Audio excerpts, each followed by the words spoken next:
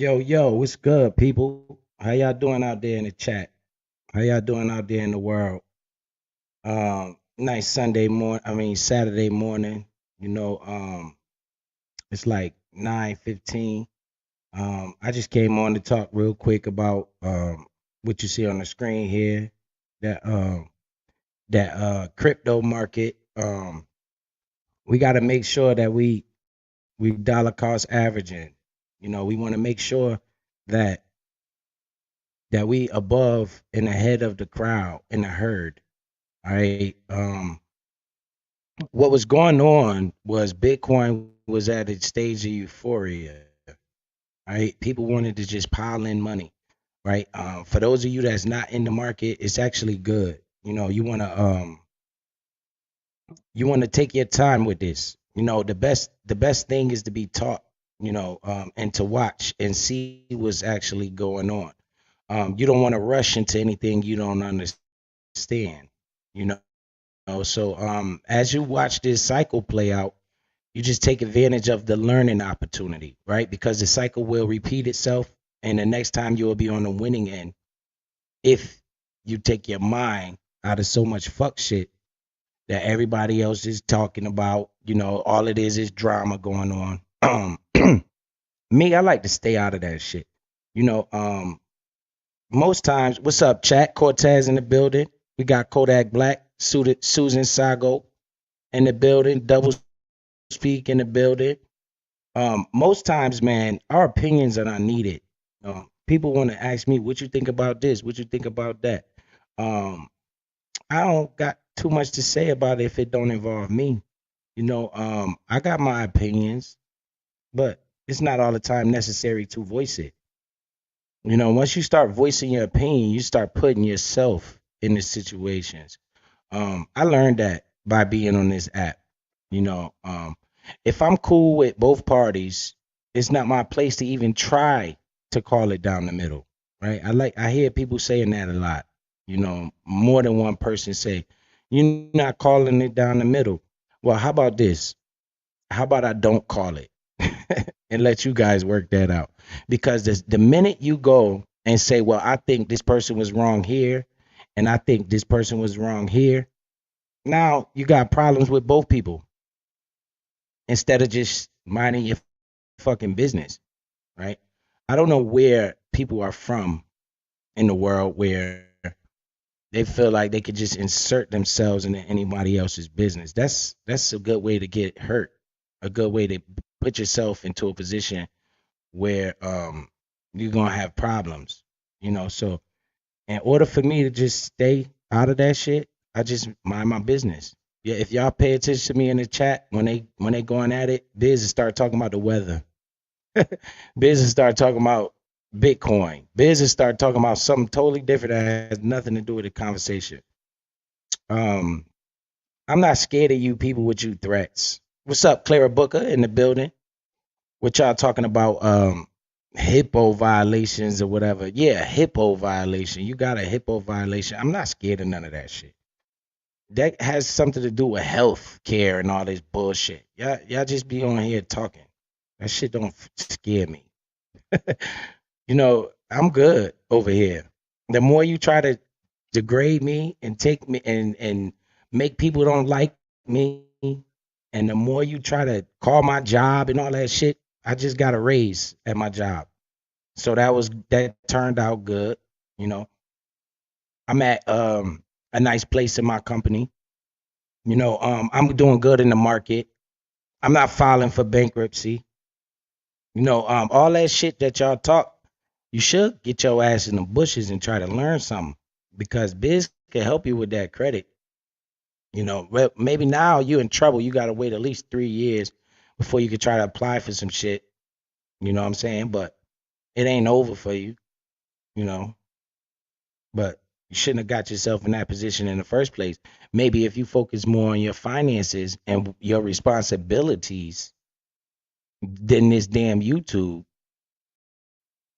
and running your mouth, you wouldn't be in that position. When it hit 70K, I knew a drop was coming. Facts. Now, let's get on to more important subjects because The little peons running around here talking shit, they are totally worthless. You know, totally worthless. They can't fuck with me. This is why they try to bring me down and talk shit about me. But that shit don't work. I got a life. In real life, I do what I do. So it's in your benefit to actually listen to what I say. You know, real talk. You guys have no benefit to me listening to bullshit all day. Right? I listen to it, I be entertained just like everybody else. But you see what's on the screen right here. If you guys were paying attention instead of running your fucking mouth, you could have had some money in your pocket. I could have helped you put more than any donation that you receive in your pocket. I do more than donate. I give people information that is very useful that could actually help somebody. A female came on the stream the other day and said it was because of me that she was able to buy a house, an investment property. Who has done anything like that on this platform? Just name me one person. I'll wait. Somebody was able to buy a fucking investment property just by listening to me. But biz this, biz that. Yo, listen, man, this is the internet, right? You can't destroy me on this internet. And when you try to take stuff offline, that shit don't work either. So this Bitcoin here, like on the better topics that we need to be talking about, okay? And if you pay attention to this cycle, you will be well positioned for the next cycle, right? You will understand the ins and out of the markets. All right, as we looking on the screen right here, information for a generation, facts, bro. Biz, you know about contracts. People have to sign agreement with HIPAA. Yo, Clara Booker, man, she just capping, man. Like somebody scared of that shit. She listening to the wrong people, and they just leading you down the wrong road. Hippo, it's a hippo violation. That's what the fuck is going on. It's a hippo violation. Yo, Clara, these people crazy, man. So as we looking at this coin market cap, we can see Bitcoin is at 67,000. Remember when we were up at around 70, 72,000? Even right now, I'm like, man, the market is overheated. This shit is making me nervous. It shouldn't be going up this fast. It's ready for a pullback. But everybody was talking about buy Bitcoin, buy Bitcoin. When I start hearing people that I don't never even talk about this shit start talking about it, that gives me reason for concern, right? I start to get a little nervous, like, oh boy, it's too many people talking about this shit right now. The human mind makes you want to flock into the asset as it's going up, but you should totally do the opposite, right? You should want to. I was considering selling when we were going up so high, not buying, right? When the market starts coming down and everybody's complaining about the market, that's when you want to actually start buying, right? We were overheated, 73,000. Look where we at today, 68. Yesterday it went to 66, right? So if I'd have sold at 73, and bought back at 66, that would have been about a $7,000 price swing, right? But you don't want to keep selling like that, because the more you sell, the more you set yourself up to pay capital gains taxes, right? So we want to try to get the biggest chunk out of this market as we can before we start selling shit. All right, we got T-Mo TV in the building. Philly 2K4, appreciate you pulling up. Angel B, so this is what we want to do, right? We want to try to get the chunk out of the market. We can't time the top, we can't time the bottom, right? You just want to get in where you fit in, and at the right time, get the fuck out. And you will know the right time because it will be all plastered everywhere, just like you just saw. It was plastered everywhere, right? Why is that? To get you to buy at those inflated prices. Then when the market goes back down, you start crying and complaining and calling everything a scam. I tried to come on stream yesterday, but where I was at, the service was a little fucked up. So it went allow me to do my live stream without the mic chopping up and shit. So yeah, we in here, EJ. Appreciate you pulling up, EJ. Mob, hey, they go Mob. What's up, Mob? Salute to the Mob. Mob in the building. Man, I need some of Mob music so I can play for my intros and shit. Cause his shit ain't copywritten. You know what I'm saying? I can have that shit playing when I start my show. Salute to Mob. Mob a real dude in real life, bro. Real talk. Like I said, man, anytime I pull up around him, man, he pulls up. We don't gotta put everything on camera. You know, I just met Mob more than one time. You know what I'm saying? And Mob is cool every single time. Mob is very cool with my son. You know, him and my son got their own little thing they do. You know, so it's cool with me. You know, I done seen Mob multiple times, but we don't just grab the camera and start filming every fucking thing for you people to see. You know, Mob actually pulled up at one of my son's basketball games. You know, um, I didn't put it on camera. We didn't do none of that. We don't do that. You know, we real people with real lives. You know, it wasn't even mentioned. It wasn't even mentioned. But he actually pulled up at one of my son's basketball games, support my young man, and it was a thriller of a game too, bro. That joint was lit. Went down to the wire. We won by I think the dude on our team, one of our players, hit a 3-pointer at the buzzer to win the game. That's how close it was. It was down to the wire. You know, so Ma pulled up and we had fun, man. You know, so that's what it is. What it is. You know, so anytime I pull up in that area, I'ma holler at Mob. You know what I'm saying? Mob a real dude in real life. You know, he gets a little heat on this damn internet, but besides the internet, like I said, people got real lives and people are real people. So, you know, I respect Mob. Y'all could say whatever y'all want to say, but Mob cool with me. And straight like that, bro. So yeah. So back to this shit, right? Everybody wanted Mob is actually not to keep talking about that shit, but Mob remembers vividly, I'm sure. We were at the casino, right? And I was talking about this shit.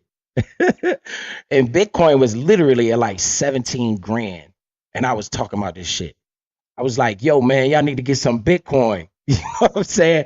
I was talking about this shit, you know, and look at this shit, right? So everybody's excited. Excitement makes me nervous, right? I don't like that. I like it when everybody's not excited because you got to think about it. The more weekends get out of the market, the better it is because you got the real investors at the bottom. If the market crashed right now and went to 40,000, what would that do? That would scare the shit out of everybody, right? That's when bids want to be buying, right? When everybody's willing to sell everything they have, willing to go down to the pits. What's up with my eye, man? Fucking eye looking crazy on this camera. But my shit ain't cross-eyed, but that shit look crazy to me. I know y'all about to roast, but I don't give a fuck. So hold on, dog. Let me get this right. We got a cup here. About to put some of this tea. Put some sweet tea in this cup. Right? Get that joint right. Then we gonna go to the crown. You know, I always got a bottle of this. You know what I'm saying? Just a little bit. You know, it's Saturday. I'm off work. I'm chilling. You know what it is. We gonna get it right. And we gonna just sit and chill. You know what I'm saying? I ain't driving nowhere. And if I do pull out, I ain't gonna put it on camera because I know I got stalkers on me. What up? Yeah, Clean Spark was the play, bro. I was there talking about that shit. I know you remember that shit. I was like, yo, my nigga, you need to get this shit. You know what I'm saying? It's like the market was fucked up though. Now I just want people, right, to pay attention to that. The market was fucked up. Everything was going down. All the news was mad bad. It was horrendous.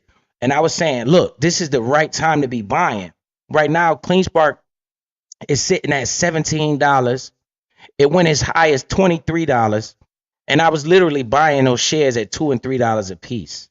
You know, and now I was just thinking the other day that, man, you know, I got 3,000 shares. at this price. If I was to sell 1,000 shares, right, that'd net me like $17,000 just by selling 1,000 shares. It'll net me like 17,000. I put a total of maybe 15,000 into the position. So if I was able to obtain 3,000 shares. So if I literally sold 1,000 shares right now, that'll pay me my money back, and I'll have 2,000 shares for free. You know, those shares would be free.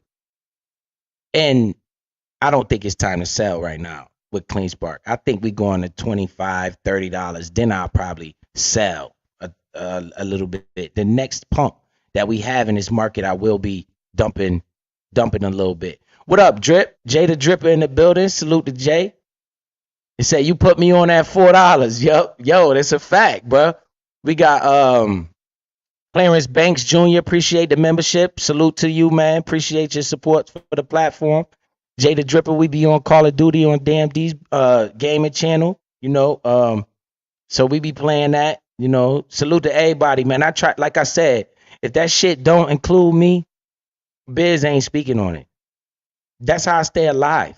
I'm really from the streets, right? And you gotta move a certain way. On this YouTube, I'll be like, bro, these people are crazy.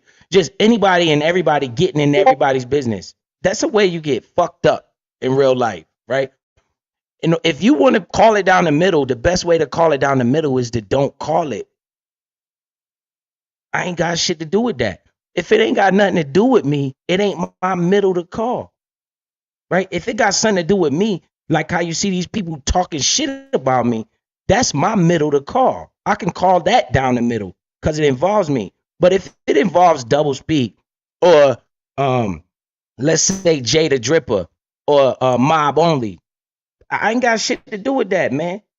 Whatever you say about this person not gonna make me not like them any less because they ain't showed me no fuck shit, right? I don't know where you guys are from, man. I don't know what the fuck city you come up in. I'm from the hood. On top of that, I'm light bright. I'm yellow as fuck. I can't just be putting myself in everybody's position and telling this motherfucker you were wrong when you did that and you were wrong when you did that. Man, I get shot doing some shit like that. I don't understand this shit. My mind don't even think like that. I see this person arguing with that person and I'm cool with both of them. Hey, look, y'all go at it. I don't give a fuck. Let me shut the fuck up, mind my business. I still gonna show both of y'all support. Fuck it. Oh, Biz is snake. Biz be over here. Nah, it ain't that. It's that I'm chilling, man. I'm doing me. What you should be doing. Everything that's said doesn't need your opinion. Understand that shit. I keep your ass out of trouble. Keep you out of drama. Keep your name clean. Period. When somebody speaks on you, that gives you every right to respond. But if it's between two people that I'm cool with both of them, or, hey, I'm not about to go run and tell that, run and go, hey, you heard what this person said? It's like a little fucking skirt, man. I don't know where y'all from. I don't know how y'all survived this long, man. Real shit. Y'all killed me with that shit. I be just sitting back watching like, bruh, you ain't even got to comment on that, right? You know that, right? You putting yourself into the next drop. You putting yourself into beef. But I guess that's what they do on the internet. They do it for views. People do that shit for views, man. But let's get back to this because my main goal on this platform, right, is to try to help people understand these markets. That's my goal. It's not to be the most best shit talker. It's not that. I don't need to do that, right? My goal is to try to help you understand these markets so we can capitalize. So you might see me everywhere. I'm not there to support the bullshit. I'm there to type in the chat, the price of Bitcoin is this, motherfucker. Everybody in this sector know what Bitcoin is because I'm here. I talk about it all the time, right? So at least you know what the fuck it is, right? This is my goal. It's not to be, the best motherfucking YouTuber, the funniest, all that shit. I leave that to y'all. That's not my goal. You might see me in anybody's chat. You know what I'm saying? But it's just to get my message. Listen, man, we need to be investing. We need to be the ones taking over this market and not the opposition, not the other side. Hey, appreciate you, General Cornwall Wallace, man. Salute to you, bro. Appreciate that. You know what I'm saying? Will Allen in the building said mob hit the link. Uh-oh, y'all could talk. You know how this, you know how we do over here.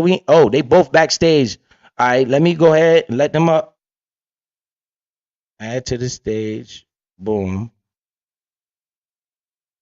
Let me go ahead and drop this down off my screen and add these dudes to the stage. Let them get they thing on. Talk whatever they talking about. They both here. We got Mob and we got Will in the building. What up, Will? Yo, What's up, bro? what it do, fellas? Shit, salute, man. Salute, man. Salute, Ma. Salute, Chuck. What's Salute, up, Chilling, bro? chilling. What's up, bro? I ain't Hey, shit. What's good with it, G? hey, Ma, bro. So let me just get mine off her, then you can go because you probably don't know. So the only thing here, bro, you know, I never felt nothing differently. I was just kind of like disappointed a little bit. You feel me? Because see, if that was your live, so you can go back and you can actually see me in the chat, and I was being very disrespectful. You feel me? Because I was mad. You feel me? So I'm gonna take that and from right there and say I was wrong right then. Cause I ain't have to say nothing at all, little bro. Because see, I actually do fuck with you, and I actually do like you. You feel me? Cause you really is a good brother. You feel me? But I just felt like at that time, you know, I think I think we both were wrong. You feel me? That's how I look at it. But it ain't that I stopped like supporting you. It just like I just was kind of like I didn't like what you had did, but see I Right, couldn't right, tell right. you. Yeah, I couldn't tell you without being on YouTube, and I ain't that type of nigga. You feel Yeah, me? yeah. So that's all I Nah, was I saying, bro. understand, bro. I But but you understand, but bro. you was- but you is solid though, my nigga, and I do respect you, and I do fuck with you, my nigga. It Right, just I was just kind of because I didn't know how you feel about this shit, bro. So of course, you know, I'm not gonna take it like you take it. You feel me? right, right, But right. at the same time, I never disrespect you. You Nah, feel me? bro, man, that's all So to the good shit. I appreciate you keeping it real with me, dog. yeah. Yeah, I be goddamn, I was just a like, little bro, fucked up about it, I man, be because you totally already honest with know, you, Will. Like, when, nigga, you know how he is about hell who yeah. we fuck with, man. You feel me? So I was like, damn, little bro, you feel me? Nah, bro, Yeah, shit. Man, we all yeah. damn near cut from that same cloth, my nigga. I done seen all us do it. We snap out, we see red, and we get to talking our shit, bro.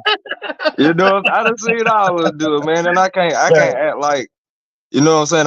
I ain't gonna never do this shit again, man. I be really feeling bad when I flash out like that, and then and I step on people's toes, and I damn sure don't mean to offend nobody, like shit. But you know, I ain't never had nothing but respect for you. And as far as like what you were saying in the chat, That's a Will, I fact. promise, bro, I'll be That's a honest with you, fact, my nigga. nigga. I was seeing red. I wasn't even looking at the chat, bro. You probably could have cussed me all the way the fuck out. I Man, wasn't bro, looking. I was so goddamn mad, hey, man. Ma, So hey, it's little all bro, good, bro. so, Water so under the bridge. I ain't gonna lie to you, man. It did fuck me, man, because you like the little broski, you feel me? Right. So that's all I was saying because, bro, because you know when you push that live button, bro, you can't take that shit back, my nigga. You feel Nah, me? that's a fact.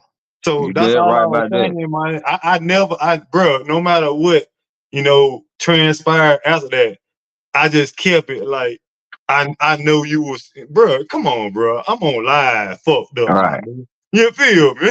Right, man. It's all So good, man. Trust me, bro. It's all yeah, good, I ain't man. no mother nigga. Bro, a motherfucker pointed the finger at me and told me I was guilty. 2 months later, one of them motherfuckers was in the cell with me. I learned not to judge nobody. You feel me? Right. Hell yeah. Hell yeah.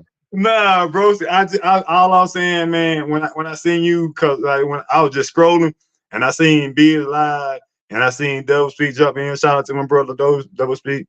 You Salute feel the me? dog.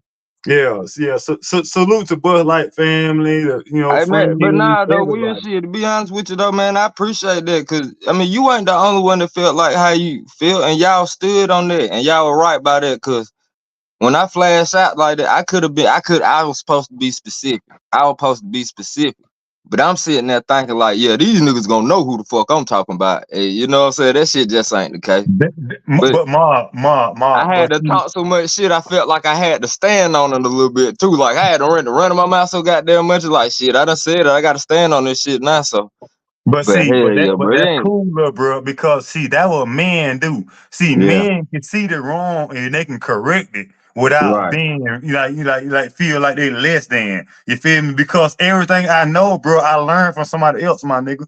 That's right. Bro, you got to get out your own way sometime, my nigga. Bro, you young, bro. Let me tell But you you ain't something. never tell no Bro, lie on that one. You ain't tell no lie, Ma, bro. when I say it, my nigga, when I been there, I mean that shit. Hey, nah, you ain't telling no lie, boy. I've been trying to practice that shit. Like I know I get in my own way, man. I don't, and now to the point where I don't like to try to blame nobody else. Well, it's this motherfucker fault. Nah, this ain't nobody fault but mine, man. I just gotta do better, bro. I appreciate you keeping real with me, dog. And that's a fact. And you know what? And I tell you this, bro. I fuck with you, my nigga. You feel me? Cause you good people. Likewise, G. You good Likewise, people. G. That's why I fuck with. Like I said, I was just disappointed because I knew. But at the same time, Ma, guess what? I know What? how I feel too, though, nigga. Hey, right. I know niggas do. That's why, like, bro. I knew at some point in time, everybody was gonna have a moment in time and just be like, man, fuck this shit. I knew Hey, everybody gonna damn go there, right. and when it happened, like, shit, you see, I don't be judging folk like, oh, this, I don't be judging folk, man. I know we all human, bro. I understand. Like I said, I appreciate you keeping it real with a nigga. I ain't tripping, bro. Well, I just want to just come up and show you, man, that it looks here, bro. That mean Like, a lot. Nah, for you're real though, damn real, right, bro. man. That shit You mean a might, lot, hey, my my nigga. nigga. I got video, nigga. I got you on video, nigga. When you got, yeah, don't fall Will, nigga. I remember, nigga. You know, I I'm don't telling forget you, shit, bro. nigga. Nah, coming from you, big dog, that shit mean a lot. Cause I know you stand up business and you don't support no Yeah, bullshit, man. So nah, yeah, that man, really yeah, mean a man. lot, bro. You solid, bro. It's just like, bro. Let me tell you something. When you put it, bro. When you love what you do, my nigga, it's not work, my nigga. It's not a job. You feel Right, me? So right, that's why, hey, all I want to do when I seen you in the chat, I said, man, let me correct this shit. You feel me? Cause they my right, little nigga. You feel me? And right. now mission accomplished. Now I'm finna jump in the chat and fuck a big, cause I need some Damn money. right. I'm about to say shit. I'm right there with you, boy. Hey, boy. Stay up, my nigga. Have a good goddamn Saturday, man. We gonna get off some drink goddamn today Man, now. yeah, nigga, you already know what it is, man. Hey, I'm finna jump in chat, man, and fuck with For Big on sure. some money. For sure. Respect, brother. All right, Billions, I respect to you, appreciate little you, bro. man. Appreciate you hosting this, man. Oh, Allowing us to get that out, boy. That's good shit, B. Appreciate you, bro. hey, salute to Well, Biz too Mob, you in the chat. already What's know. up, Man. bro? What up, Will?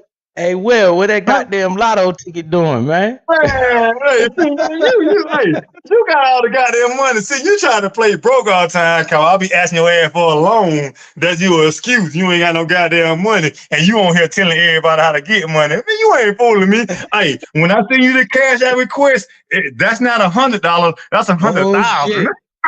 Nah, man, I ain't fucking with. Oh, go I on, don't got no nigga. money, man. I just paid my mortgage, bruh. Look, man, that's the go-to. I just paid my mortgage. You know what I'm saying? I just paid my light bill. Hey, Biz, let me get $100. Yo, bruh, I would, but I just paid my mortgage. Or yo, see, you got it made for yourself, right? The first 15 days, you could holler about you just paid your mortgage, right? The last 15 days of the month, you could say, I gotta get my money for my mortgage or my rent, wherever the class you at. You know what I'm saying? That's my excuse. That's my go-to, man. Look, man, I gotta pay my rent coming up. My mortgage, I just paid my mortgage, right? The third, the fourth, the fifth, the 10th, the 11th. Yo, I just paid my mortgage. I ain't got no money. And then I hit them with all my money tied up in investments, right? The 20th, the 25th, yo, I gotta pay my mortgage, right? It's either you gotta pay it or you gonna pay it. That's the skip. That's how you get through that bullshit. When a motherfucker, unless you trust them and they cool with you and they have shown that they will pay you back. If they show that they will pay you back, then that's cool. Like me, I got a rule, man. I loan a motherfucker $10, $15, and I hope to God you don't pay me back. When you pay me back, it pissed me off. I be like, damn, that motherfucker paid me back. Because when you if it costs me $10, $20 to get you to fuck around for me, then I'm good. Right? If I let you borrow $20, right? And I be like, yo, where my money at? And you be like, yo, da da da da. You just pay. I just cost me $20 to get you the fuck away from around me. And the next time you ask me for money, I could always say, yo, you owe me. Yo, you forgot you owe me. You know what I'm saying? It benefits you to pay me my motherfucking money back. Right? Because if not, I don't lose no sleep over that. It's cool with me. Because if I didn't have it, I wouldn't have been able to give it to you from the beginning. But okay. Let's get back to this money. All right. Salute to both of them brothers. I stay out of it. I don't got nothing to do with that. You know, Will cool with me, Mob cool with me. If they going at each other, hey, I ain't got shit to do with it. But like men, as you see, they was able to squash that. You know what I'm saying? And that's cool. I'm glad they was able to come to the understanding. I'm cool with that. You know, I'm cool with both of them. Like I said, Mob done pulled up on me multiple times, bro. Anytime I know I come across that water, I'm about to hit Mob on the phone. Yo, where you at? What's good? He gonna be like, bruh, da-da-da-da. I'm good. I'm in this city. I'm pulling up. And I did it multiple times. You know what I'm saying? So, you know, it is what it is, man. And that's what it's gonna be. If Mob ever find his way up here on my side, he hit me up. I'm pulling up. It is what it is. The internet is one thing. You know what I'm saying? It was funny. Mob, you got a fucking goddamn drop on your ass out here. Y'all ain't gonna go out blazing like me. God damn. That shit had me dying laughing, man. And he know it. That shit funny. But they was clowning me for fucking parking hey, that shit was fun as hell that day. And once again, the camera only see what we wanted you to see, right? You gotta understand, man. When I turn this camera on, this is what I want you to see. When I turn the camera off, you ain't got to see what I don't want you to see. But let's get back to this bread, man. I want you guys to pay attention to this market and how it moves. Let me share this screen again to get back on topic. It ain't nothing, you know, we can always interject and go somewhere else with it. Cause like I said, investing is a process. It's not instant. A lot of people come in here for instant rewards. Let me show you what I'm talking about. Watch this. I'm gonna show you the tokens that give crypto a bad name. Let me see. We're gonna share screen. All right, and I'm gonna put this back up on the screen. Right here. This is Bitcoin. We're gonna share this. Boom. Now let's go back. Let's go over here and look at the main screen. The main market cap screen. Watch what you're gonna see. I'm gonna show you something. Right? When we looking at this, see, we gonna come up here. You see where it says trending? Right? Look at these tokens. These are the trending tokens where everybody want to jump into. We got one that's up 300%. This is what people go to chase. But look at what it says, the Book of Meme. It's a meme token, right? And then they got all these recently added tokens. This is what get most visited. Look, this is what get people trapped into. These are not real investments. You know what I'm saying? And every single time I bring this page up, we're going to just drop that page. Because every time I bring that page up, it do that shit. So we're going to go over here to this. I'm going to show this. I dropped that page on purpose. Because every time I bring that page up, for some reason, it stalls the computer out. But Audrey, hey, Faith Keeper, appreciate you becoming a member. You know, I appreciate that. That's what's up. So appreciate the support. Prayers up for you and your family, man. I'm keep you guys in prayer. You know what I'm saying? Y'all straight. God don't make no mistake. Remember that. You be all right. So, the Bitcoin halving, okay, is coming up. We're going to share this. Bitcoin halving. right? It's coming up in 33 days, right? So we have this Bitcoin having it on the horizon. It's coming up in 33 days. This is an estimate. This is not facts, right? It say 33 days. So we a month away from this. Okay, what we want to see is, okay, Bitcoin went all the way up to 73,000. That was not the time to be buying out on the rise up. You don't want to do that. You want to sit back and be patient, right? We're going to have a pullback. And I said this already, and it's still pulling back. It's going to continue to pull back, right? The token is going to continue to come down. You watch what I tell you. The market is going to start to come down a little bit. People are going to get confused. People are going to be talking shit. That is your buying opportunity because we're still in the middle of a bull run. Okay? We're still in the middle of a bull run. Let me go find this. Right? You want to be in this market during the middle of a bull run. Okay? You do not want to be outside of the market when the bull run is coming. Okay, this is one of my favorite new tokens that was introduced to me by Odium Speaks. It's called XRP. Once again, the opportunity, I turned the camera off. The opportunity is not in Bitcoin right now. Now, I want to guide you guys to grow this bag. We're going to grow this bag.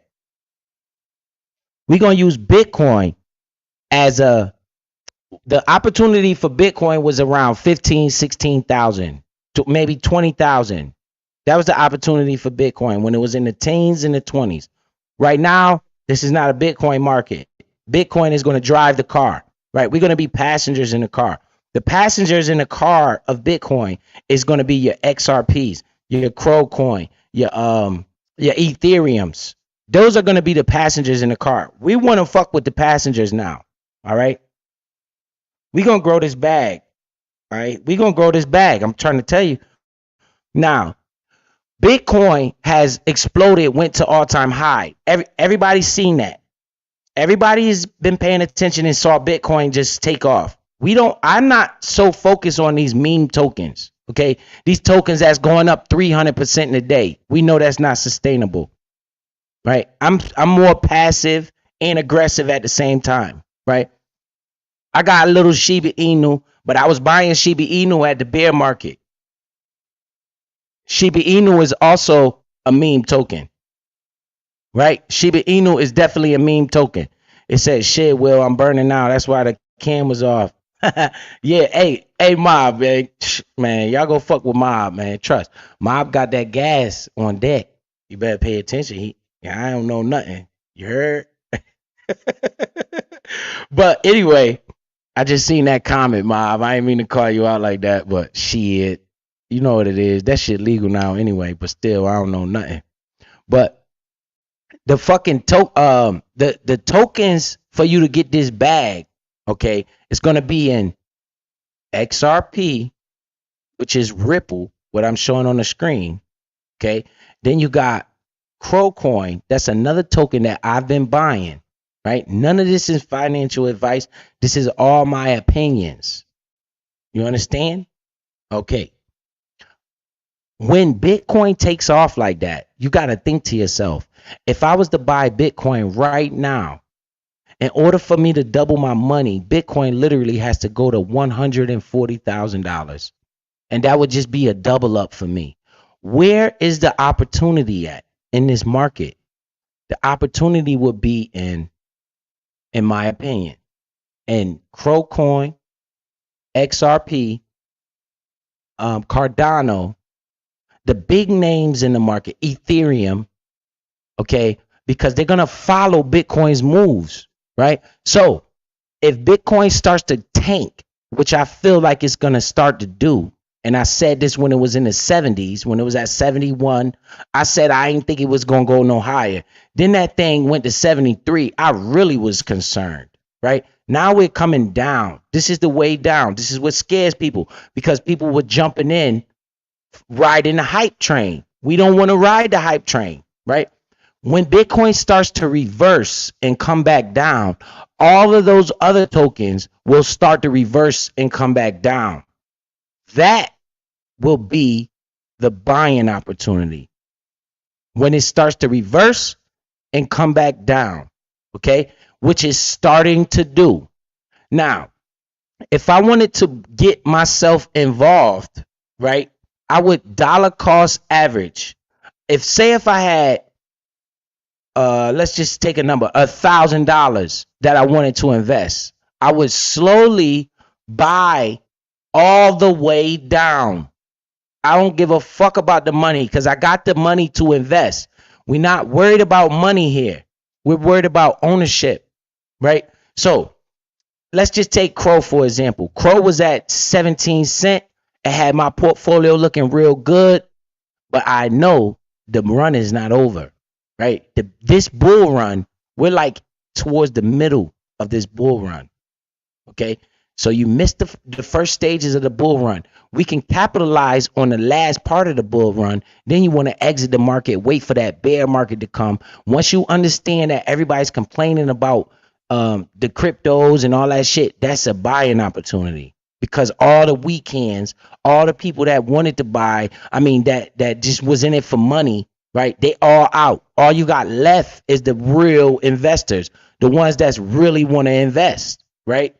That's when you get in the train. So right now, Bitcoin starts to come down. If you look at those other tokens, they're starting to come down. We want to, me personally, and I can't say we, I'm not giving you a financial advice. Me, I want to start averaging in to those other tokens because the upside of those other tokens are tremendous versus Bitcoin. Okay, Bitcoin has already done tricks. It has already done backflips and trips and all that shit, right? So as Bitcoin continues to rise, those other tokens are going to start to take the fuck off. I'm talking about take the fuck off. They're going to go from, I saw the last bull run, I saw Crow Coin go from like 15 cents to 97 cents. Now, do you do the math on that? That's like a 4 or 5x on your money, right? And Bitcoin went up a little bit, right? So once this halving comes, which is coming soon, the halving is, I just put it on the screen. It's like 33 days away. Once that halving comes, you will see a cool down period of Bitcoin. Everybody will be acting like a little bitch, acting scared. That's when you come in, you start to slowly buy. What are we buying with? Throwaway money. The money that you're going to spend at the casino. The money that you're going to spend on 5 pair of Jordans. That's the money we starting to put in here, little bit at a time, right? Like I said, I just got a raise at my job. It was music to my ears, right? Because egg body, I'm useful in the room for real. You know what I'm saying? So all that negative shit you did ain't do nothing. I actually got a raise. I'm at $1,600 a week, lady. Holla at me. I ain't waiting on no damn check. You get me? I'm at $1,600 a week at my job. So keep calling. They might push me up to $1,700 a week. Punk. Keep calling. But anyway, so I just got a raise at my job, right? So I got money that's what? Throwaway money, right? Because my bills remain constant, but my rate of pay go up. So I got more throwaway money. So this week, I just put $100 into the buying power. I'm waiting to see just how low Bitcoin might fuck around and go. Not looking at it day to day, right? We're going to give it a week. I'm going to see if Bitcoin, because what's going to happen, right? The market is going to go down and it's going to come back up. People get excited again and it's going to go down. Then it's going to go lower. Then it's going to go lower. And then it's going to maintain a consistent level. That's when I'm like, okay, let me get $50. Let me get $100 of these other tokens, not Bitcoin, right? Not Bitcoin. I'm done with Bitcoin. I was buying that shit at 16, 17,000. I'm cool. Bitcoin is going to make me bread, right? Me understanding that we like halfway through this bull run, right? Because we are in a bull market right now. Right now, we're literally in the midst of a bull market. So I'm going to go buy Crow, CRO, token, CRO. It's like 15 cents. It's an actual exchange. Okay. If you look at the Lakers play basketball, you look at the court, it says crypto.com. That's Crypto.com's native token. Yeah. That's Crowcoin. Oh, that's some sneaker object. Look, see, they talking about Jordans dropping because it's 10 o'clock. I got notifications on, but I'm not buying no Jordans this week. Right? I'm good. I might get those powder blues coming up. I don't know, but I'm good with them this week.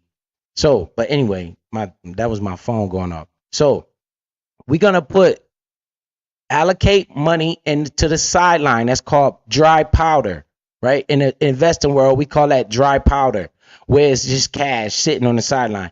I'm waiting to see just how low Bitcoin go, because I understand that when Bitcoin starts to fall off, those other coins are going to start to fall off, right? I'm going to slowly dollar cost average into Crow, into XRP, which you see on the screen. Okay, this is Ripple. Ripple is XRP's token. Okay, that's the company. Their token is called XRP. All right, as you can see, it say accelerate payments and reduce costs. I'm going to show you why I think Ripple might be a big time winner. Maybe not in this cycle, but in the future.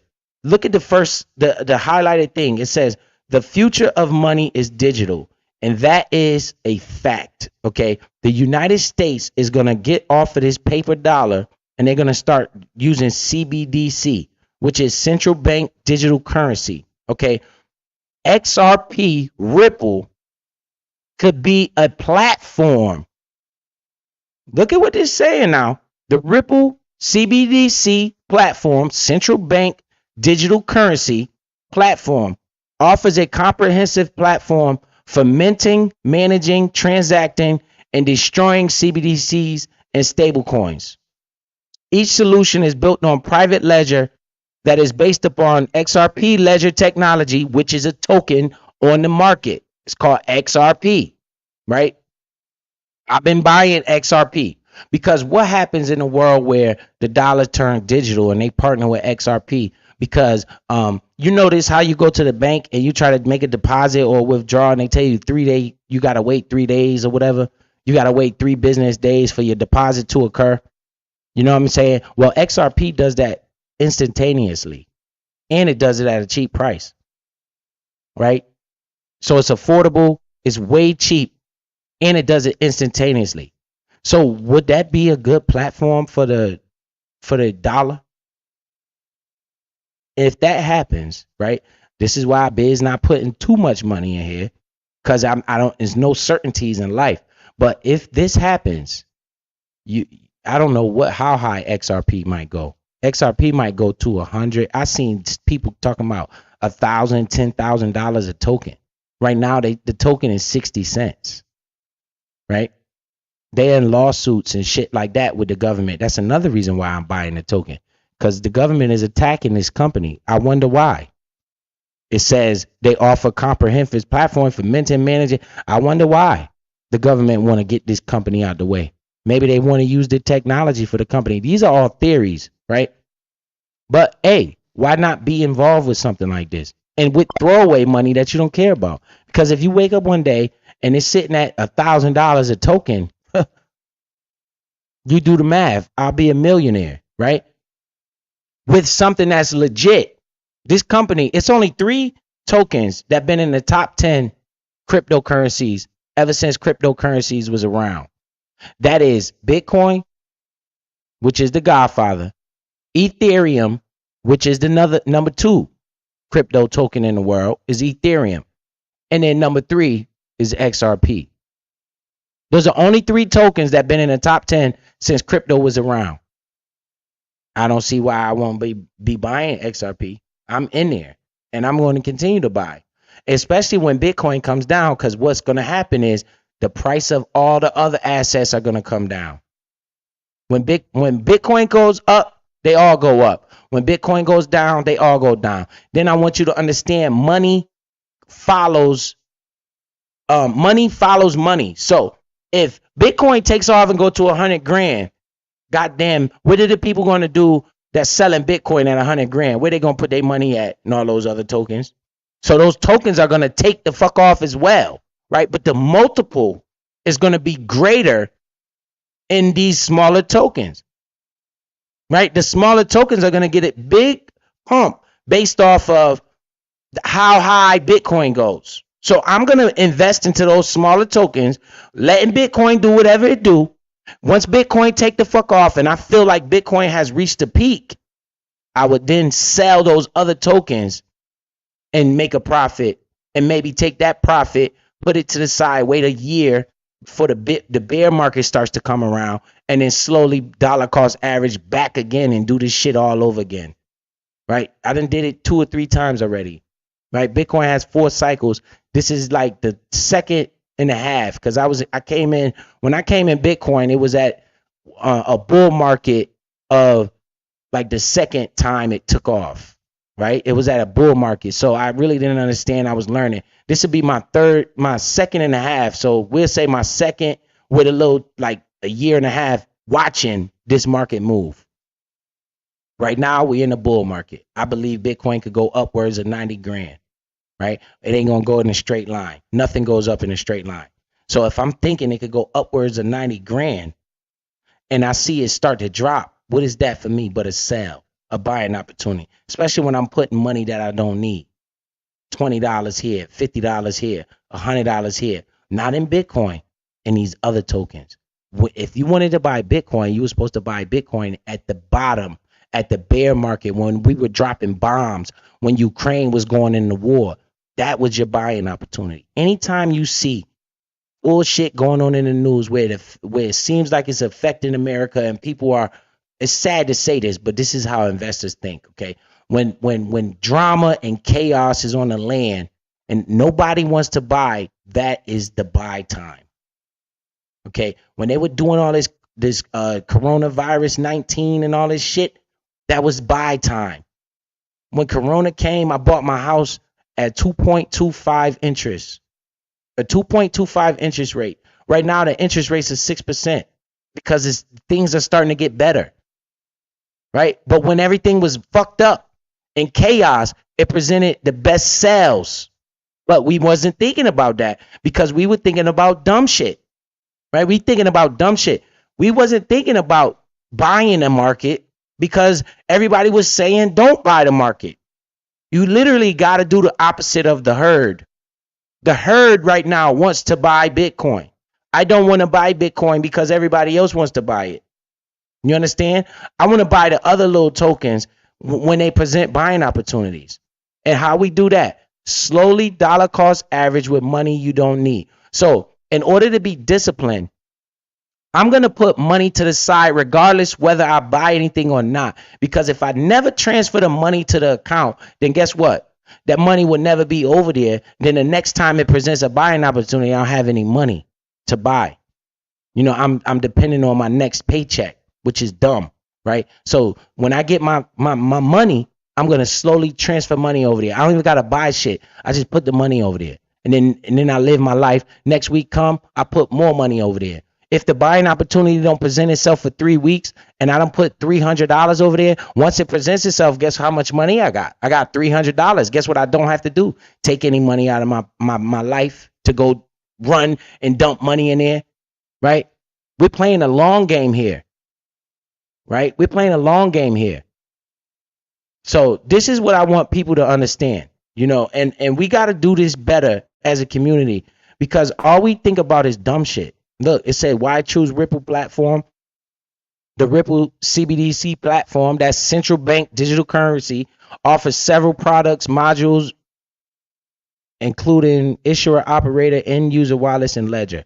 So basically, this is the website where you could go look to understand what XRP is, okay, and why it might, I can't say this with no certainty, but it might actually take over the global financial industry when it comes to the dollar. Not saying XRP will replace the dollar. It's not, don't get it twisted. But if the dollar goes digital, which I believe it will, because I don't never know when I'm gonna use a paper money, right? And plus, the America wants so much control that why not make it digital? Because then they could track every transaction you do. So if they do go to a digital platform, they might be using XRP as the platform to go digital on. If that happens, I I won't never see another job. I would never have to work again in my life, right? But while you on here talking shit and just want to be drama filled every day, have nothing to offer to anybody but shit talk, we're guiding our kids and our community just to drama. Nobody's bringing this type of shit but me. And this shit is real. This shit could literally change the world. And if you're not involved, you're just going to be the one participating. You're going to be my customer because you're going to use the platform that I own. You my customer. You get it? When I was coming up, man, I always wanted to be the dude with the money, right? I always wanted to be the owner, right? And I used to laugh at people that would buy from me because those are my custies. We call them custies. I need you to use my shit. Come on now. Come get this from me. Right? Because I wanted to sell. I didn't give a fuck whether it was a lemonade stand, however the fuck it was to get the money. I just wanted the money. I didn't give a fuck how I got the money. Right? I don't give a fuck about XRP. Let me just make that known. I don't give a fuck about this company. This CEO doesn't know me. I'm using this company to try to grow my bag because at the end of the day, it's about me creating wealth. Right? I'm trying to get into that 1% of people that got money. I don't want to just be a broke nigga my whole life, right? I'm looking at crypto.com. Like I said, when the Lakers play basketball, look at the court. It says crypto.com on the court, right? So if they play basketball on a court that say crypto.com, who goes to Lakers games? Nothing but millionaires and celebrities, right? So they got to look around. Everywhere they walk, they see crypto.com. It's taking over the world slowly, man. Are you going to be left out? Then I heard somebody say, well, Biz, people say crypto is a Ponzi scheme. Crypto is a way that they launder money. Crypto is something that they use to traffic people and all this shit. I just look them right in the face and I say, what do you think about the United States dollar? What do you think about the United States dollar? That's the biggest fucking Ponzi scheme in the world. The United States dollar. That does the most drug trafficking, human trafficking, most gangster shit is about dollars. So when they sitting there telling you about Bitcoin and how it's used to money launder, I just look at them like, yo, are you fucking crazy? And then the people say this on TV and people fall for it. The more they talk shit about cryptocurrency, it make me want to get involved. Because why are they knocking this thing? I'll tell you why. Because nobody controls it. Bitcoin is an asset that no central government controls. Right? Nobody has control over it. No country, nobody controls Bitcoin. It's programmed into the algorithm. It will only be 21 million Bitcoin ever created. I watched this other guy. This is how you know people are highly misinformed. Somebody was talking about the halving producing more Bitcoin. That's not what happened. Right now, the halving is coming. It's 900 Bitcoin being produced every day. Okay, 900. Out of those 900, once this Bitcoin halving comes, it cuts that in half. So after the halving, that's why it's a major event. After the Bitcoin halving, it will only be 450 Bitcoin produced every day, which makes it a scarce asset. The asset is getting scarcer and scarcer and limited in supply. Like for my sneakerheads out there, just imagine like some Jordan Dornbeckers, right? They don't make that many. And what happens to the price? It starts to skyrocket. It's the same concept, you know. And that's what Bitcoin is. It's I hate when people start saying like we're gonna spend Bitcoin. Don't think of it like that. We're thinking of it as an investment, right? As an investment tool, a tool to make wealth. Don't think of it as a currency where you're gonna go spend. Because I tell you right now, if you ever was able to go to Walmart and buy Bitcoin, the price would be sky through the fucking roof. So why am I wait for it to go to be used in Walmart? I don't want that, right? I wanted to use it as an investment, just like you use stock. The S&P 500 is an investment. Apple, that's an investment, right? I'm using Bitcoin as an investment, which happens to be the fastest growing asset in human history. Nothing on planet Earth has grown faster than Bitcoin. And you can't see that part right there. That's the part that's very intriguing to me. How is this damn thing growing so fast? Right? You have the traditional investors that stuck on investing in the S&P, but do you realize Bitcoin has outpaced the S&P 5 times since it's been around? Everybody keep talking shit about Bitcoin is why I want to invest. Every time that shit drop, I'm looking to add a little bit more to my ownership. Every fucking time it drops. Okay, so we got Audrey in the building. It says shit. Let me see. Audrey in the building. I want to make sure I got everybody in the chat up that I'm talking about. We got Timo, CS, appreciate you. Hey, General Cornwall Wallace, appreciate you, man, with your donation. Appreciate all that. All right, Biz, keep teaching. Appreciate you, 2 equals 1. Appreciate that. So he said, I'm a hustler. You're a customer. Yes, sir. I'm a hustler, homie. Yes, sir. Right. I always been that type of person that wants to attain money, man, attain wealth. I always been like that, always. So now I'm looking at this market as opportunities for me to, hey, man, maybe I can make some money with my bullshit money instead of buying all this fucking dumb shit that's around me. Yo, we have no problem going to the club, spending $500-$600 just so we could look at a girl and she could think we a baller.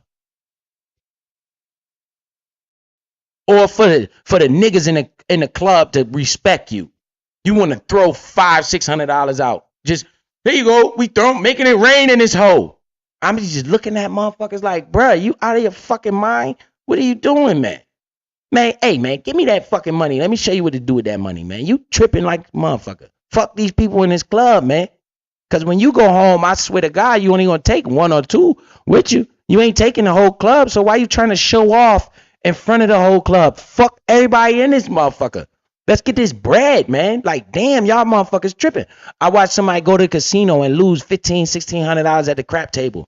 Talking about that's fun. That shit ain't fun to me. That shit pisses me off. I hate the casino. The casino not in the business of giving anybody money. And what draws people to the casino is they heard somebody else won. So you go to the casino. Well, I heard a bunch of motherfuckers make money in this goddamn crypto market. And this is why I'm coming to the crypto market. And what I do realize is when you bet in the casino, you lose it all right then and there. You get up, you walk your ass home broke, talking about you had fun. Right? In the crypto world, you ain't gonna lose all your asset unless you putting your money into some bullshit, into a casino token, right? Bitcoin ain't gonna make you lose all of it. You might lose some of it, but did you lose? You don't lose until you push sell, right? When you think you lose, that's the time to buy more. Little by little by little. And then when that market starts to run, you're gonna sit back and your only regret, and I promise you, your only regret would be that you didn't buy more. I swear to God. Because as I'm looking at CleanSpark take off, I'm looking at XRP take off, I'm looking at Crow Coin take off. My only regret is that I didn't buy more. And I was trying to buy as much as I could. But I wish I would have went and took a loan and went and bought this shit. Because I was right. Right? I might be wrong once or twice. But the times that I'm right are going to outweigh the times that I'm wrong. Why? Because I'm doing my research. I'm not just listening to people say fuck you all day. We could say fuck you. I know how to cuss your ass out too. I know how to fucking spaz on your dumb ass if I feel like it. But what can I do to better myself? What actually can I offer to better other people? That's my mission on here. It's not to cuss you out. But when you start talking shit about me, it's only a matter of time before I snap on your ass. I'm a human. You know what I'm saying? My mission is to try to help your dumb ass gain wealth.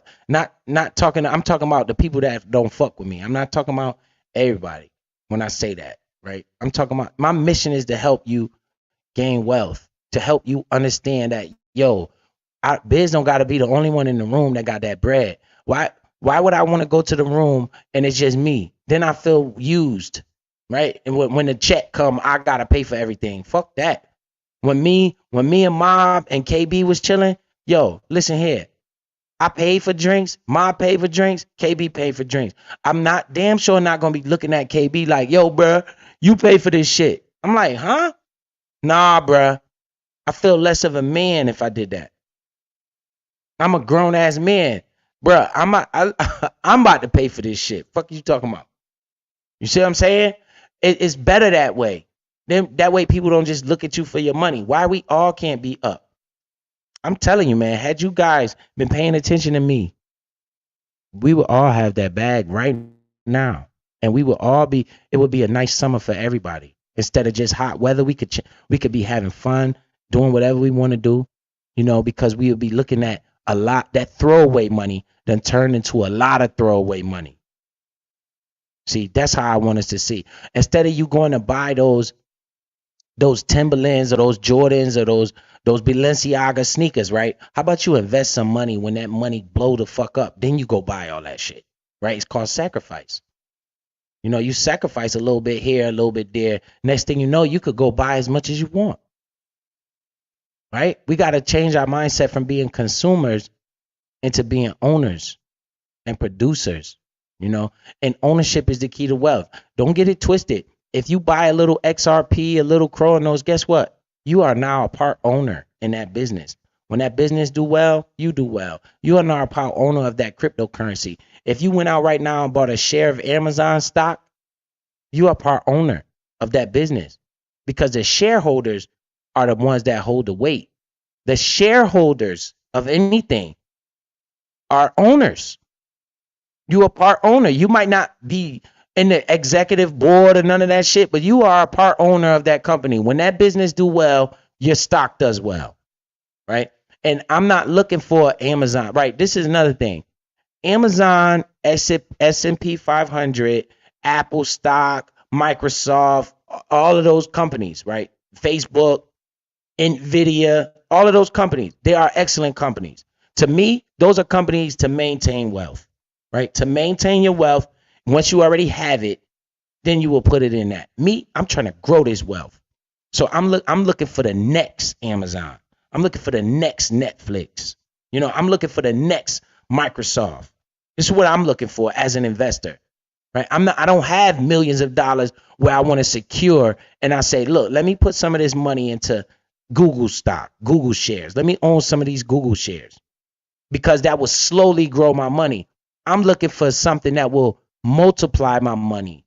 Give me 2, 3, 4, 5x returns, right?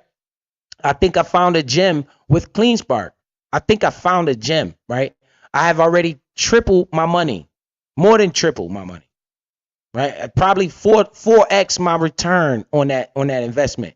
I literally can sell some of that investment and get all the money that I put into that investment out, and then use that money for other things. But I feel like I said, I feel like it's just beginning. I feel like we in the middle stages.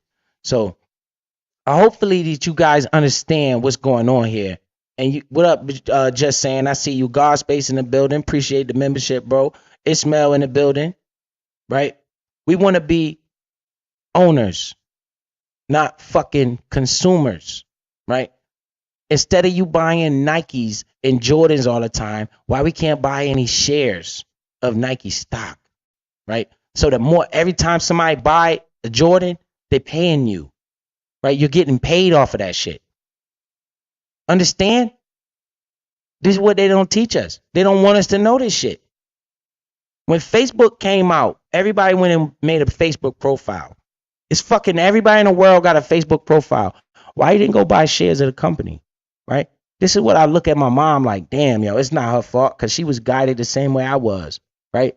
Damn, they taught her how to be a fucking consumer just like they tried to teach me. The same shit, right? But when Facebook was on the come up, that was our cue. We should have bought some Facebook shares, right? We should have bought some ownership into that company. Now we will be rich off the fact that we own shares in Facebook. And they say the kids are the future, right? Teach them well and let them lead the way. You pay it. That last part of that is crazy to me because it's so profane. Let the children lead the way. You understand what that means? Your kid's gonna see the move before you see it, mommy, daddy. Your kids know what's trending. Your kids know what's next to pop. You seen that? Watch me whip. Watch me nay, right? The kids doing this shit. Next thing you know, you got grown-ups doing this shit. The whole world is whipping and nay-naying, right? Who identified that? Children. The adults don't set trends. The youth set the trends. Listen to your children when they talking to you. Mommy, can you buy me some Robux? I'm looking at them. First thing I want to know, what the hell is a Roblox? What is that? What the hell you want? Then she get to keep talking. Well, I could do this with my character, and I could do this with the game and all this shit. I say, Roblox, what is that? Then she start talking about Roblox. It's a fucking platform where they got video games, and you got to put all this money to buy these Robux, and you could do this. I just look. I say, hold on right quick. Right now, my thinking cap on. I'm looking. Roblox. What is Roblox, right? I'm not worried about buying her any Robux. I'm worried about buying her shares in this trend that she has identified. Right? She wants this. She wants this. She's the youth. In my mind, a light bulb just went off. Yo, this could be a major trend. Let me see where Roblox is doing. Then you look. Roblox happens to be on the stock market. I say, baby, you want Roblox or you want to own Roblox? Because Roblox is the company, the big company that she wants to buy all this shit. All these kids want to buy fucking Roblox. And they want to play this dumbass game. Okay, baby, I'm going to buy you some shares in this company. Now you're a part owner of Roblox. So before you buy them Robux, we're going to buy you Roblox and get you invested into this company that you like, that you can't wait to fucking go turn on your TV and buy and spend money on this shit and be a consumer. No, baby, we're going to teach you how to be the owner of this company. And then you use that money that you make from your profits to buy all the fucking Robux you want. So we're going to split it. We're going to buy half ownership in Roblox, the company. So that's yours. Then we're going to buy you some Roblox so you can have fun and play the game.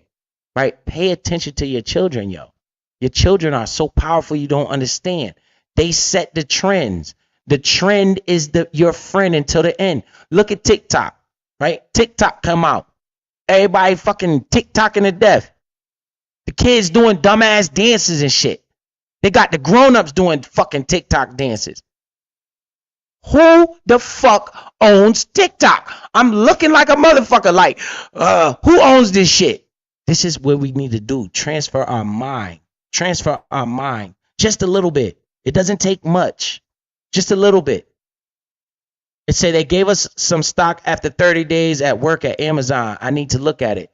Boom. So Amazon is giving you shares of ownership in the company. That's great. Right? That's great. That means they're giving you ownership in the company. You are a part owner of that business. Whether you buy 1 share or 1,000 shares, you're a part owner. Some people just got more ownership than others. Right? Google. You know what Google is? Google owns YouTube. You know that, right? Google. It's the biggest, best balance sheet in the entire world. What happens when Google put Bitcoin on its balance sheet? Holy shit. Then you gonna believe in Bitcoin? When Google put it on the balance sheet, you gotta wait for them. You gotta wait for by that time the price might be through the fucking roof. Right?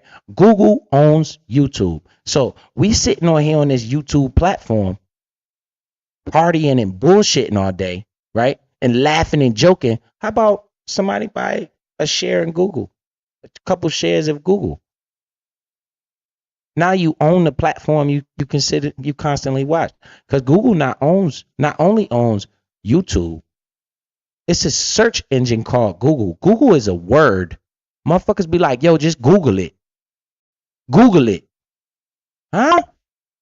And we just sitting back chilling like dummies. You wonder why they laugh at us? You wonder why they laugh at us? This is why. They don't have to do anything. We do it to ourselves. Right? We keep ourselves behind the 8 ball because our brain ain't working the right way. You know, our brain is trained to be consumers. I'm telling you. Google owns YouTube. Google not only, listen, the 2 biggest search engines in the entire world, you got Google. They actually got the Google Word and all that shit for businesses and all that shit. And YouTube. If you're going to search something, you're going to either search it on Google or you're going to search it on YouTube. And how does YouTube get paid? Off of ad revenues. You understand this shit? So if you scared money and you got, I tell you right now, if I had a couple $1 million, I would definitely own some Google shares.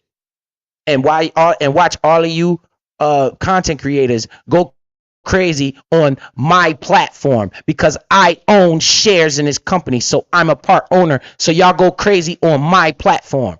You don't hear me though. I might not have board directors and decision making process, but the more y'all fucking turn up on Google, on YouTube, the more I benefit because the price gonna go up sky high. The more you guys keep fucking hitting them super chats. Do they hear me out my mouth what I'm saying? The more money Google makes, the more money the shareholders make. But we don't understand to buy Google shares. All these fucking Cash Apps going around this bitch. We can own Cash App. The Cash App is on the stock market. You can go buy shares in Cash App if you felt like it. The more everybody keeps saying, hit the Cash App. No. We're going to own the Cash App. Fuck is you talking about? Hit the Cash App. I'm going to let you keep fucking hitting the Cash App while I own this motherfucker. So the more times you hit that goddamn Cash App, the more fucking money that Cash App makes, the more money goes to the shareholders. Man, listen here, man. This is how my mind is wired. This is how my mind is wired. Everything I see, I look for ownership. I look, how do I get into that shit? Especially if the trend is crazy. Especially if everybody's doing that shit. Huh? Let me get it. Hey, the fucking part I hate the most is when they tell me, yo, that's a private business. I'd be like, damn, I'm looking for publicly traded businesses. I'm trying to get in. Right? Netflix. We want to Netflix and chill. Right? They want to take you to Netflix and chill. Everybody know how to Netflix and chill. Do you realize Netflix was $5 a share, $6 a share? You don't realize that, right? Guess how much it is now? Around $300-$400 a share. While you Netflix chilling and fucking, right? You should have been buying that shit.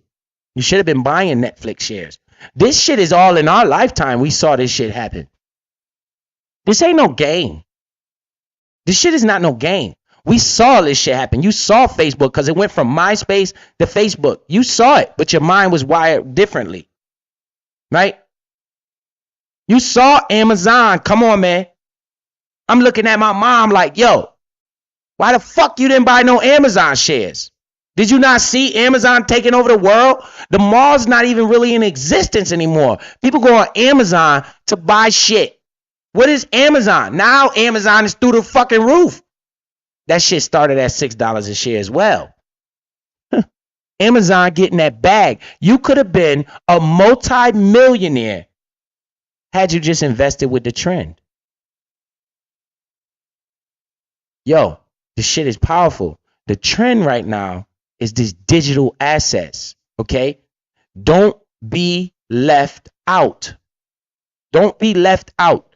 They cannot stop the wave. The wave is not stoppable. Nipsey Hussle was talking about this shit. Do you realize it's countries in the world that like cities and shit that's just Bitcoin only? You could just only spend Bitcoin. You got El Salvador has made Bitcoin legal tender, just like the dollar over there, right? It's 1 or 2 countries. In 10, 20 years, right? Your kid's gonna be like, yo, why the fuck my mom and my dad ain't buying none of this shit, right? And Biz ain't saying buy a lot of this shit. But it's not saying go and dump your life savings in this shit. You crazy? That's a fool's move. The more stupider move would be not to have any exposure to it. That would be the dumbest shit ever. You should at least have some exposure to these fucking assets, man. Like, damn, yo. I'd be like, yo, y'all. Now, let me tell you something.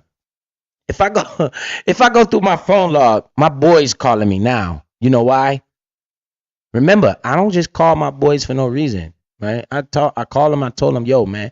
When I see him in the streets, I'm like, yo, man, this is what I'm buying. Yo, I'm buying ownership into this company called CleanSpark. I'm buying a little bit of this Bitcoin. I'm buying a little bit of this Ethereum. Guess what happened this last week? My phone ringing every morning. Yo, man, you think I should buy some of this shit? When I heard him calling, I said, yo, it's time to sell this motherfucker. Now you want to pay attention.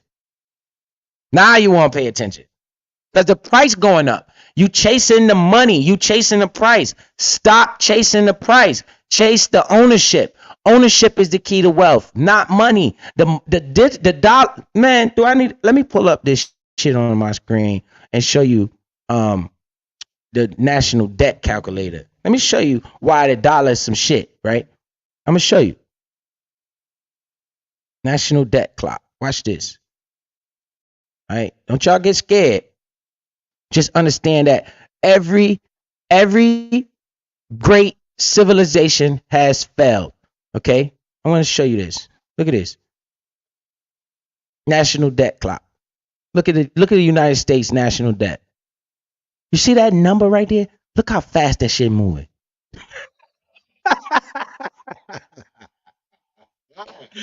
How the fuck they gonna get out of that? Look at that. That should say $34 trillion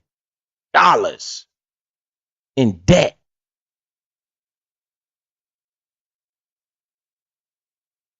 It don't. The United States is bankrupt. $34 trillion in debt. Look at these numbers moving like this every second. Every fucking second. It just went up another $1 million. Watch it. 200,000. Look at this shit. 300,000. Look. 400,000. Look at this shit. And you chasing a dollar? You really chasing a dollar? And when I be trying to tell people, like, look, man, the prices are not going up. It's not that prices are going up, okay? It's the dollar losing its value. This is why all these countries don't want to use dollars anymore. This shit is real. It's happening right in your face, yo. Do something about it. Okay, if we see the dollar is fucked up, right? We see the United States national debt is through the fucking roof, right? What do you think this number is going to go into infinity? Fuck no. People will stop. They like, yo, I ain't fucking with the United States too much. We're going to start trading in this. We're going to start spending money in this. Now, when that XRP, see how I'm thinking? I'm thinking ahead. I might be wrong, but it cost me, right? It might cost me $2,000-$3,000 to be wrong about XRP. But if I'm right about XRP, that shit might make me a multi-millionaire. So what's the risk? The risk is $2,000 or $3,000 that I invest into this shit, or waiting around when I see the shit happening right in my face and waiting for it to be, and then I lost my opportunity to be a multi-millionaire, right? And then set it up to where my kids can't sell a shit. All they could do is live off residual income, right? I put that shit in my will because I know it's some idiot that's going to come up and want to get to the bag and sell all the shit that I work for. No, it ain't working like that. You can't sell this shit, motherfucker. You can only live off the residual income. If you don't like it, fuck out of here. You know what I'm saying? Shit, I give all this shit to charity because I will not let you fuck up my bag.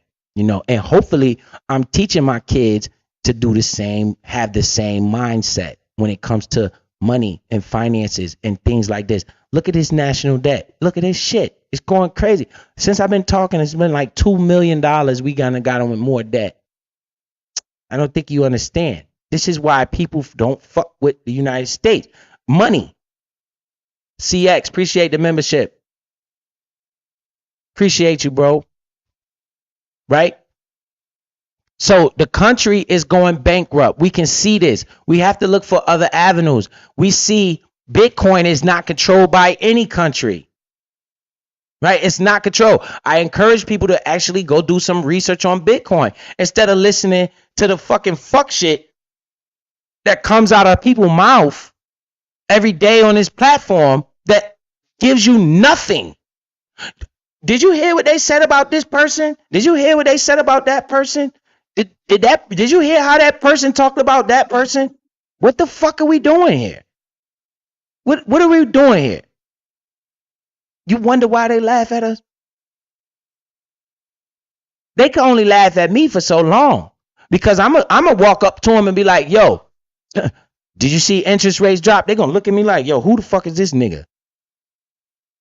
Yo, did you hear about the Federal Reserve about to cut interest rates coming up? They're like, yo, who's this one? But when I pull up on them like, yo, man, you see them new Jordans that just dropped? They're like, yo, we don't even gotta worry about that motherfucker. Listen to him. Yo, man, you seen that Louis bag that just dropped? Like, huh? Nah, nigga. We ain't talking about Louis bags over here. Because Louis bag, we're gonna talk about Louis bags once we get to the bag. Fuck a Louis bag. I want to get to the bag. Fuck a Louis bag. Right? This is my mindset. My mind is wired like this. Right? I want to listen and pay attention to my children. Because once they start talking, I want to see what they're talking about. What are you talking about? And I'm not thinking about anything other than ownership. Disney, another multi-million-dollar company, billion-dollar company, Disney, right? All your children want to go watch these fucking movies and shit, right? They want to go to the fucking Disney World and ride on the rides and shit. Disney World is the biggest attraction during Disney World about to make some money right now. Pay attention, man. Disney World is about to be summertime. Okay? Disney is about to make some fucking money. Right? You know Disney is on the stock exchange? You could own shares in Disney. You know that? Right? While your children talking about, mommy, I want to go watch this movie. You're like, yeah, we're going to watch the movie. Let's go watch the movie. And you fucking not even thinking about, yo, let me get some ownership in Disney, man. How much does it cost a share? Let me buy a couple shares of Disney and keep adding to it. Don't just stop there. Don't just buy one share and think you're doing something because you ain't never going to make no money that way. You got to buy more than one share. It's called an investment. You continuously invest into whatever you believe in. You think Disney going to stop making movies? These are passive investments. Once I understand I got the bag, that's the shit that I'm going after. I'm going to be going after Amazon. I'm going to be going after Netflix is very scary because somebody might come and knock Netflix out. I've been seeing a lot of streaming platforms, come out. I'm going after Walmart, right? That's another one that everybody want to go to Walmart and shit. I'm going after Walmart, Facebook. They better do some innovation because it might be another platform to come to take Facebook out the way. So like that's the shit that I be thinking about, man. Like this the shit that I be thinking about. But I need to grow the bag. Right, I want to get a substantial amount of money so that way I could go start buying those assets, man. Those major assets. Apple, because you got Samsung. I'm gonna buy some. Definitely be looking at Google. I want some Google shares, bro. But I need a 2,000-3,000 of them motherfuckers. Right? I don't want just one Google share. I want fucking 100 Google shares. How I'm going to get 100 Google shares? I got to grow the bag. How I'm going to grow the bag? I might use the fastest growing asset in the human history to get there. This crypto shit, right? Not any crypto. Don't look at those meme tokens going to get you fucked up. I'm trying to tell you. This is why people don't like cryptocurrency because they're going after the wrong projects. They're going after the moonshots. They're trying to get rich in one night, right? Stop thinking like that. If you get rich in one night, that's fantastic. Right? You take your own risk. But think of this shit as long term. Right? Think long term and be happy with the short term reward. Right? When I invested in CleanSpark, I was thinking 5 or 6 years. I didn't know this shit was going to blast off this fucking quick. But I called it. I saw the company, what they were doing. They were investing in Bitcoin. They was investing in the crypto mining machines. I said, shit, this motherfucker gonna make some money. And look what happened. Boom. Now, I'm happy with the short-term rewards, but I'm still looking long-term. In my brain, I'm saying to myself, yo, if this shit went to $17 and I was buying this shit at $3, $4, right? In about 5 more years, where would this shit be at? Maybe $200, $300 a share? And now I'm set. They don't hear me though, right? This is what our mindset need to be. Stop thinking about the short-term gratification. You know, think about long-term. Where's this world transitioning to? This is what my ideas are. This is where my brain is working towards. I see digital currency coming to a city near you. And I'm talking about in fast order too. You're going to see. They're going to come with digital dollars because they want to control you. It ain't about the money with them. Like right now, if let's just, what up, C Child? Appreciate you pulling up, big dog. We got Mr. 216 in the building, right? Say Mr. 216 say, yo, Biz, can you loan me $10? And I pull out that $10 bill cash and gave it to him. Who know about that? Nobody but me and Mr. 216, right? What happens when that shit become digital? They're gonna know every fucking thing you do. Don't you know this is who we live with? This is what America is? They want to control everything you do. You do know that, right? And it lines right up with that digital currency. And if they use XRP's platform for the digital currency, I'm gonna be rich. This is what I'm thinking about. I'm like, yo, this XRP might be amazing, but it might not. But hey, it's a risk worth. It's a risk. No risk, no reward. You know, major risk, major reward. Low risk, low reward. I'm taking a risk. We all take risk. Every day you jump in your car, you take a risk. Why not use throwaway money, man? Like money you don't need, money that you just fuck off every day. That's the money that you invest with, not the money for your light bills and for your kids' school shopping. Nah, that ain't what I'm talking about. I'm talking about the money you blow. I got money to blow. You kidding me? I don't got no fucking money to blow. I got money to blow on investments. You fuck it. I got money to blow. Yeah. All right. Y'all throw. I wish they would stop throwing 20, 30 grand in a strip club and gave that shit to Biz so Biz could invest that shit and we could be rich off of they throwaway money. They throwing money away like that. I just be like, bro, I wish I could just take all that shit and put it in the market. Like the strippers, the hoodlums, the dope boys, the gangsters, they see the most money daily. I'm talking about on daily transactions, right? What if they were investors? Right? What if that fucking stripper girl got off that goddamn pole and went and bought some, I don't know, some Google shares? Or if this motherfucker got off that pole every night, she's stripping like a motherfucker. She getting $2,000-$3,000 a night. She go buy Bitcoin with it. Ooh, you know what she gonna go do? Buy heels, buy a butt, whatever you call that shit, BBL, buy some titties, buy some eyelashes, buy some glasses and some dumb shit. I'm like, yo, lady. You know how much money you just fucking wasted? This is how I think, yo. I think like this 24/7, 365. I swear to God. Maybe 27. I'll say 20 hours out of the day I'm thinking about this fucking shit. But other 4 hours I like to laugh and joke too. You know what I'm saying? I'm human. I want to be entertained as well. But I definitely got a mind for this money, man. I want to get to wealth. I want to what KB say? I'm trying to compete with them white boys. What? I swear to God, I'm trying to compete with them white boys. Words have power. What's good, Exodor? Appreciate you pulling up. Well, the link is pinned. If anybody want to come up and talk, we could change the subject. We could talk about whatever the hell y'all want to talk about. You know what I'm saying? I'm cool with it. Let me see. I'm off camera. Yeah, I'm here. So, you know, I'm just sipping on my shit this morning. I got this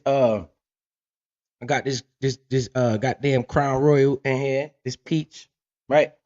I didn't buy 3 bottles, I bought 1 bottle. I don't buy a bottle every week. I buy a bottle maybe once a month, right? I'm practicing what I preach. I might backslide and go buy some Jordans. I don't want the Jordans coming this week. I might go grab them powder blue 9s next week though, right? You know, you gotta be in the middle. right? And I'm still making money because I'm investing slowly but surely. They're not gonna sell me every fucking thing, right? Jordans come out every week. I'm not buying them shits every week. Only way I can see people buying them shits every week is if they got a business going on. Like I see those sneaker YouTubers, they making money off them shoes. I ain't got shit to say. If I see a YouTuber buying sneakers every fucking weekend, but they dropping a video, they putting out content on those sneakers, they reselling those sneakers, that's a business. That's how you do it. You don't buy those sneakers every week just to put them on. Right? You don't buy these shits every week just to put them on your feet and say, I got sneakers. I'm buying all the sneakers. I got sneakers, right? I do the shit. I do the shit. I don't do this shit every week.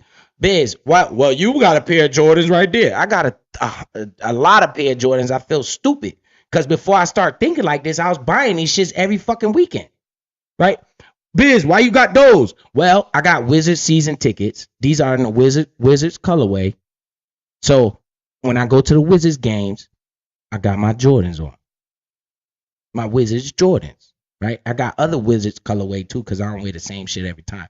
But I'm just saying, right? We don't fucking care about ownership, right? I bought these, but I don't buy every pair that comes out. I don't buy every pair that comes out, right? I buy some pairs I don't buy.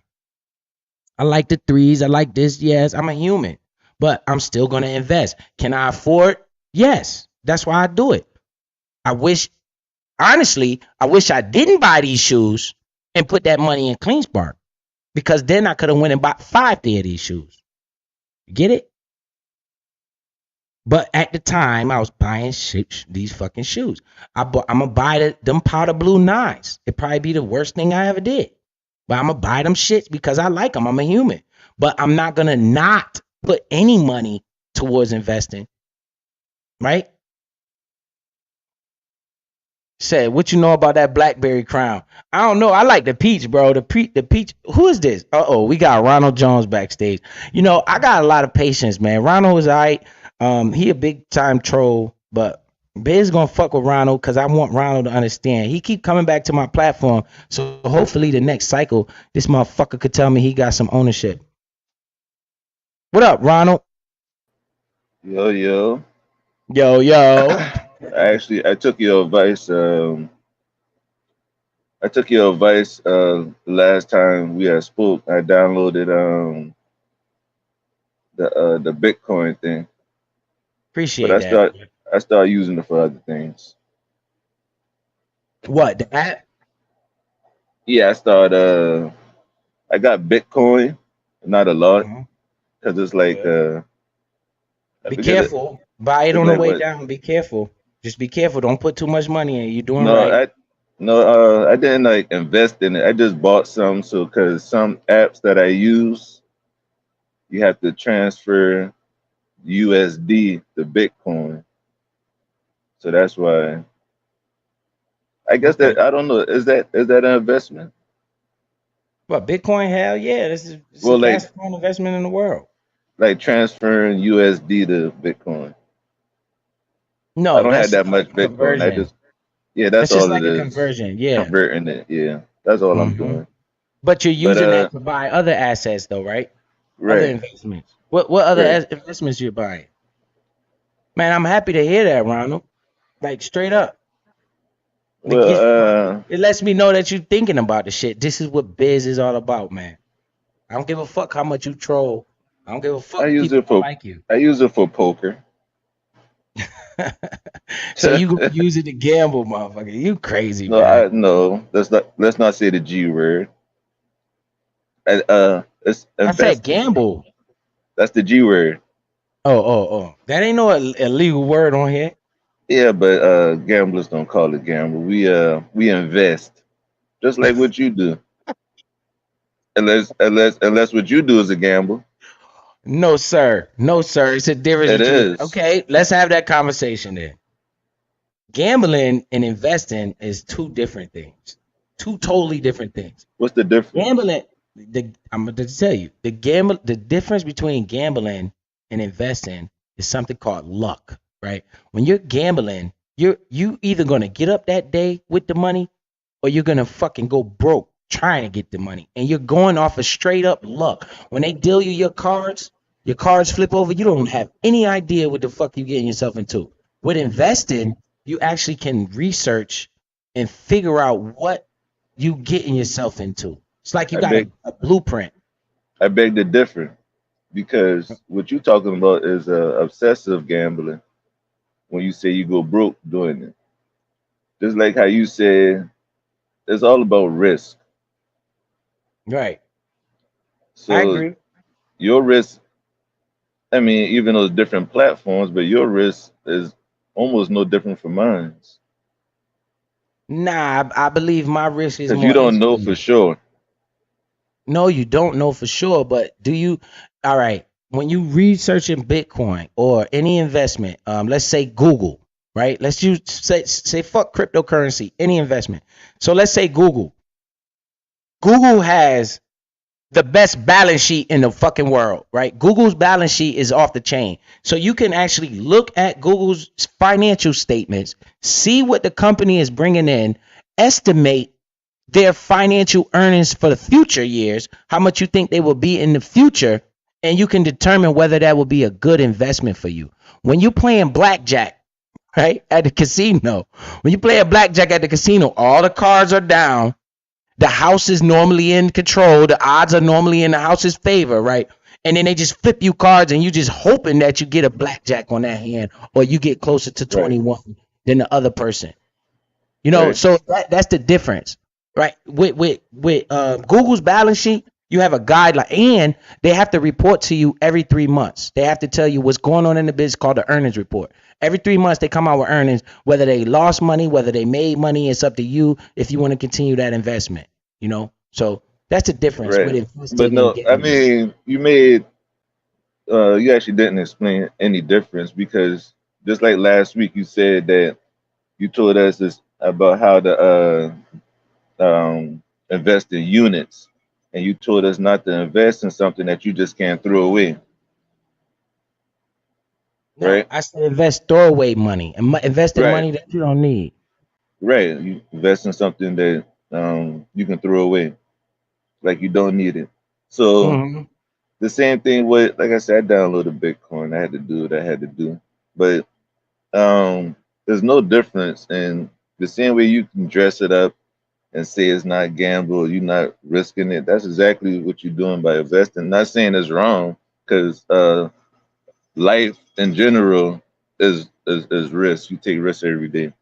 Right. But And understanding that, you're right. You're right. Can I ask you this? Do you think Amazon going out of business? uh, well, I don't know, because you never would have thought DVDs would have go out of business. You never thought taxis would have went out of business. Okay, but I'm gonna ask you this. Do you think The do house you think phone. it th- let me ask you this, bro. Do you think it's a better chance for you to bust on a blackjack table than for Amazon to go out of business? Which one you think is a better risk?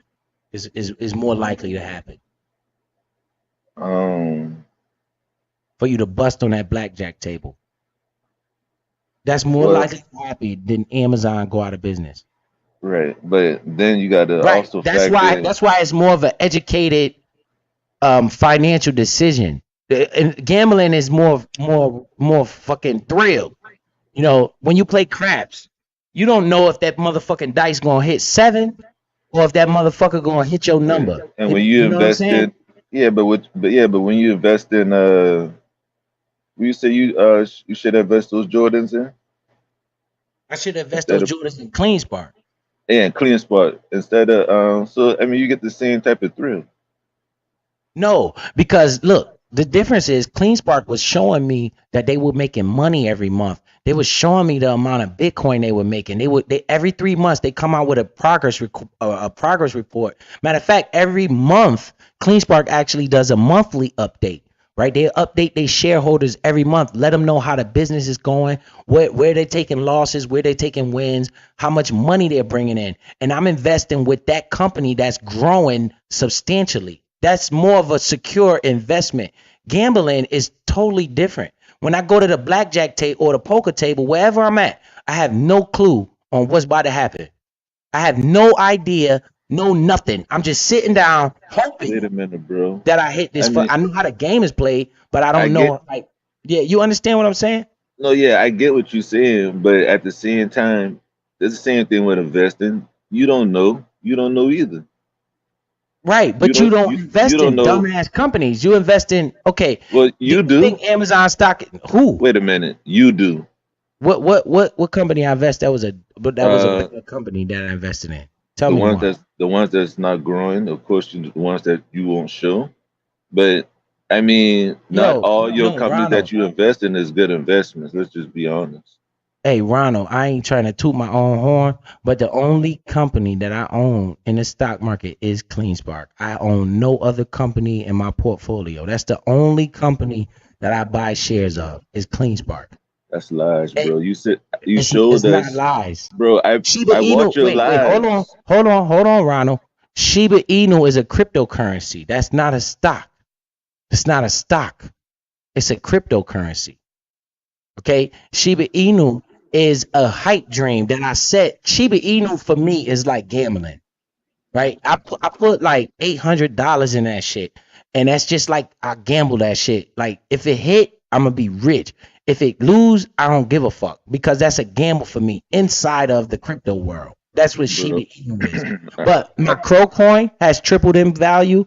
My Bitcoin I got Bitcoin. I'm gonna do this for the community. I'm gonna start buying Bitcoin with the Cash Apps and then giving that up. Matter of fact, we could give out some Bitcoin today on this stream since Bitcoin came down a little bit. I will encourage whoever wants any Bitcoin. I'm gonna pick 5 people out of chat and give them $10 a piece in Bitcoin today. You could guys just put your Cash App in there when I'm telling you. The first 5 people put their Cash App in, they will be able to get. I will give them some Bitcoin, including you, Ronald. Yeah, you still owe me Bitcoin from like last year, but Yeah, but your Cash App was fucked up. it I still remember. is. But so I mean, but like I said, you invest in smaller stocks, hoping one day that they will grow, right? No, Like I frivolous only invested stocks, in like CleanSpark. No, hell no. That's called penny stocks. I don't do that shit, sir. Those are you said gambles. you did. No, not You yeah. I s- did you that. s- I did that before, and I got lucky. I did that, and I'll tell you, yes, I invested in a company called what the fuck was that company called? It was was about it the COVID shit. you? S- Uh, Yeah, you say Remark you only Holding. put. Remark You say Holding was the first company I invested in. That was a fucking gamble, and I hit, and that shit went up, and I sold it. Remark Holding. Right now they one fucking out one of second, business. one second. I gotta go do something. I'll be right back. All right. All right, so I see some cash apps in here. We're gonna give out some of this Bitcoin. As you can see on the bottom, anybody that donates to my cash app, I'm not keeping the money. I always say this every stream. All right, you see the fund is at 140. This is where it left off at. If you donate any cash apps to this channel, all of those cash apps will be given back to the people in the chat. I'm not keeping none of this money. That's why you don't never really hear me screaming about people hitting my cash app and none of that shit. That's not how I roll over here. I want to build a community. I want to give people Bitcoin, and I'm going to use the platform to do that, right? Because if I give you Bitcoin, then you will have to understand and go do some research on what you have, right? I will give when somebody hits my Cash App, you will see that Bitcoin fund will start to go up. When that Bitcoin fund goes up, I will give out Bitcoin to people that's in the chat. So when you guys hit the Cash App, I'm giving it all back to you. That's why I put it on the screen to let you know where is it at. Now, when you send a super chat or something like that, that goes to my channel, that goes to me, right? I get a percentage of that. You know, Google takes a percentage of that, which is a good investment, by the way.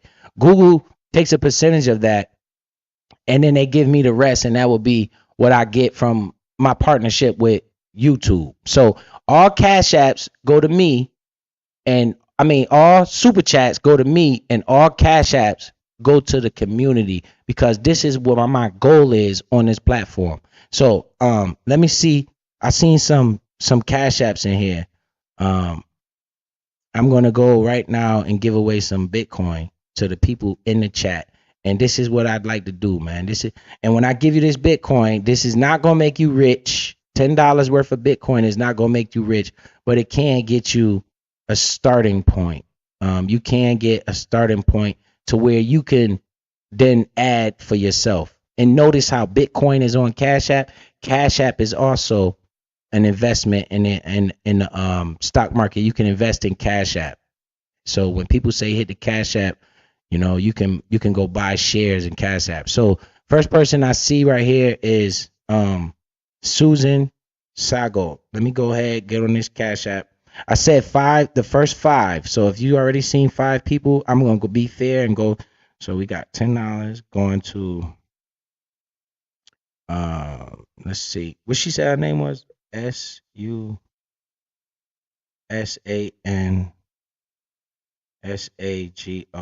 Susan Sago. Boom. Wait, hold on, ma'am. Let me make sure I got this right before we mess this up. SUSAN. Susan Sago. Okay, bet. I got you. Susan Sago. We're gonna go Bitcoin and we're gonna go pay. All right. Send Susan $10 worth of Bitcoin. Sent. It's in the wind. You will be getting your Bitcoin here shortly. We got Exodore Hamlin, right? And you guys, if you choose to sell this and whatever, that's on you. But what I think is you should use this as a baseline. The lower it goes, you add the more you can to it. All right. So we got let me see. Wait, hold on. I think I just got a Cash App from somebody. I don't know if this was last week or this week. I might have put it already in here. How can you see the date on this? I'm not gonna say the person's name because I ain't trying to dox nobody. So we got Exodore. Hold on. Now we're gonna go back to the Cash App. $10 going to Exodore Hamlin. So we got $10 pay to EXIDOR.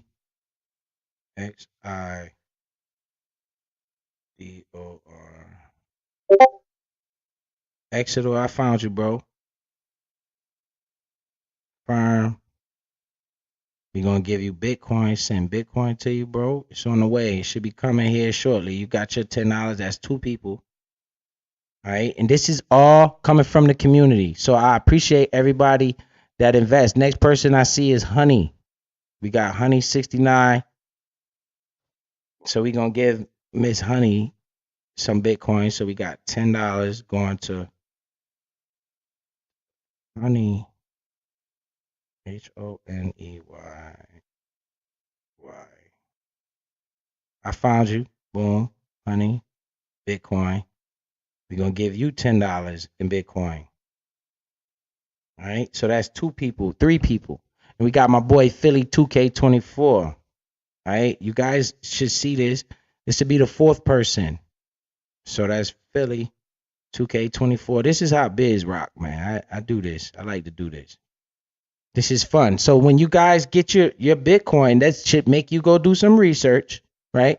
And then you want to add to it as you can. BSK 4000. Let me make sure. All right. I ain't gonna say your name, big dog. I'm gonna keep that right. All right. We sending you $10 in Bitcoin. Boom. That's 4. All right, we got one more person. Let me see if I see the next Cash App I see in here. It's gonna get that next $10. So we got BK4. Boom, boom, boom. He said, "Biz, highlight this. Ronald, you a punk." All right, we gonna get that up there. Yo, Will said you a punk, Ronald. All right, we got my boy C Child. C Child is the next one, and that'll be the last person. My bad, Clearance Banks, man. I give away only 5 people because I don't want to give away it all. Then we won't have nothing for the next stream. The more, like I said, the more people donate to this Cash App, the more it's going to the community. Biz is doing this because I want to see everybody start to learn to invest. CHILD. C Child 35.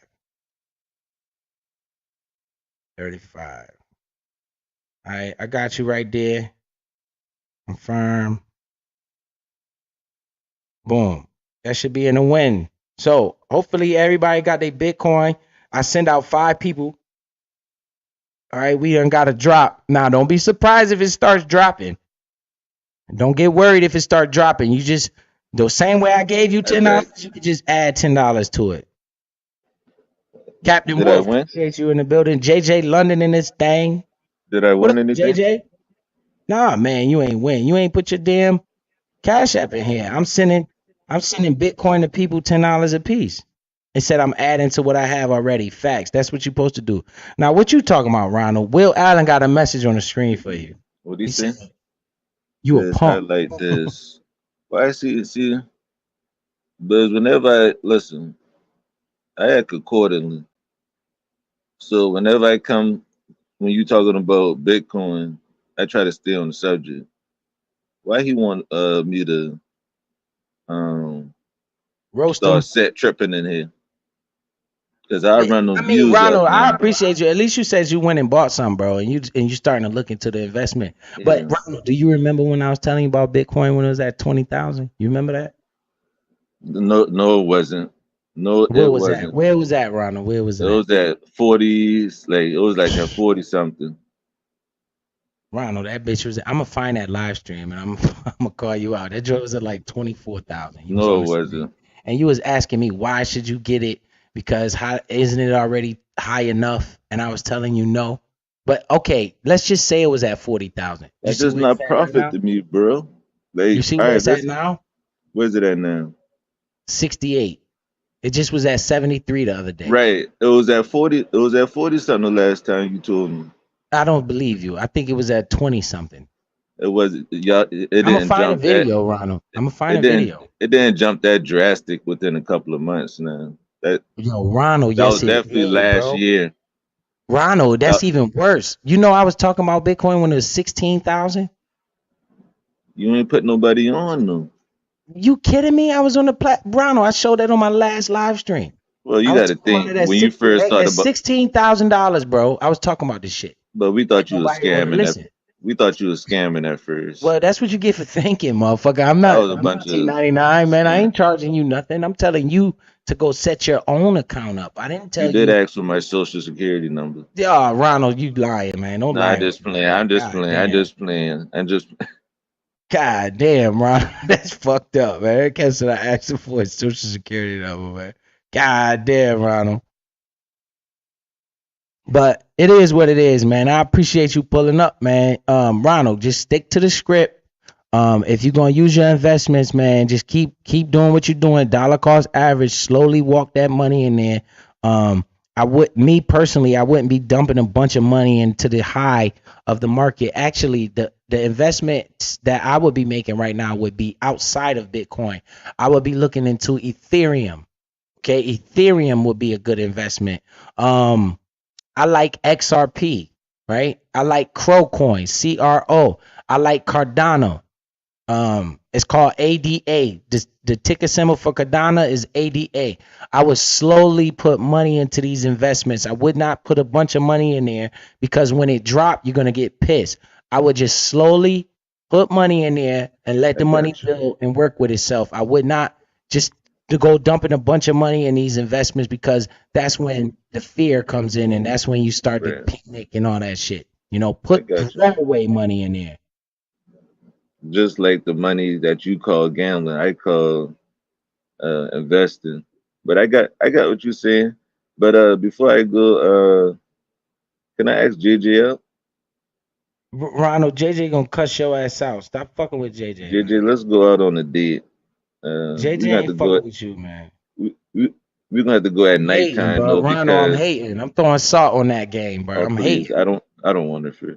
But we can go on a date, and we got to go at night because I don't want you to get sunburned or anything. All right, Bill, salute. What, nigga? Why you talking about JJ like that, man? JJ cool with me. You better stop, motherfucker. That motherfucker crazy. JJ ain't got no goddamn time for this cornball. Oh shit, yo, man, this live stream has been fun. You know, I hope I dropped something that you guys can pick up. Just be patient. Let the market come to you. Don't panic and go dumping a bunch of money into any of these assets. Understand throwaway money and what it is, money that you don't care about, that you won't have any problem seeing going to zero. That same money you would take to the casino is the money that I want to invest with. Look, JJ said, "Leave me alone, you slow motherfucker." Oh, I got your back, JJ. You know what it is. General Cornrow Wallace said, "All business, all business." But if anybody else wants to come up, at least Rhino is trying to invest. I could give him that. He said he bought some Bitcoin, so that's what it is. You know what I'm saying? If Ronald could do that shit, we all could do that shit. You heard? So we all need to take this seriously.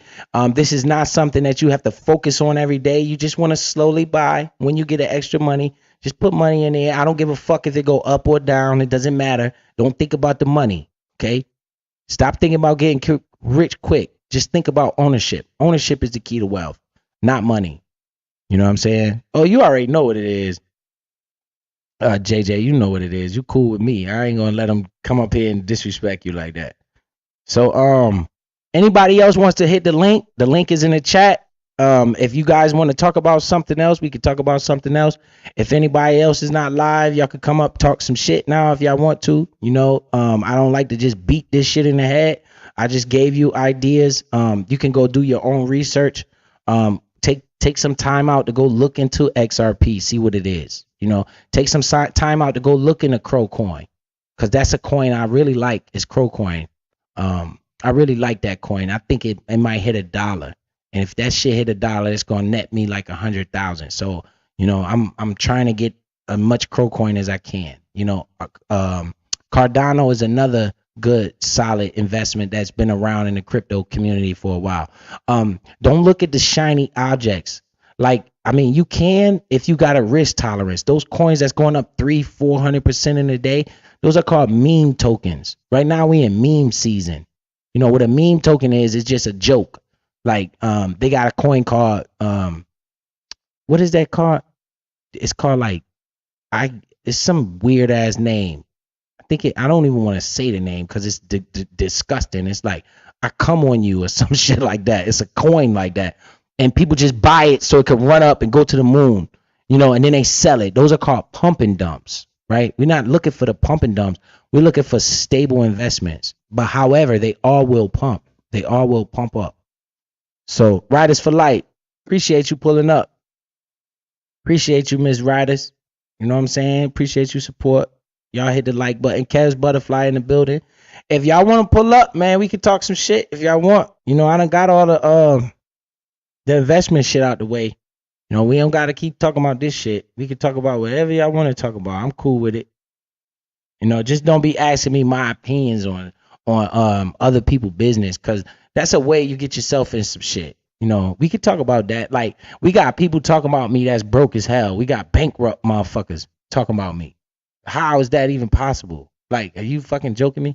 You got a fucking lady on here that's looking for people to pay her light bill, and she talking about me. This shit is hilarious to me. But the person she supported, that 1999 lady, we've been on here for 3 years. I haven't heard not one person come on this platform and said they made any type of money, any type of progress doing anything with her.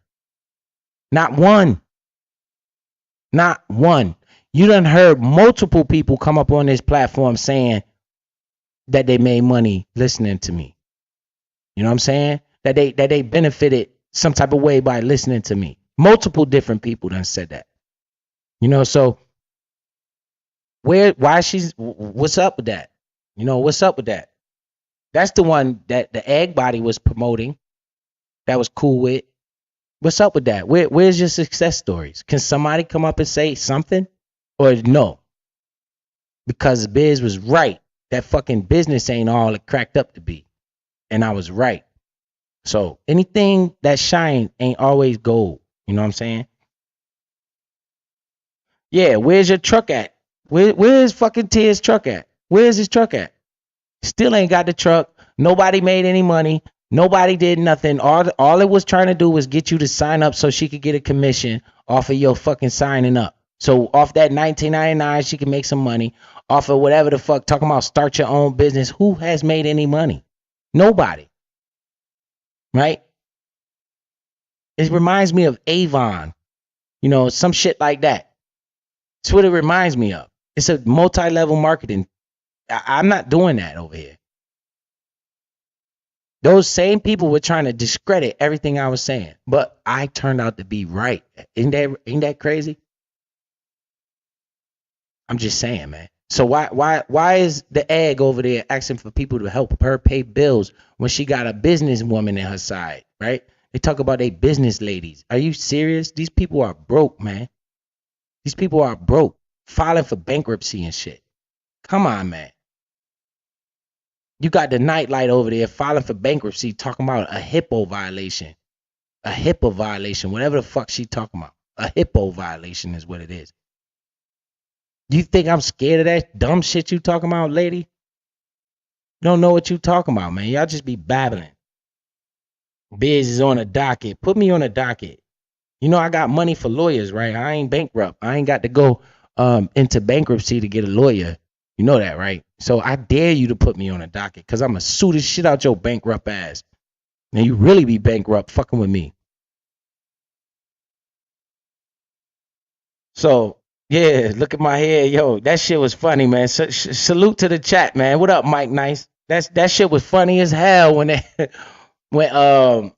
Damn D put that magic on that fucking drop, man. That shit was funny as hell. But you know, I'm tired of these people on this platform. Like real shit. These people offer nothing, man. No benefit, no nothing. You can't get shit out of these people, man. I'm talking about like as far as to learn from. You know, they just fucking stay in the bullshit every fucking day, man. That shit is crazy as fuck. I guess that's what, and this what shows you what our community is about. Fucking bullshit. You know, I want to try to help you, man. I swear to God, man. I used to live in the hood, right? I used to be on my own, and I used to be in the hood, fucked up. I remember when I was younger, I would say to myself, man, how am I ever get a car? This the type of shit that was in my head back then. Like, yo, how can I get a car? Now I got more cars. You know, I got multiple cars with titles. I don't got a fucking car note. You know what I'm saying? I pay, what they call it? Liability insurance, right? I don't got full coverage. I don't need that shit. I got like act of God clauses on my fucking shit. I don't need full coverage. You know what I'm saying? Because my cars are paid off. I mean, it's good to have full coverage on certain cars, but I don't have a car that I want to put full coverage on. Anything that I own, I could fix if I broke it. But if somebody else hit me, then that means their insurance got to pay. So, you know, I just trust myself and I go with that. I got my own house, and these people talking shit. This shit is crazy, man. Bruh, General Cornrow Wallace, man, you funny as shit. No, exactly. That's why I'm mad they trying to ban TikTok. I do better over there than here with my business. Plus, I earn cash in Bitcoins. Riders for Life, they definitely trying to ban Bitcoin.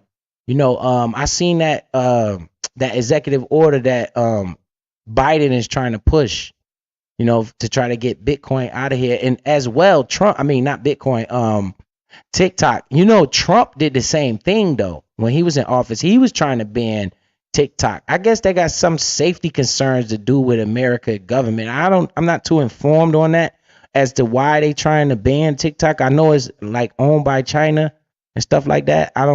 You know, for me personally, I just want Trump to get elected so this market could take off. You know, I'm being straight up. When Trump get it back in his office, oh, that market gonna go sky high. I hope to God Trump get elected, because I'm gonna be straight up. No politician has ever changed anything in my life. Right? Not one of these presidents, no matter who the fuck it was in the White House, has changed anything in my life. Right? I gotta be the one to do that. They can make all the fucking policies they want, all that bullshit. What is gonna affect me and my portfolio? Right? And that is Donald Trump in the office, because that motherfucker's a businessman. And that man will make my portfolio go through the moon. And that's what I want to see. I don't give a fuck about what they talking about. It said politics has a lot to do with it. Yeah, see, I'm not too adverse on that. I'm not gonna be up here talking about the politics, because me personally, I believe it's a bird with two wings. They both working for the same people. You know, that's what I think. I think the government is corrupt. You know, all that shit. I got a lot of conspiracy theories, but you know, that's just me and my beliefs. I'm not pushing my opinions and ideas on nobody that way. I'm just talking about this investing thing and what we need to be doing.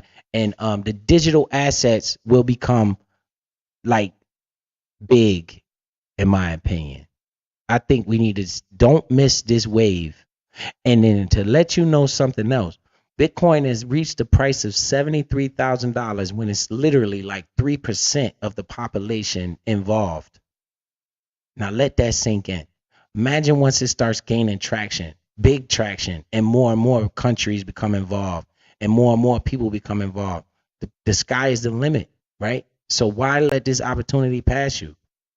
Right? Your grandkids would be mad at you that you didn't even look at it because you were so busy focused on bullshit every day.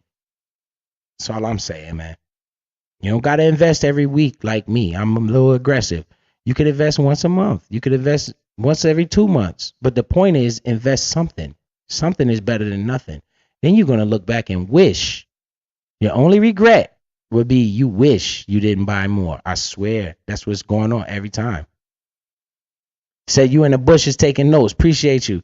Said TikTok don't censor you like Facebook, Instagram, or YouTube. Oh, so that's what the problem is.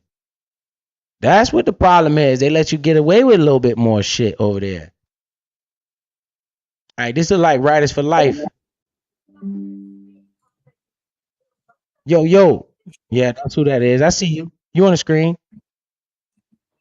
I Yeah, know no, you. I wanted to get up here, y'all, because I was just telling you about that ban on the TikTok, and why I'm speaking on it heavy is because there's a lot of content creators on TikTok, and TikTok has, is big for the small business owners. I'm a small business owner, and I use TikTok for my business a lot. And what Biden is trying to do is get rid of all the side hustles. It's not just TikTok. TikTok is a part of a side hustle. People don't realize, listen, you get paid more for your little shorts on TikTok than what you do on YouTube, on Instagram, or any other platform. Like, I'm not hyping it up or nothing. It's just that I've been on there and I don't get paid for my content. I get paid for my merchandise. On So it's TikTok. like, yes, on TikTok. I So sell my what's the own problem with merchandise. TikTok? Because I seen Donald Trump actually do the same thing. He was trying to What's crazy ban with TikTok as TikTok? well. I've seen a lot of controversy with it and a lot of debates. And I'm going for more that if you go to TikTok, you realize you don't get censored on TikTok the way you do on YouTube. I don't know if you realize that. I'm able to put content out there that I can't put here on YouTube.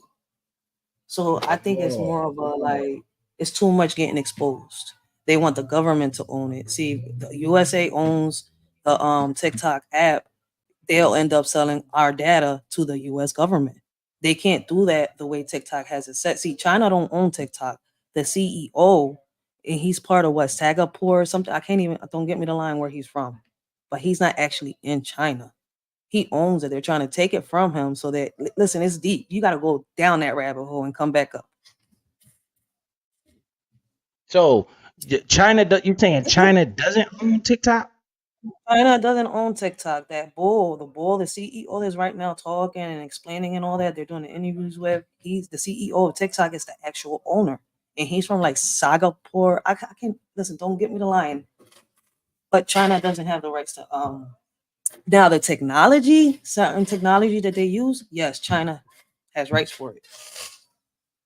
But it's the same with Instagram, Facebook, and like we was all talking. I was just talking about this yesterday and today. You're gonna get rid of Facebook because they're talking about their main reason is espionage. But then you might as well do it with Facebook and Instagram and everything else. Now see, I just put this up on the screen. I don't know if you can see it, Writers. It say, why has the U.S. passed a bill to ban TikTok? You can see it? Facts. Yep. All right. It say the House of Representatives have approved a bill that could force the app's Chinese owner ByteDance to divest from the company or face a ban. Facts. So this is definitely what's going on in the news. It's talking about the U.S. moved a step closer to banning TikTok after Facts. the House of Representatives passed a bill on Wednesday calling for the app's Chinese developer BitDance to divest from the company or be booted out of the USA app stores. So they're saying they're going after this fucking the Chinese developer. If he don't divest from the company, it will boot it. It say Mm-hmm. protecting Americans from foreign adversary control applications. Now you see Wow. why I said it also has to do a lot Just with passed. politics. If they own TikTok now, it'll become another Facebook, another Instagram. Right, because it say here, the act has passed with an overwhelming bipartisan support, receiving 352 votes in favor and only 65 against. And it says many House legislators have argued that the app could allow the Chinese government to access user data and influence Americans through the widely popular social media platform's addictive algorithm. That's what they say, but don't The they White say that House has about backed every the other bill. But like we was talking, right, and we want to Every get other deeper app into they get this. in our business, but I guess they talking about China. They're talking Yeah, about China but being able to get Americans' information. here's my thing, right? They try to use that, right? But when the bull, if you go to TikTok, you'll see the bull. He responds. The CEO is actually responding, and it's like he said, the version of TikTok is different in China for a reason. It's different in the UK for a reason too. All three versions are not the same, and it's because of the rules they abide for. If you want to come and look at it, when you go to China, the kids can't have phones at a certain age. They can't do certain things in their houses. You see where I'm coming from? So TikTok has to abide by the Chinese rules, the same way that TikTok has to abide by the UK rules and the US rules. That's why a lot of us was been talking, and like we said, it's not the CEO's job to sit here and monitor our kids and watch what they do on social media. Only in America we think like that. No, it's your parents' job to watch what you do. Thank you. On If the majority of these challenges it's done, people's who parents. is it started by? Let's be honest. Let's be real for 1 second. It's started by the adults. It ain't started by these kids. These kids may finish it and make it look cooler than what the adult did. But the majority of these challenges are started off by these adults and put onto social media. Hey, Riders, you see that comment Timo just put up? Timo. Oh snap! The bull. Okay. Use a VPN. It's on the screen. It say use a VPN. I've heard about it, but I'm learning what a VPN is. You know what a VPN is? I'm learning. Basically, what it is it hides where you at. It hides where you at, and that VPN can say you in fucking Mexico. The incognito mode. No, it's a VPN, and it's like a service you can buy. Yeah, and it basically like it's like whatever state you in. If you get a VPN, you can log on and it can say you in Australia. Oh, so that. You know what I'm saying, but it's like a service you buy. Yeah, it could tell the people like you in a whole different. It could tell the thing, whatever you call it, the algorithm that you are in a whole different part of the world than where you are. What happens with the users like us that are using TikTok for it's a virtual private network. How do we get paid if we're living here in America? But saying what? Yeah. You see my point? Because like I said, I'm not a content. I create content. Yes, I upload, but I don't get paid for my content because that wasn't my focus on TikTok. I didn't even accept it yet. My thing is I'm on this John because it's easier for me. YouTube, for me to show my merchandise, that I have to have over, I have to meet up the subscriber limit, the watch hours, all this stuff in order for me to, but they pay you for the content. My focus was, damn, I want to get my store up here and everything. I want to sell my merchandise. I'm aiming more for the business. I'm only here, yes, because I'm helping the youth and much more.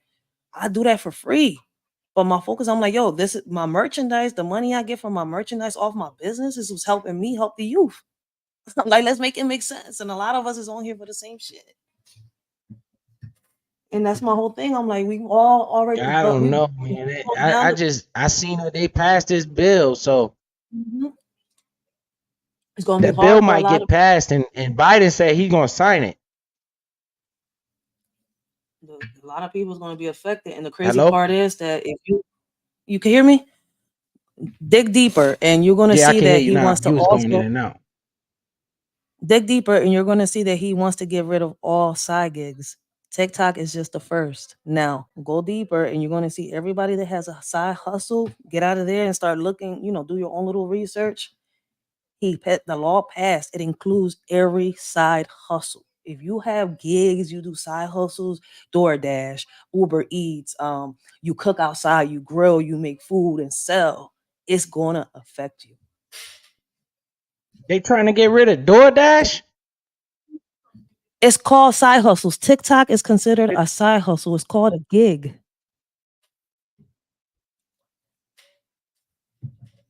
So they basically want to control everything. Basically, that's why I'm like, yo, go deeper. Biz. This is why I Like, like don't that go by digital what I'm currency. This is saying. why I like that digital dollar, digital currency. And Yeah, what's you're saying do crazy is your own research. yeah, do your own research. It goes deeper. Like me selling, listen, I sell merchandise on TikTok, right? And when I sell merchandise, I get paid 3 ways. I get paid through through euros, I get paid through Bitcoins, and I get paid through the US dollar. So it depends. I give the customer the choice. So I'm like, Save them Biz, goddamn you was the one Bitcoins, that girl. taught me about that. So remember Make sure you save them goddamn Bitcoins. I got some Bitcoins invested and stuff, Huh? and I've been using my euros to shop out of like Yeah. UK and stuff like that. So it's like, yeah, we gotta start using our Yeah, hands. make Like, sure you don't goddamn save think them they goddamn risking me for Bitcoins. TikTok. I just hopped on here and I'm telling you, I'm like, TikTok is the beginning of the end of all side hustles. Look at what So, Timo like, I want says. y'all to- I use it for Netflix to watch Asian movies. VPN puts your IP address in any country of your choice.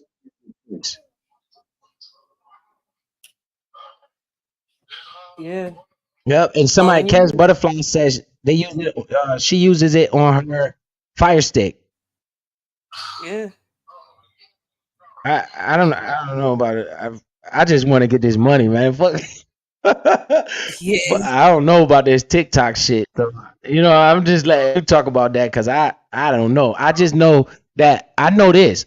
America's all about control. So that's why it leads me to further believe that there will be a digital currency. The dollar will go away because it can't control the dollar. Right? This is why I believe it will be a digital central bank digital currency. And I'm praying that they use the ledger, the XRP ledger, to control that CBDC, central bank digital currency, and I'll be a millionaire because that's what I'm invested in right now is XRP. I like investing into XRP. You still there, Rachel? Reading the a comment right here. Somebody was saying, if you remember when they were questioning the owner, one of the congressmen said, "Where's my money? Our government is not getting paid." That's why I said a lot of politics is into this. And even though the Republicans and the Democrats, in our eyes, allegedly they're at war, they're in the same team. They're run by that same person up there at the end. Like, listen, it's not my panel, so like, That's what I think. So it's kind of like I don't know how to explain it, but yeah. Yeah, but I think the same thing. I think they all control. Yeah, it's all controlled. What's So it? kinda I don't like know a if you company that holds a VPN stock. We could try to find one and see one. the real beef with it, like I said, because we all got together and we've talked about it, and like I said, I've come to my conclusion on some real shit is that they don't want a platform where they expose everything. It's not as much as if China owns it or the espionage or none of that shit. Because if you want to break that down, like a lot of us have done, we're being spied through everything. And if you ban TikTok, you ban Facebook, you ban all this, where there's a will, there's a way. And they're gonna come up with new things or probably find a way to bring it back. The underground is still there. The dark web is still there. So I'm sorry to say it, and I don't mean to bust nobody's bubble, but when people come to me and they say, like, I don't think they're gonna ban Facebook because. No, I was saying I don't think they're gonna ban Facebook because I don't think so either. Facebook is in bed with them. Yeah, but it's coming up. You know how a lot of people is raising the question, and since that they want to ban TikTok, you know, everybody is like, "Yo, I'm doing better in TikTok than I am in Facebook," and people have been breaking it down and showing people like, "Look, do y'all know about Mark Zuckerberg? Do y'all know about this? Do you know about that?" I'm like, "Yo, this is about to be a whole world about social media." In my eyes, I'm like, "What the fuck?"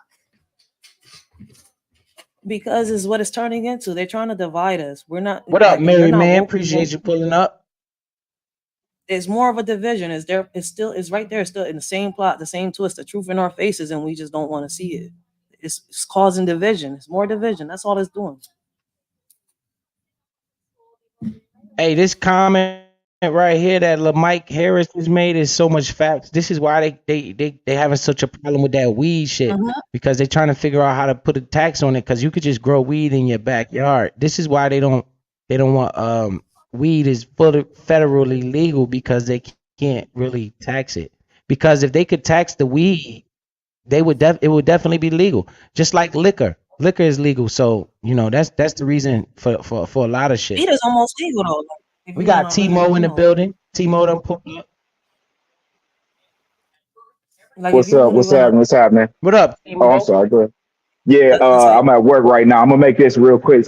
Sorry to cut No, you I off, think Ryder. hey Rachel, I think you gotta Now that might be me because I'm on my Bluetooth moving around. I'm probably picking up all that rain in the background.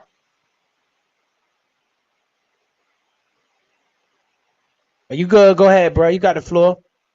Yeah. What I wanted to just say real quick about the VPNs, I've been using them for years. There's tons of companies you can go to.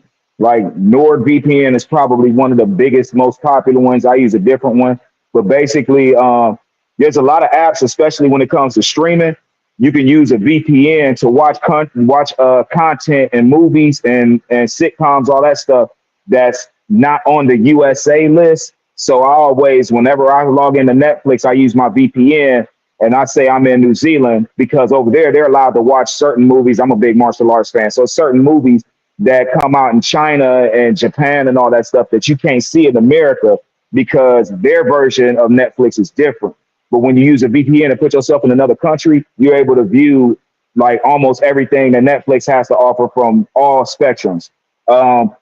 Also, it works on apps too. So look, with everything that the government tries to do, the people figure out a way to counter it one way or another. So this TikTok ban, I'm not a fan of TikTok personally, but as far as what you do for the business side of it, I completely respect that, and I wish there was more of that. But yeah,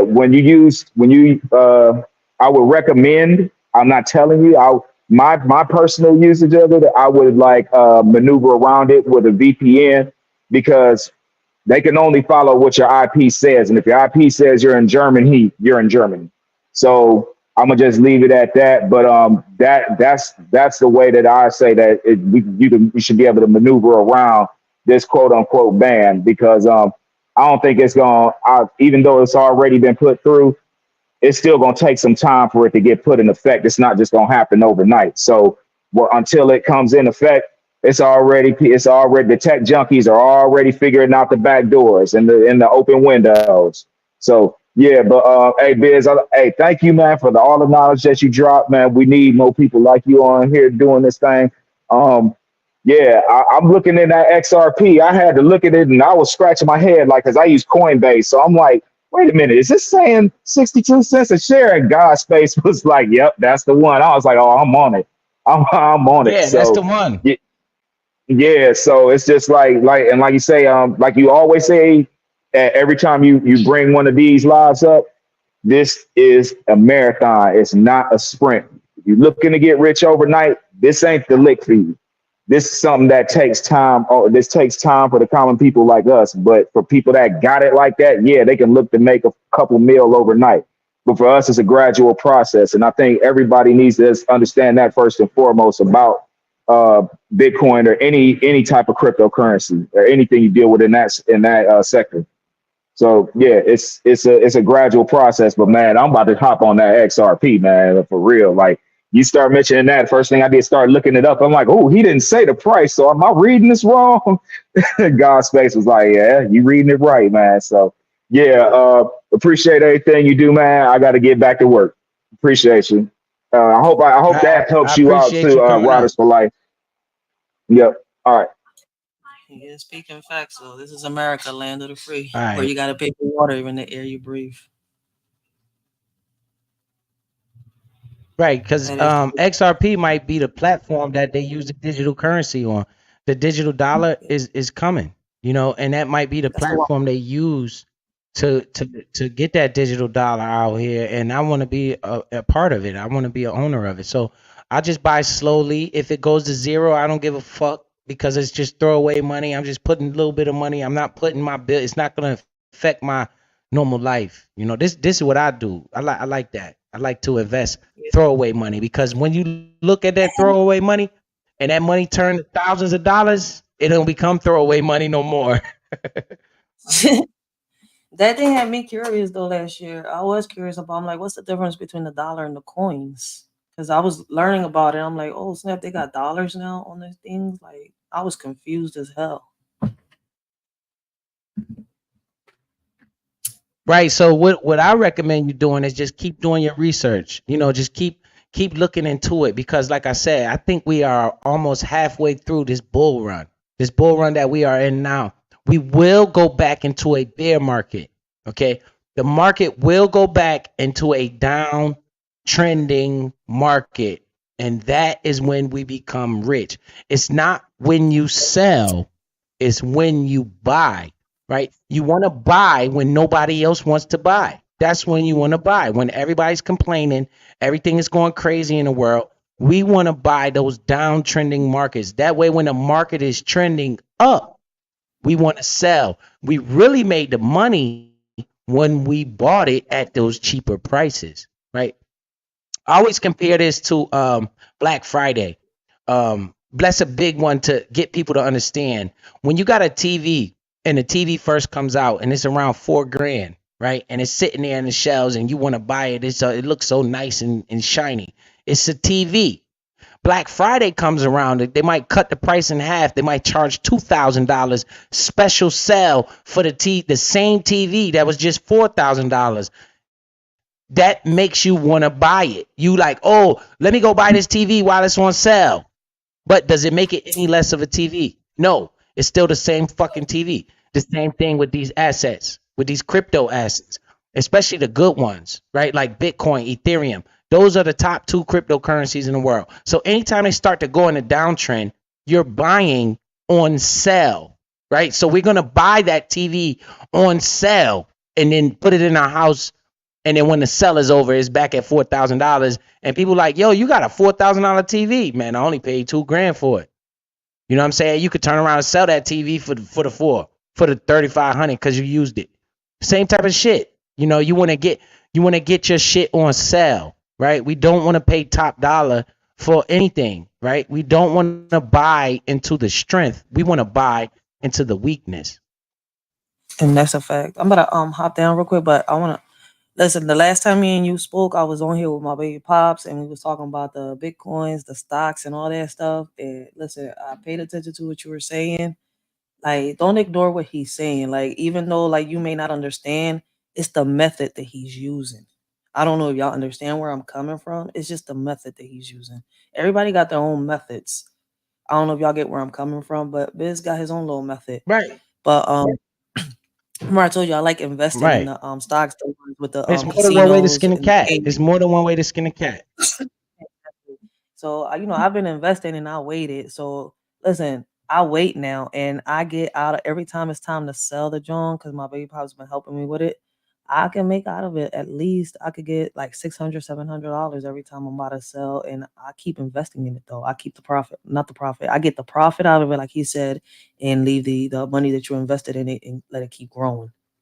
So I paid attention to what you were saying, and it works. I'm not going to sit here and lie. Out of that little one stock that I invested in, I'm able to cash out every year. And even though it's just 600, 700, it's not bad. Right. It's something is better than nothing. Exactly. So me, my best, my thing, my go-to is more the casinos and the games. I don't know why I like going to them type of stocks, but for some reason it works out for me, and I understand them a little better.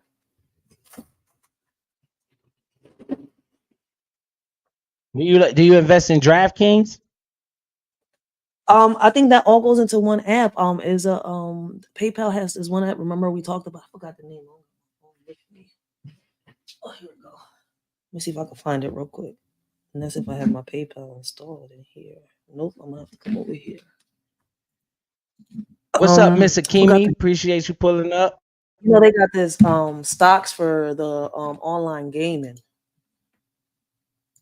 And you know how the casinos are all online gaming and all that's part of it. So PayPal has this little thing. Let me see where is that. I'm gonna have to download it, so I'm not gonna have time. Well, for that. shoot, you know, like I said, you know, I We might. just This is what I. people This that are right. this is what this platform is for, so we could bounce ideas off each other, and you know, I can look at what you're saying. You can look at what I'm saying. One way is not the only way. You know, this is not a one-way street. We like to go Yeah. up and down the street. You know, so what you're bringing to the table with your the gaming, that could be great because obviously people plays games on the casino. People like They to do the win gaming. money and stuff. So you might have a gym. And, you know, it's something we need to look at. Where is it? I'm gonna have to download it for fucking apps. Yeah, because I can't do it online. I'm on the website on my Cash App and my PayPal. Oh snap! Okay, here it goes. Showing me the stocks on here. Well, you all Oh, right, no, man. it's- Take your time. I think it's a delay. It must be a delay between me and you. no, it just shows me my stocks transaction on the website. I'm gonna have to download the app. That's gonna take me a minute. Let me see. Hold on 1 second. Because I want to get the right name for you. Hey, well, you know what it is, right? I come on here once a week. I come on here once a week, every Saturday. Biz be on this thing. So, you know, if you can't find it now, you could come back next week. Because investing is a slow walk. It's not a marathon. We're not gonna run and crash and bump our head. We're gonna grow as a community. Mm-hmm. It's crazy as it seems. I be watching everybody on here while I cook, I clean, I be doing my work and everything. Like,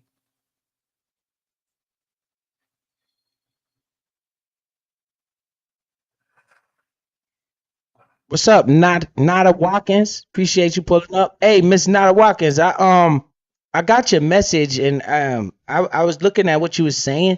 I don't want to guide you the wrong way. You know, it's not good if I try to invest for you or like, you know, I was trying to understand what you were saying and I understand the predicament you're in and I didn't want to mess with and because me giving me trying to invest for you is like almost illegal, right? I can't tell you what to do. You know, that's like unless I'm a financial advisor. So I would encourage you to just try to do a little bit more research, or what I can do is I can try to find out what I can do to try to help you because that's what my goal is, to try to help you. So I understand your position and I understand your predicament, and I'm trying to see what I could do about that to try to help you. I got the names right here. All right, it's called Penn Entertainment. So if you like into the the gambling and all that stuff, the Penn Entertainment is good for y'all because it invests in all the stocks that have to do with, I guess, the the casinos, the slots, the betting, and all that stuff.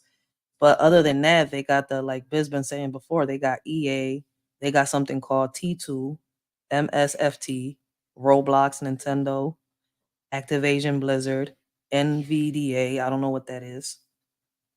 SEMGM, NTDOY, I don't know. Wait, hold on. Riders. Yo, all these gaming Riders, stocks. can you hear me, Riders? Yeah. Wait, hold on, Miss Riders. You said you don't know what NVDA is? Riders. NVIDIA is a big tech company that is called NVIDIA. It's the stock going through the roof. They have the computer chips that go in every Tesla. You see the Teslas driving around out here? They have Nvidia chips. They Yeah. make like microchips and shit like that. Yeah, Nvidia is a major company. That's what Nvidia I didn't even is. know. So don't tell nobody you don't know what NVDA is. That's a major I didn't. company. Because listen, Yeah, I well you don't invested you don't in have to tell Tesla it and I got now. Now upset. you know what it is. Yeah, because those Joneses were showing right next to the little stock I was Right. investing. So I was like, oh, Nvidia is a big dog. okay. Look at Because I Timo. He invested. talking about Epic Games. It's called they the ones that make Fortnite. Oh, for real? Oh, we But you must can have invest in a Fortnite major alone. delay. Yeah. They Right, got but Fortnite alone. So I this didn't is what we know. need, man, as a community. I've been They had them invested in separate like that. Nvidia since when it was 200 a share. Yeah, it's like a big delay between me and you for some reason. I see. My bad. I gotta So like hop I'll down. But talk and yeah. then I'll let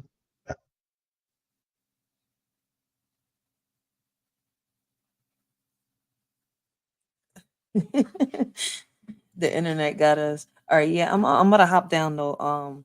yeah. Yeah, that was good learning that. I didn't know. See, I learned something else today. Because I do be listening to these little stock things, but the way they be breaking them down certain channels be boring me. I ain't gonna sit here and lie.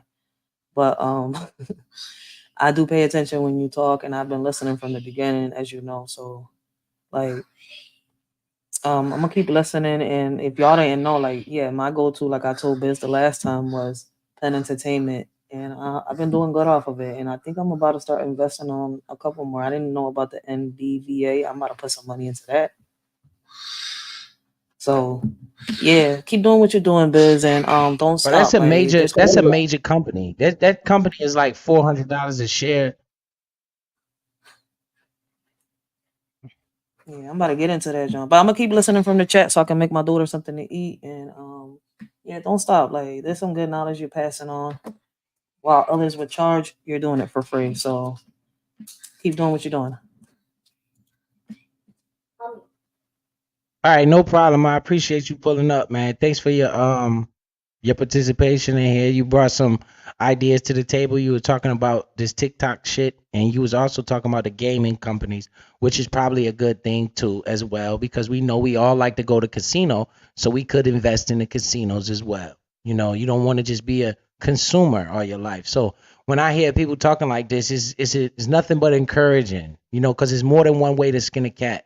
You know, I'm talking about what's been successful for me, but it's other people that have ideas that be successful for them. Because it's like I said, it's more than one way on a street, unless you're going up a one-way street, which I don't like because that's dangerous. You know, it's like a two-way street. You know, we go back and forth. Nvidia is a big company. That's not a little company. That's a major company. They do every Tesla you see, they have a Nvidia chip in it, right? That's what powers the computers in the Tesla. So Nvidia is a major company. See, my way of building wealth, this is not anybody else's way, because we meet each other where we are. You might be in a position of wealth where you have a bunch of wealth already and you're looking for stable, strong investments to maintain your wealth, right? My object is to grow my wealth, is to try to grow my wealth. So I look for, me personally, I look for smaller companies that can grow into major companies, right? And what I like to do is invest into them. When they blow up, I like to sell my position that I invested in out, and then let the rest of the investment work for me. So like I was using my CleanSpark example. I'm in a position where now I can sell, right? I got 3,000 shares of the company.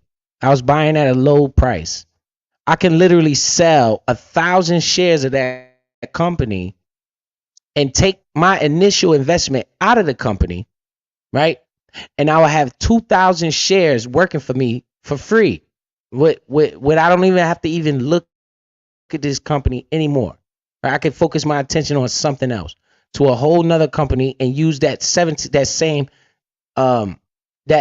initial investment and do it again with a whole different company. right?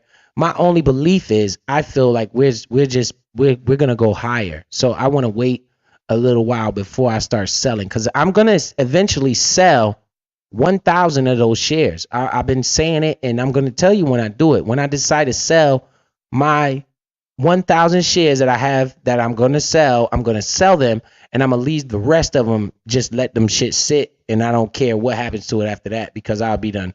Took my money out of there. So I appreciate everybody that pulled up. Appreciate all the knowledge that this channel brings, man. Hopefully we could get a little bit more of these type of conversations. I like to do this on Saturdays. Saturdays, especially now my son's basketball season is over. So we just chilling. I like to come and bump heads with you guys about this money shit or these investing tools or whatever's going on in the news or whatever. We could do that on Saturdays. And then Sunday, Monday, Tuesday, Wednesday, Thursday, we could get back to the drama, back to the fuck shit, back to all this bullshit that's going on out here. But on Saturdays, I would just appreciate if people would just pull up, bring their ideas, what they seen happen through the week, what got their attention, what might be a good investment, something that can build us, something that is my goal on this platform. I do not want to be the guy that just sit up here and talk shit every day. And down people and talk shit. I always say I look for the good in everybody, because anybody can find bad in anything. It's very hard to find good. I encourage people to look for the good in their enemy, right? If you have an enemy, look for the good in them. If you can't find any good, then that says a lot about you, right? I don't like fucking Kareem Regina. I almost despise this lady. But one thing I can say that she does well is she knows how to write. She is a good writer. She can go on her community wall and write a beautiful post. And it looks like damn, lady, you're using your talent, which you are good at. You can articulate yourself. You're a good person that knows how to write. You know how to explain shit. But then you just use that for all the fuck shit. So I can find the good in the lady that I despise the most, right? I can find good in that. So I challenge you to try to do that with your people that don't like you or people that hate you. I try to find the good in everybody, and that's just how biz is. So when you see me where you see me at, I'm trying to get my purpose on this platform out, right? Don't take it personal because you see me in this person's chat, or you might see me in that person's chat. I'm biz. I'm gonna do me, right? And my thing is, when they talking about people that I like, if I got two people talking about each other and I'm cool with both of them, there's no middle for me to call. I'm not the fucking referee. I'm chilling.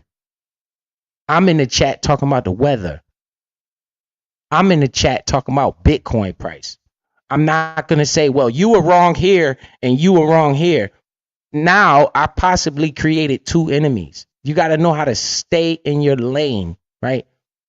When they say stay in your lane, that doesn't mean switch lanes, go to the middle and then switch back and then go to the right and then switch back. No, that's not how we rocking. You stay in your lane and you will be just fine. If I want to go to a content creators chat, that's my business, right? And I'll be over there doing what I want to do. And that has everything to do with me. I'm trying to get as many people as I can to understand what's going on with this investing shit and what I'm feeling and what's been working for me, because they all have kids, children, right? And I'm trying to help people grow, not destroy, right? When somebody talks shit about me, that's when I talk shit about them. Right? If they're talking shit about each other, it has nothing to do with me. So why do I need to call anything down any middle? It's not my fucking place. Once I do that, I step outside and I insert myself into that fucking situation when I shouldn't do that. That's when you catch a stray bullet. They say when it's people outside shooting and the motherfucker goes stand in the window and looking out to see what's going on, they don't want to get shot in the head. When there's people outside shooting, you supposed to mind your fucking business, get down on the ground. You don't got to give a fuck who's shooting. You just worry about you not getting shot.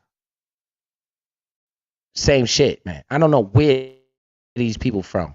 I don't understand it. I don't understand it. You can't survive like this in the real world. So my mind is not wired to just be dibbling and dabbling in everybody's fucking business. It's not my place. So when somebody asks me, what do you think about this? What do you think about that? I know I like to deflect those questions and not answer them shits because I'm not trying to put myself in any type of situation that doesn't involve me. It's not my business what I think about some shit. It's not my place to voice my opinion because I have a voice, right? And if I start giving my opinion about shit, guess what? Maybe I might sway somebody else's opinion in the way I'm thinking. That's not what I want to do. You need to judge everything for yourself. It's not my place to try to guide your opinion in what I think. You know, when I speak on some shit, it normally involves me. It's normally people talking shit about me. I'm not fucking speaking on nobody else's shit. You don't see me do that with none of the beefs that's going on in this sector. I stay clear of that shit. If I support both people, I might pull up in this person's chat, pull up in that person's chat. What the fuck what they got to do with me? Not a damn thing. What I'm going to say, yo, you were wrong right here. What? Now they going to look at me like, yo, mind your fucking business.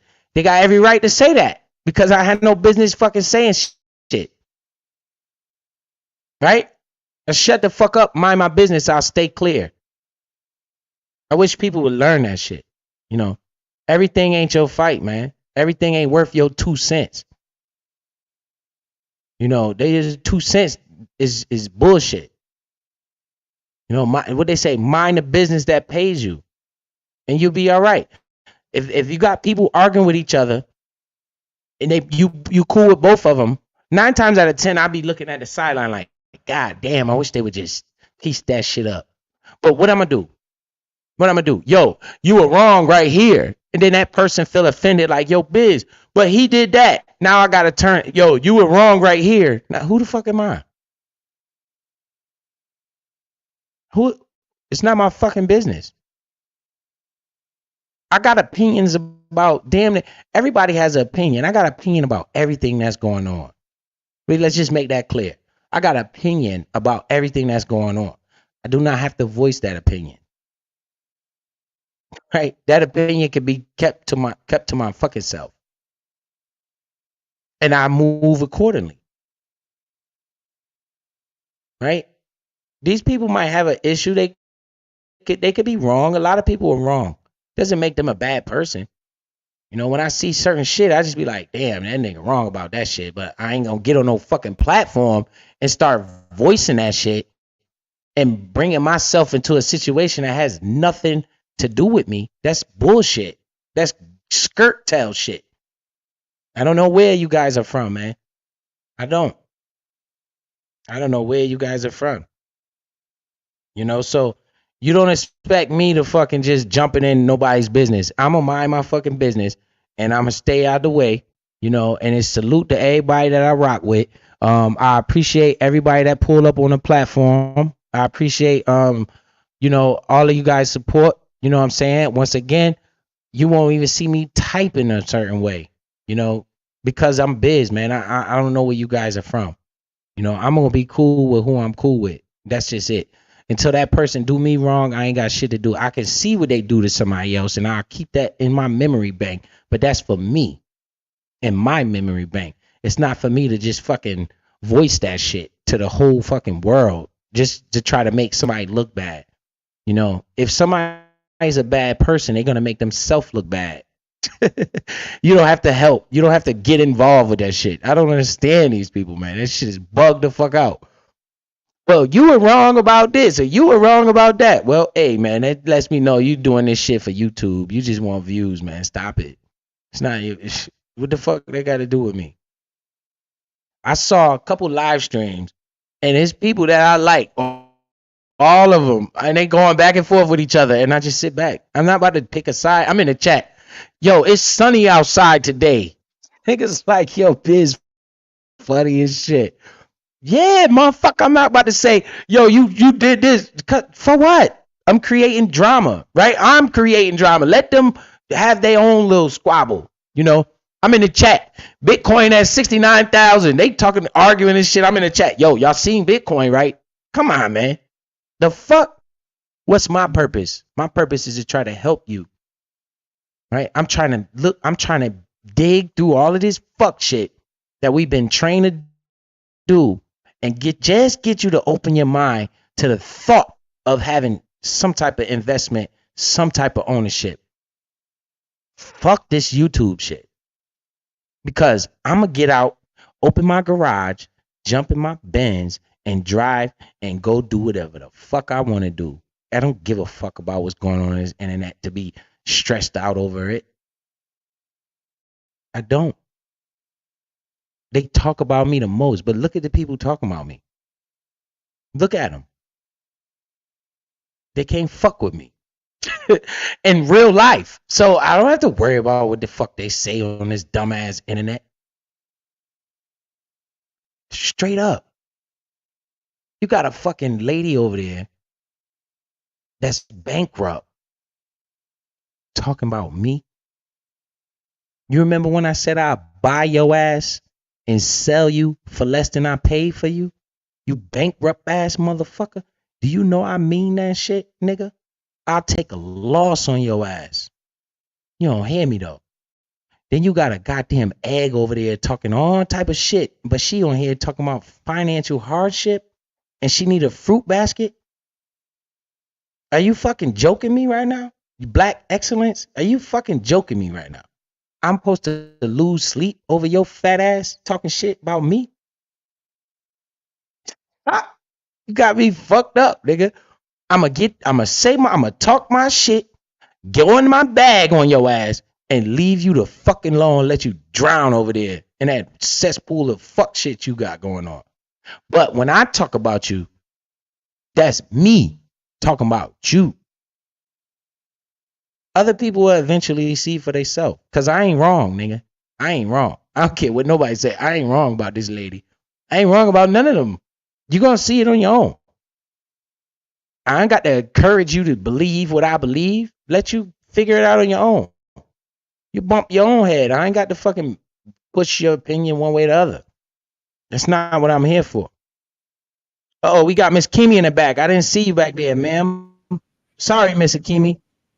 No, you good. You good. Actually, I just kind of wanted to, me and you, I don't think we've ever really talked on a panel before. And I wanted to just take the opportunity before you checked out to say hi. I'm going to catch the replay. I didn't get a notification this morning, but I had a whole session with my son this morning. So that took priority. But blessings to you because, what motivated me to hit the link was when you always, speak on prioritizing and what is important.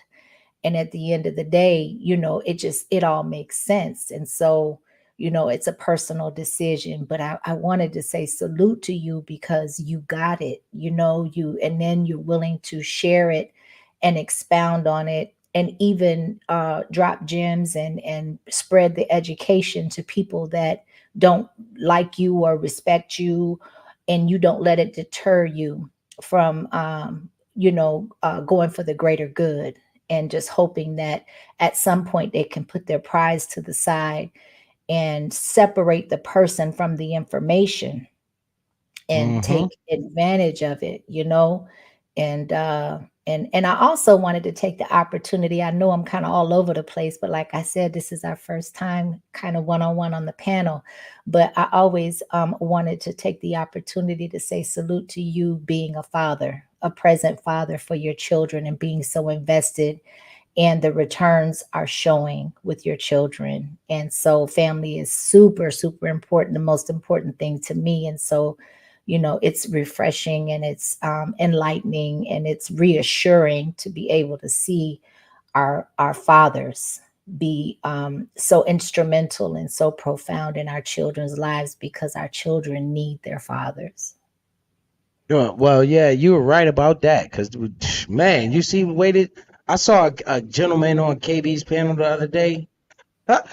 I said, man, that's the first thing I said, man. Where's this boy's daddy at, man? He up there talking crazy, and he was just going crazy. And I said, man, this kid don't have a father. So, you know, it is a salute to all the fathers out there. And I appreciate your support and encouragement, because it is a lot of times where I just be like, man, you know what? I don't even care. I'm not even, these people ain't never going to learn. Let me just fuck what they talking about. They just be drowning in their own situation. But then I just wake up and like, man, you know, you can help somebody that don't like you. You know, and I don't have to. Actually, they don't have to come on a panel to be helped. You know, they could literally just sit in the bushes and learn a few things, and then take what I say and go make a move, and that will benefit their kids and their families.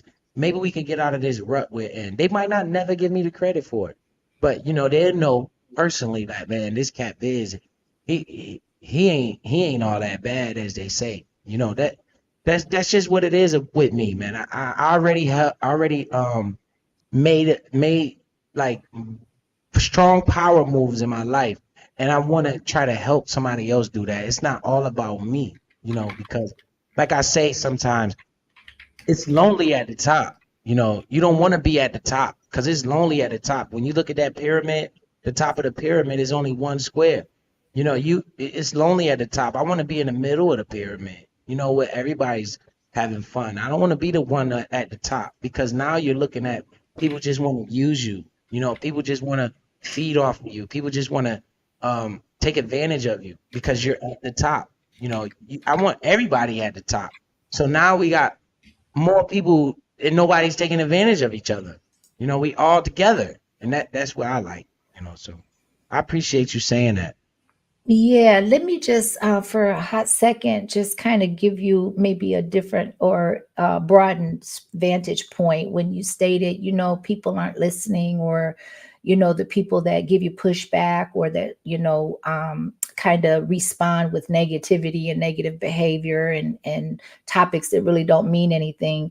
You don't really know at the end of the day if they're taking your advice or not. Pride will prevent people from giving you any acknowledgement or any recognition or a thank you, especially when they've really showed themselves on this platform and stood in their position publicly when it comes to how they feel about you. But it doesn't mean that they're not in the bushes, or that they're not listening, or they're not implementing some of the key points or the gems that you have, you know, just over and over repeatedly put out there. At some point, look at the people, look at the response that is building, and you've been doing this for a while, right? But now people are actually seeing results, and in the market that we're in, they're listening. So just because they're not in the chat, or they don't publicly announce that you're right, or that there's some validity in what you're saying, or that you know what the hell you're talking about, doesn't mean that behind the scenes they're not implementing. But like you said, it's a slow walk. So just because they didn't get into the financial situation that they're in overnight, and it's going to take a minute for them to get out of it, but don't discard the fact that everybody's just not listening. There are a lot of people that are, but there are some that will not publicly announce it and give you credit. That is a fact. I know that's going on. Miss Akima, you're right. See, salute to Miss Your Thoughts, pull up in the building. Appreciate you pulling up. Miss Akima, you are 100% right. Because I think that they are listening, and you're right. They just don't want to say Biz is right. You know, but people can literally see that I was right. You know, so you know, it's like you can't just, what I'm talking about, it's proof is in the pudding. Yes. You know, right. So you know, I just encourage people, don't feel, you know, like Biz is gonna say, aha, I told you so. My thing is, I wanna thank you for at least starting, because off of YouTube, I know everybody has a family and everybody has a life. So if I could done anything for anyone to help them build their kids' foundation, is that's all it's about. Because I'm gonna die one day. You know, I'm gonna not be here. We're gonna all be a dash mark on a tombstone. You know, they're gonna put your date of birth, the date of death, and that middle part represents your life. That dumbass dash mark, that's what it represents. You know, so I want to build. I don't want to destroy every chance I get. That's just me. You know, some people just like talking nonsense all the time. You know, not me though. You know, Well, I'm trying. you know what, too, Biz? You know, I heard you say more than once that it's lonely at the top. But what I don't want you to discount is that through this these steps and your consistency and your willingness to come out and what people can monetize themselves off of and get paid to do, you literally have been doing it for free and for nothing because you want for your people to build. But with that being said, I think that it's a good venue and avenue for your tribe to be built and strengthened. And I think you're doing that. And I know it may seem slow and arduous at times. And I think with anything that we're on purpose with, a lot of the times we feel like it's a thankless job at times. Sometimes we need that positive reinsurance and that uplifting from other people to kind of remind you that you are doing what you're supposed to be doing and that what your efforts aren't going unnoticed and that people are recognizing it. And so just be optimistic that you, just because you feel lonely at the top doesn't mean you're going to stay there, because like minds will draw to one another and you are creating, I feel like that your tribe is here. It just needs to be reinforced and gelled together. At least some of your tribe. And a tribe doesn't have to be big, it can be small, but the strength and the potential of the strength in it is where it's going to be the most profound and make the numbers insignificant as opposed to the power and the strength of it. Okay, I'm gonna definitely receive that, and I appreciate what you just said. Miss Audrey just sent $5 to the Cash App. Remember, guys, those Cash Apps are not going in my pocket. I just gave away. I know some people watch the Bitcoin fund at the bottom go from 140 down to 90. That's because I gave away $50 of Bitcoin today on my live stream. And Miss Audrey just donated 5, so that's why you get the count of 95. So we're at 95 on the Cash App. Once again, I give away Bitcoin most of the time, some of the times on my stream.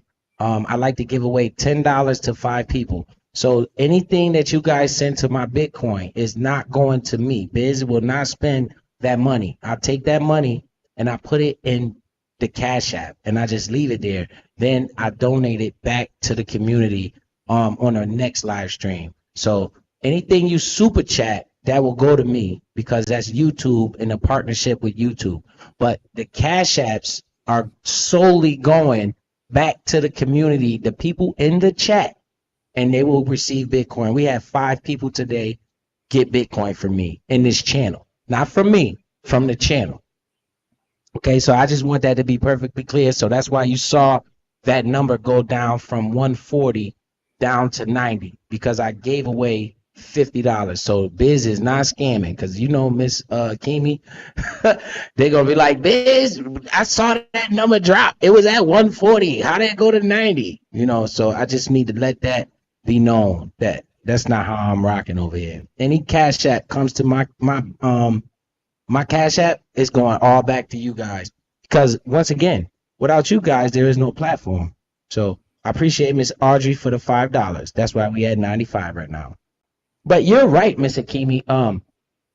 I do need to just keep doing what I'm doing, man, because it's people that charge for this information and they try to keep it. I watch YouTubers right now and they always say, sign up to my class, sign up to my class. And then you go look to see how much the class costs, $300-400. I'm like, wow, man.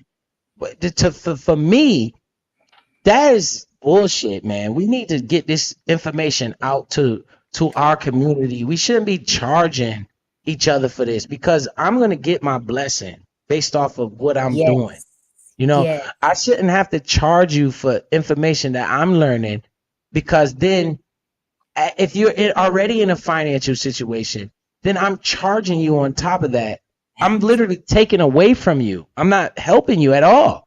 You know, whatever profit you're making, you're giving it to me, and I don't like that. You know, so that's one thing that messed me up when I was looking for the information. I would always run into the brick wall, and the brick wall would be sign up for my class, and I'll give you more information. And that's when I just turn away and go the other way. I'm not about to spend $300-$400 to sign up to your program. You know, that's what's going on. I watch it. You can watch these YouTubers, these financial YouTubers. All of them have classes that they want to sell to people, and I'm not with that. You know, I believe God's gonna bless me. You know, like I said, I just got a raise at my job the other day.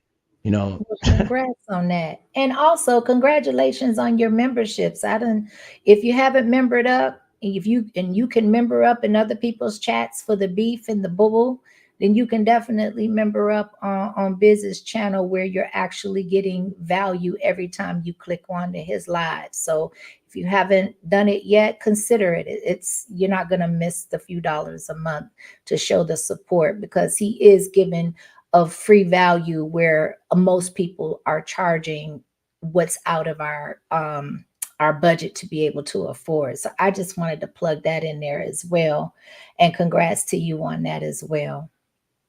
well, I appreciate that. You know, because I'm never gonna say nothing about it. I'm not encouraging that. If people do member up, that would be great. You know, I'm not gonna say don't member up, but it's a partnership with YouTube. But I'm not gonna be the one to say, hey, you very rarely hear me say stuff like that. Like send a super chat. Y'all need to send a super chat or hit my Cash App. You never hear me really say stuff like that. Because in my opinion, it's not even about. It's about people need to get more open-minded, because the Cash Apps and the super chats and all that is very minute compared to what is actually out there.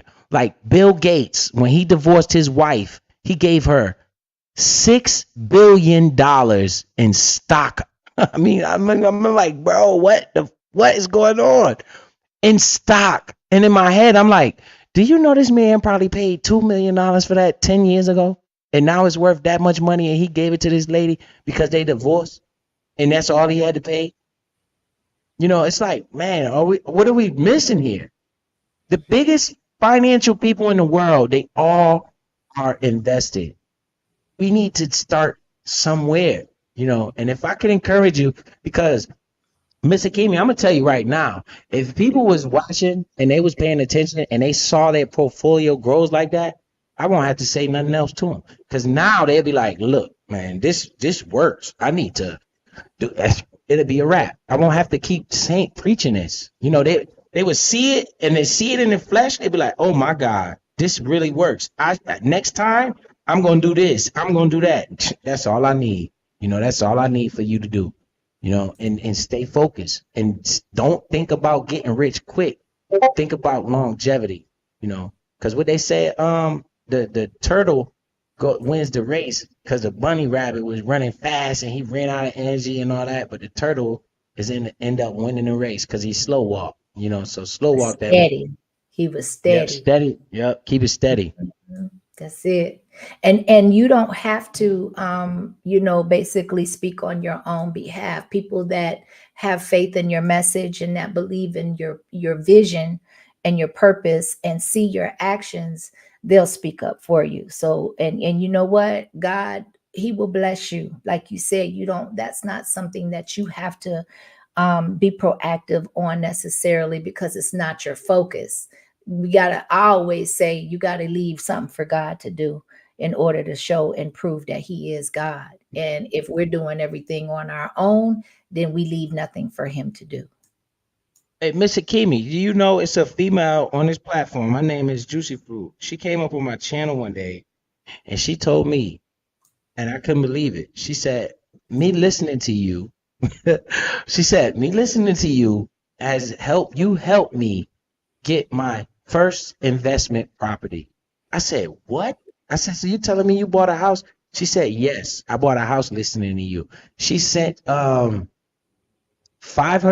to the Cash App, right? And I told her, this is how crazy it was. She sent the $500 to the Cash App. I said, chat, We got $500 in the Cash App. This is for everybody in the community. Juicy, because you know what? I'm not lying to the people, man. I'm gonna give it all back. So I said I'm giving it all back. I done gave all of that money back. She sent another $500 to the super chat. She said, "No, you're gonna keep this." Then she sent another $500 to the super chat. I couldn't believe it. I couldn't Juicy believe it. was on it. I was Right. there for the first one, but I didn't know about the second She two. did it. She did it twice. She did That's it twice. amazing. That's And she amazing. sent and she sent $500 to the Cash App because she said, "Biz, you don't even realize what you did when I listened to you." She said, "I bought a house, a whole house, listening to you. You know, I was Wow. able to buy my first investment property.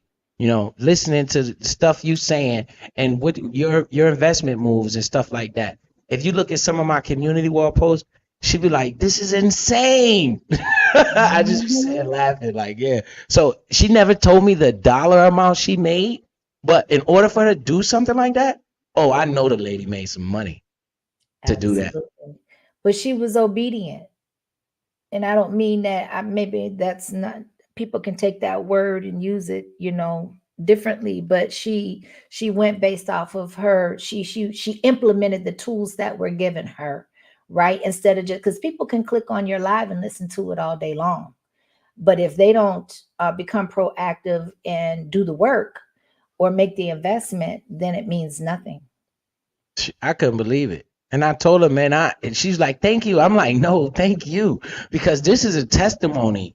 This is Yes. a testimony that I can use to tell people that this works. I'm glad that you're listening, and I'm so happy for you because you become better and you see now that this is a major way. Because like KB, he'll come on a live stream and talk all day about investing in real estate and buying land and buying property. And I told KB, I said, "KB, how they gonna get the money to do this, brother?" Like these people don't got the money. So here come Biz. Look, this how you get, because that's exactly how I bought my first property. Right? My only property. I got one house. So I invested in the markets, ran the bag up, and I was able to get the money to put down on this house. I put $25,000 down on this house. Now, if I was working every day, just going to work, no investing, just working, right? I would be spending my money fast as I get it. I wouldn't have any extra. But by me investing that side money, guess what happened? It grew into enough to where I can get a down deposit on my house. Because if you actually try to save, it's always something that's going to come up to knock your savings account down, right? You might save, and then next thing you know, your tire blow out on your car, or your motor needs a head gasket, or something comes up and throws you off balance, and now it takes you 10, 15 years to get that down deposit just to put a down payment on the house, right? Yes. When you can literally invest and change your life. And this is what I'm trying to tell people, man. Those are facts. Those are facts. I'm speaking from experience that you're telling the truth, and I've done it both ways. So I definitely can co-sign what you're saying based off of my own personal experiences as well. Because I've done it, like I said, I've done it both ways. So, but if you just go based off of a standard savings, which they don't give you any yield or any dividends on your savings account anymore anyway, then you might as well put the money up underneath your mattress. As far as I'm concerned, it's not going to gain any value. Exactly. And especially, you know what I mean? No, you 100% right. Yeah, with crypto. It take you 10, 15 years to save up. Okay, you guys got to understand, they steady raising these interest rates on these houses, right? So the interest rate are going up on the houses. So I talked to my realtor the other day. He said, he said, "Man, don't be telling too many people this, because this is how I make my money. I sell the houses." I'm like, "What you talking about, man?" He said, if you were to buy, let's just say a $400,000 house, right? By the time that mortgages come, because at a 6 or 7% interest rate, right? By the time that mortgages come to fruition, at the 30 years of that mortgage, you really paying like $700,000 for that $400,000 house. You're paying $300,000 in interest, right? So the interest is front loaded on those mortgages. So when the house goes up in value, say you pay 400 and then the house goes up to 700, you're literally breaking even, right? That's just the house payment. That's not including the property taxes that you got to pay. You know, the maintenance of the house, putting roofs and stuff on the house. So the man is telling me, like, houses are a liability unless you're renting them out, right? Unless you're renting them out, because if not, the house that you live in is literally a liability. Because you're paying the property taxes, you're paying the interest. So you think that you got an asset when you bought that house, but the property is going up, but you're paying interest on it. So your interest is like, you better hope that damn property goes up. So by the time you want to sell it, that you make some of your money back. Because if you think about the grand scheme of things, for that $400,000 house, you done paid $700,000 by the time that loan is up. So if that house is still worth $500,000, guess what? You just lost $200,000, but you ain't thinking about it like that. All you thinking about is the monthly payment. I was just talking to my son about banks this morning, right? And how they loan other people's money out. And then when, like, you know, you go to, especially if you make a substantial amount of money and you go to withdraw a large sum of money, they tell you you're going to have to get them a few days to give you your money, right? And then you got to go through all of these steps. So to say that is to say this. People don't realize, I was talking to my son about contracts this morning, and I was giving him key points on what to look for in a binding contract and how important your signature is on that contract and how powerful of a binding it is. And so to say that is to say this. When you go to sign, like say you go like with the federal government and with the interest rates, right? So the interest rate is what, 6 point something percent right now. Now you look at it from 3% or 2% when you were able to purchase your home. And it seems like it's still a small amount, right? Until your purchase or your house has been appraised at $300,000, $400,000, $500,000. Then it's not so small anymore. So, or like you said, they front load the interest on the properties. And then when you go to make start making those mortgage payments, and you are really looking at your statements as to what goes to interest and what goes to principal, for the first several years, there's going to be much more than nothing but interest that goes to principal. And people don't really take that into account because they've sold us this ideology that just owning property and it's the America's dream, and this is the ultimate goal of being an American citizen, and you need to have ownership, and you don't own it. You're in a mortgage, so you really don't technically own it at that point.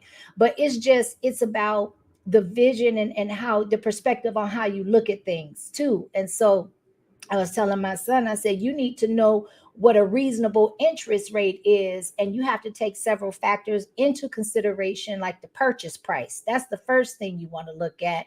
And then you want to calculate in the interest rate, then the terms of the loan, right? Or the terms of the contract.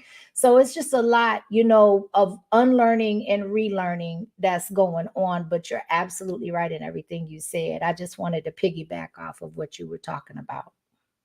All right, now, Mr. Kimi, you hitting it right on the head. And what I'm doing right now, right, because I'm looking through these messages that my realtor sent, I'm making sure that his name is not on these screenshots.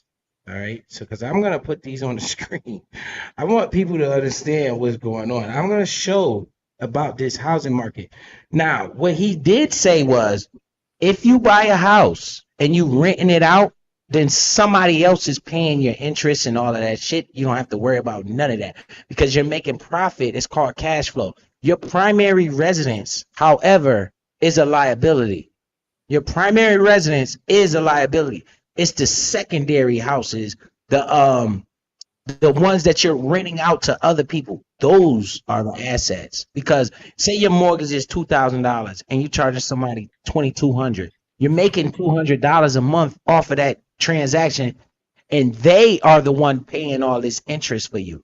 You know, so you don't have to even worry about that. That's why you want to accumulate properties, not just one, multiple Yes, properties, correct. right?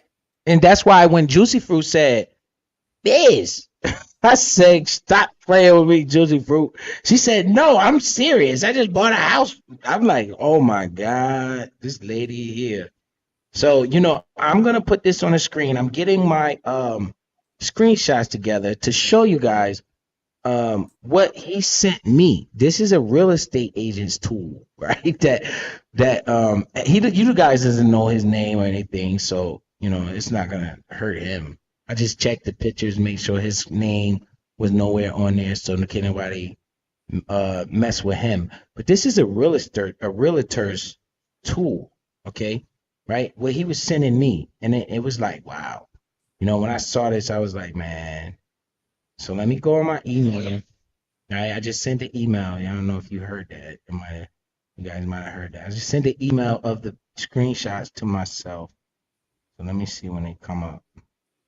I'm gonna go on my actual email right here and look at it and see. I'm gonna show you guys the way the mortgage curve works. You don't really start paying your interest until you're damn near halfway through the property. Halfway. Yep. Right. Exactly. The principal always you're paying hella interest, and you just don't know it, you know, because all you worried about is what? The monthly payment, right? You just worried Mhm. about if I can pay this monthly payment, not understanding that the interest is what's driving you through the dirt. So I'm Yeah. gonna show you this right here. This is I'm pulling this up on the screen right now. I'm going to my email. You gotta wait till it loads up. Right? So we got the email loading up. Clear your comment Right. off the I'll get this. screen, Biz, so you'll be able to see it. Okay. All right. So we going in the email. Let me see where this email. All right. Boom. There you go. Right there. Quick look. I'm waiting for the email to load up because I just sent it to myself. I took his screenshots that he sent me. I took it. I just sent it to my email. Right. So right here. You guys are gonna trip out when you see this. And this is what he was like. He was like, man, don't tell nobody this because I sell houses. This is how I get my money. I was like, hold on, man, what are you talking about? So why is it taking so long to load up? Look, when I'm trying to bring something to the table, it don't want to load up. I just went right through his. Let me just back out and start over again. Let me not rush it because I'm rushing right now. Not rushing. Okay, boom. All right, so now let's try it again. We're gonna go back to the email new. Okay, we got something going on. Boom.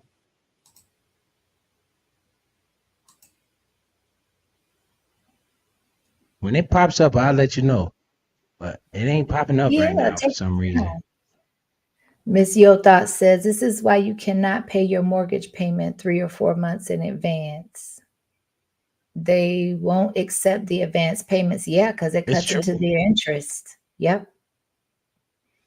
That's the whole point of They them in giving the you a money of loan. they in the business of making money Making money. Yep. off of your money. Facts.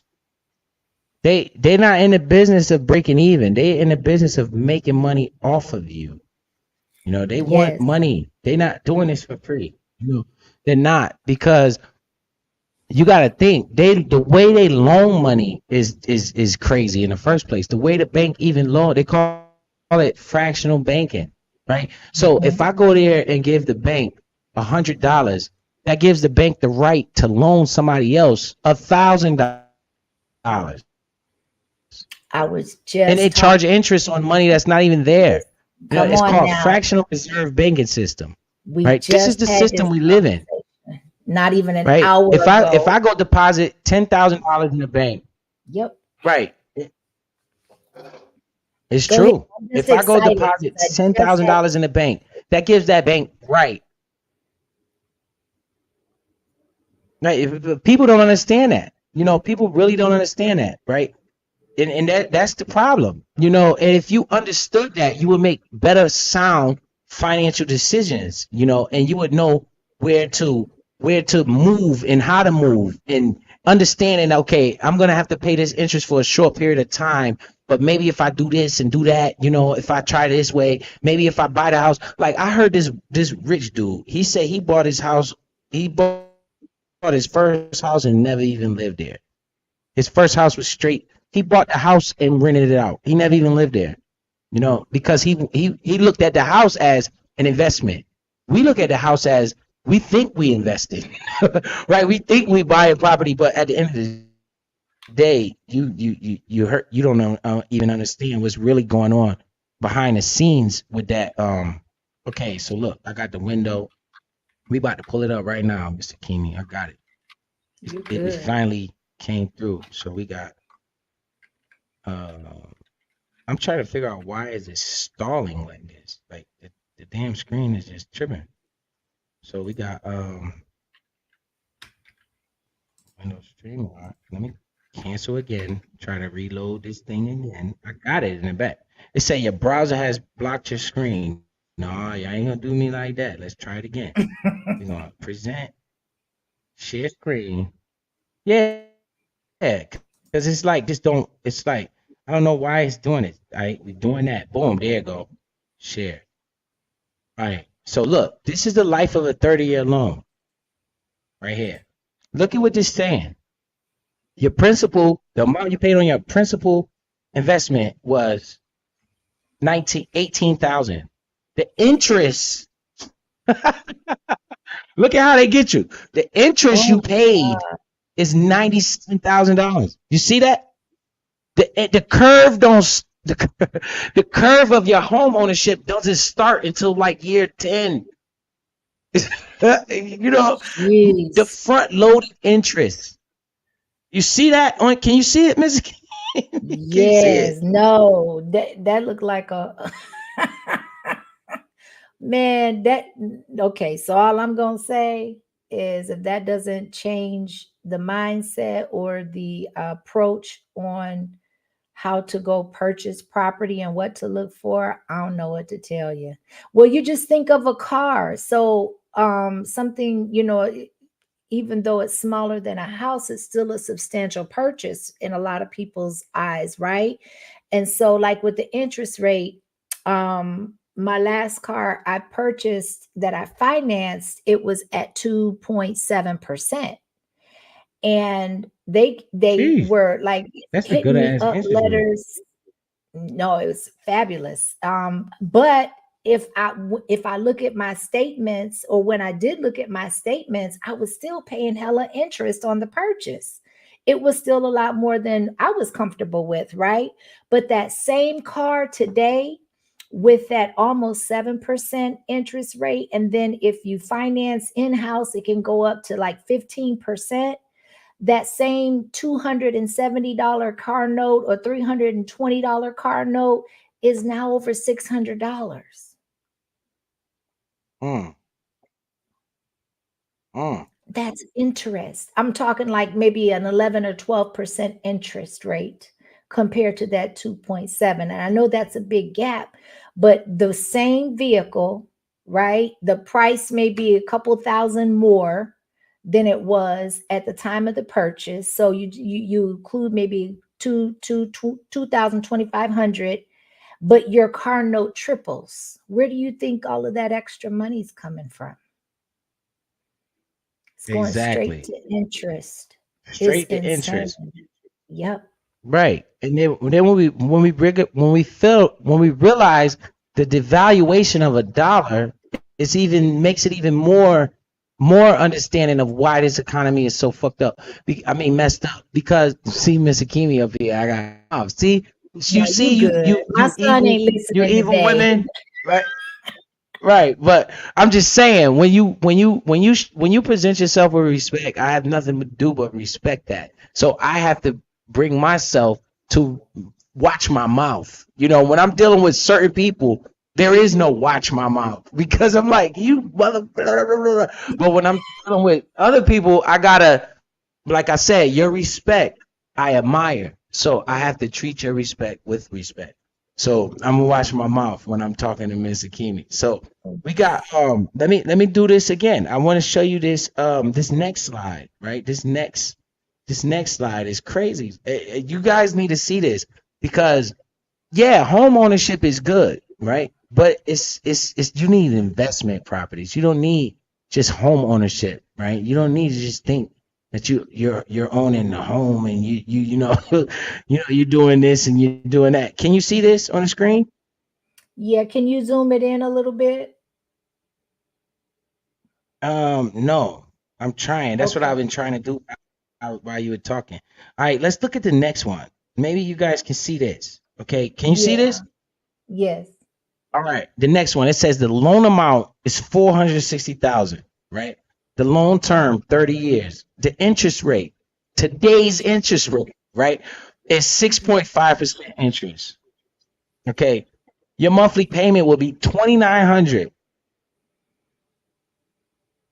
Damn. Look at what it says. The loan amount for the Million. house. I don't think you understand what you're looking at on your screen. I don't think anybody understands. No, that's a lot. That's a lot to digest. I don't even think anybody understands what they're looking at the screen right now.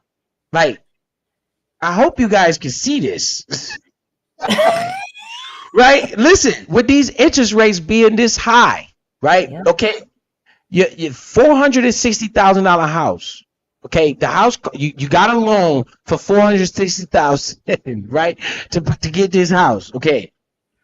The interest that you pay on the house is $586,000.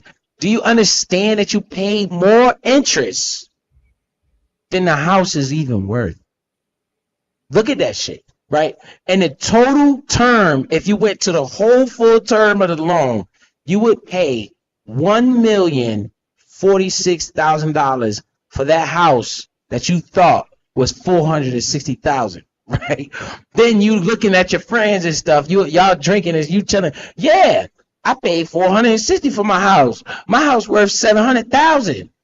You Biz, still Biz, click on full screen up in the corner there. all right. Did it work? No, you click, there it is. There it is. That's better. Yes.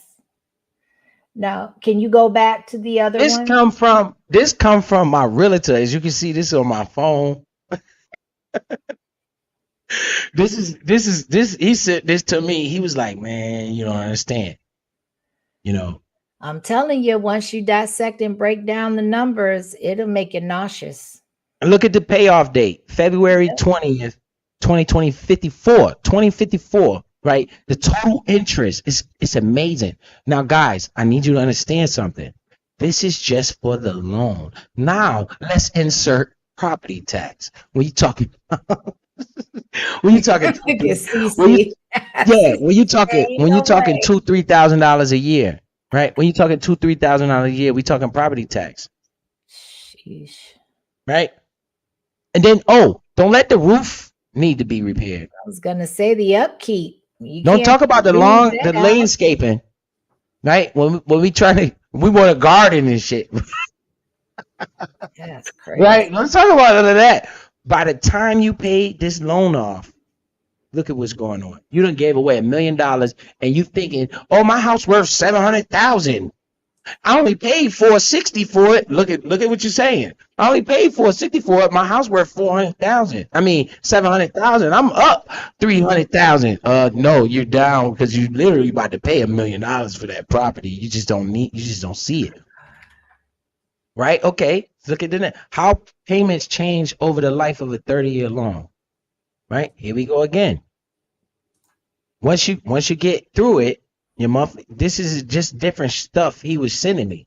You know, as the term of your mortgage progresses, a larger share of your payment will go towards paying the principal until the loan is paid in full at the time of your term. So basically what he was showing me was your mortgage is front loaded with interest, right? So you're paying majority interest until after this curve around in here somewhere, and then it starts to fall off. Now you're paying more principal. But who knows? You might get bankrupt in the first part of your time. You might have some type of financial setback, and you don't own that house until you finish paying it off. Facts. You know what I'm saying? So these were some of the things he was sending me. You know, like here goes another example.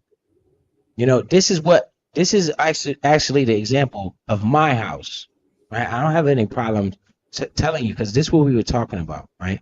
This is actually an example of my house. Like, be honest, total straight up. This is what he said. This is what he told me. He said, man, you got a hell of a deal because when did you buy your house, right? So remember, we showing this deal, right? This is the first deal we were showing with the interest of $586,000 for the same loan amount, right? For the same loan amount, but at the 6.5% interest.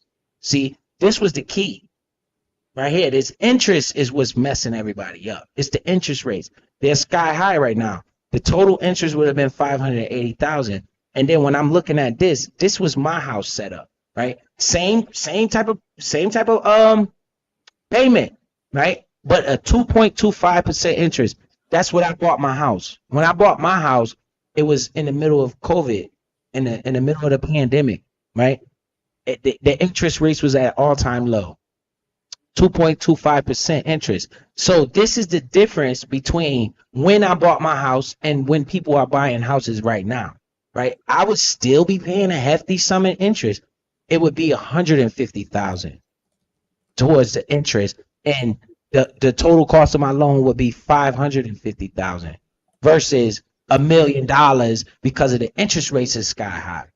So this is what he was showing me. My monthly payment is $1,500, but then when you factor in property taxes and all that shit, my normal payment every month is like $2,100. I pay $2,100, so I pay property taxes. It's all in my same one payment that I pay every month. You know, so this is just the actual loan. This is actually my house. What the dude was showing me about my house.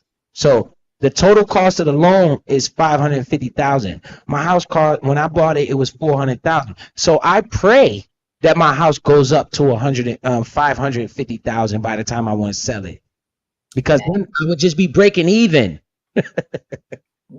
Say it again. So let me. Yeah, I would just be breaking even, right? If it goes to 700, 800,000, then I'll be making money. But up until $550,000, I'm breaking even. It's no, I'm gaining any money. You know, it's not happening like that. Especially if I live there. Now, if I bought it to flip it and I just bought it to get in and get out, you can make a little money right there. That's what people flip houses. But if it's my primary residence, this is a problem. This is what people now don't realize. Hey, Biz. Yes, ma'am. I got a question for you. Yes, ma'am. So let me, because I've seen someone in the chat say that they had planned on buying a house next year, right? So my question, and maybe you can have some sound opinion on this topic. What do you think? Because we don't know when these interest rates are going to go down. What is your opinion about purchasing a home with the high existing interest rates and then refinancing? Can you give some of the pros and cons on that? Yes, ma'am. You can refinance. Exactly. Once those interest rates drop, you can definitely refinance the house and get yourself into another loan. But you got to think about it, right? So say you buy the house today, and in 2 years the interest rates drop. Now, once you refinance, you starting that loan all over again.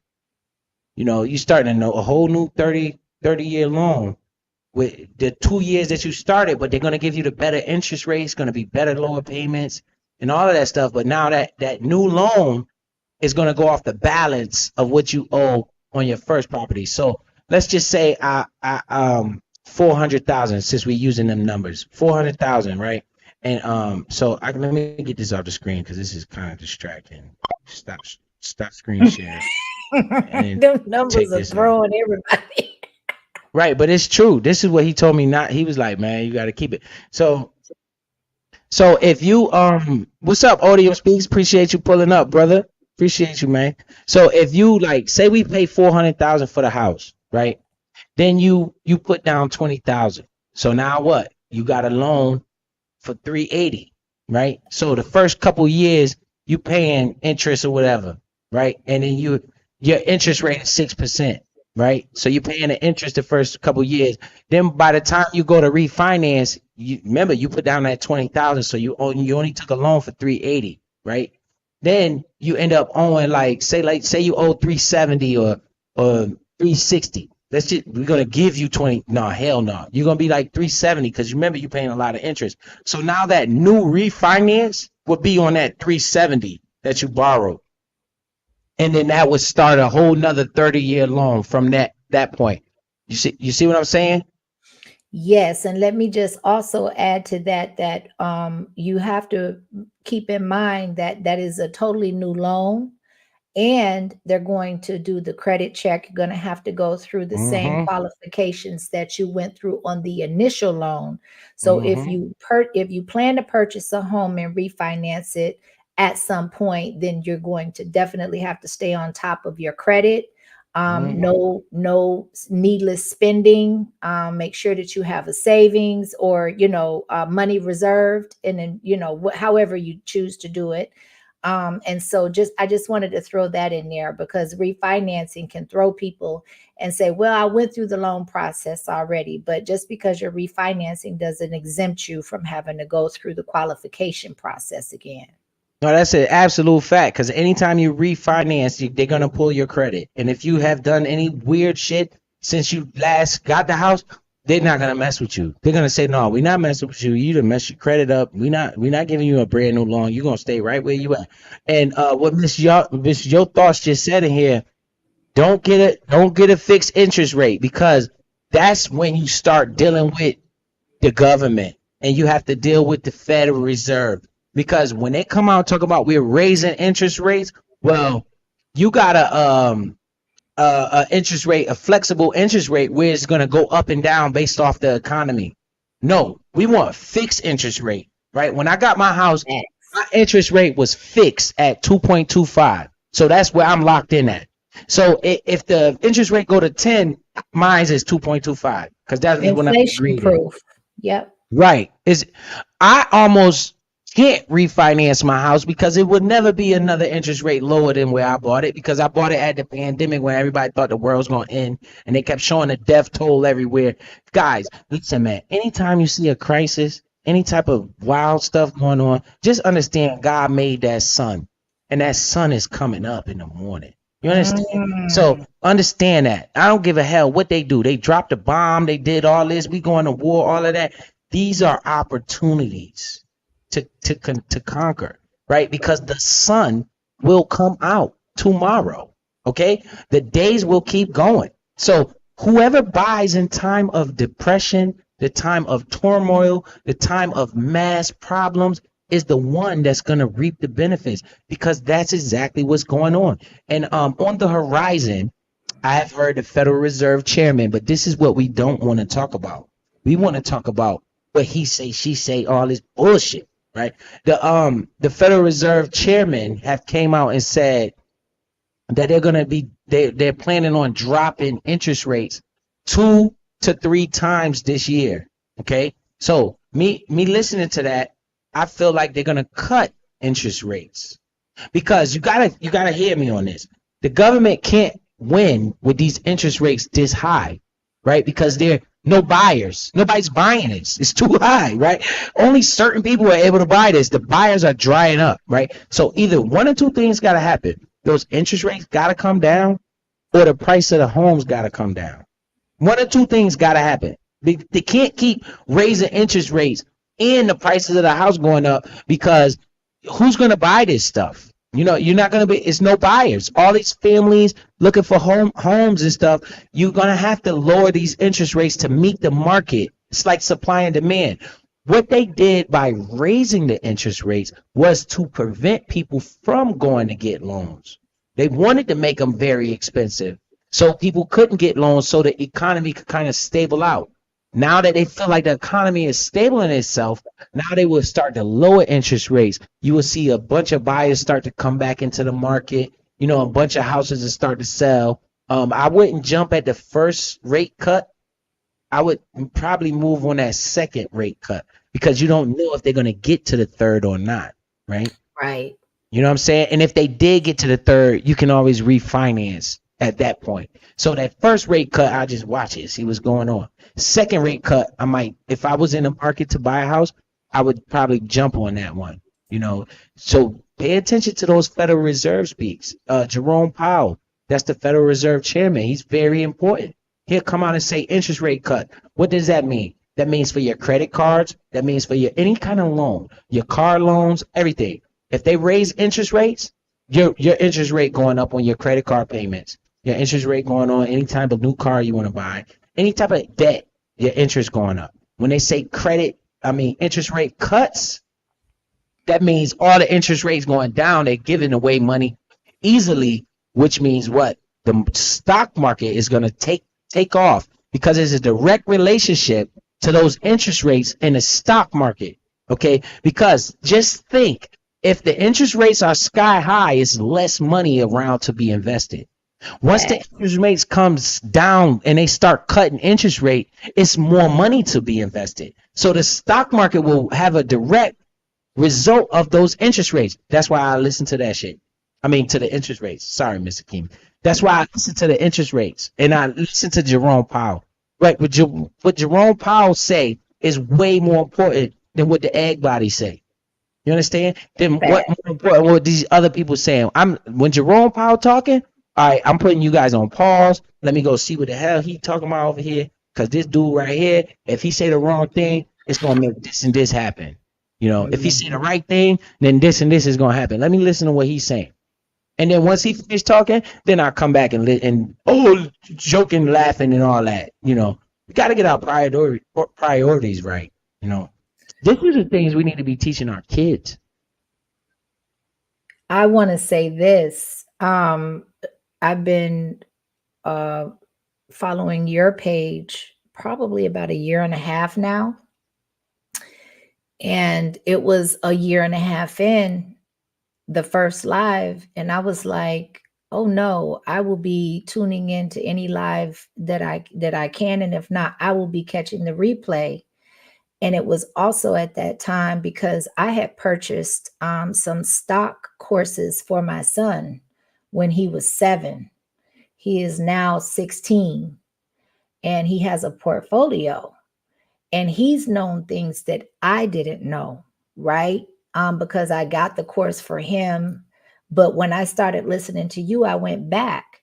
My point being is that he kind of gave me pushback on it, but now he's very grateful that it was introduced to him at a young age.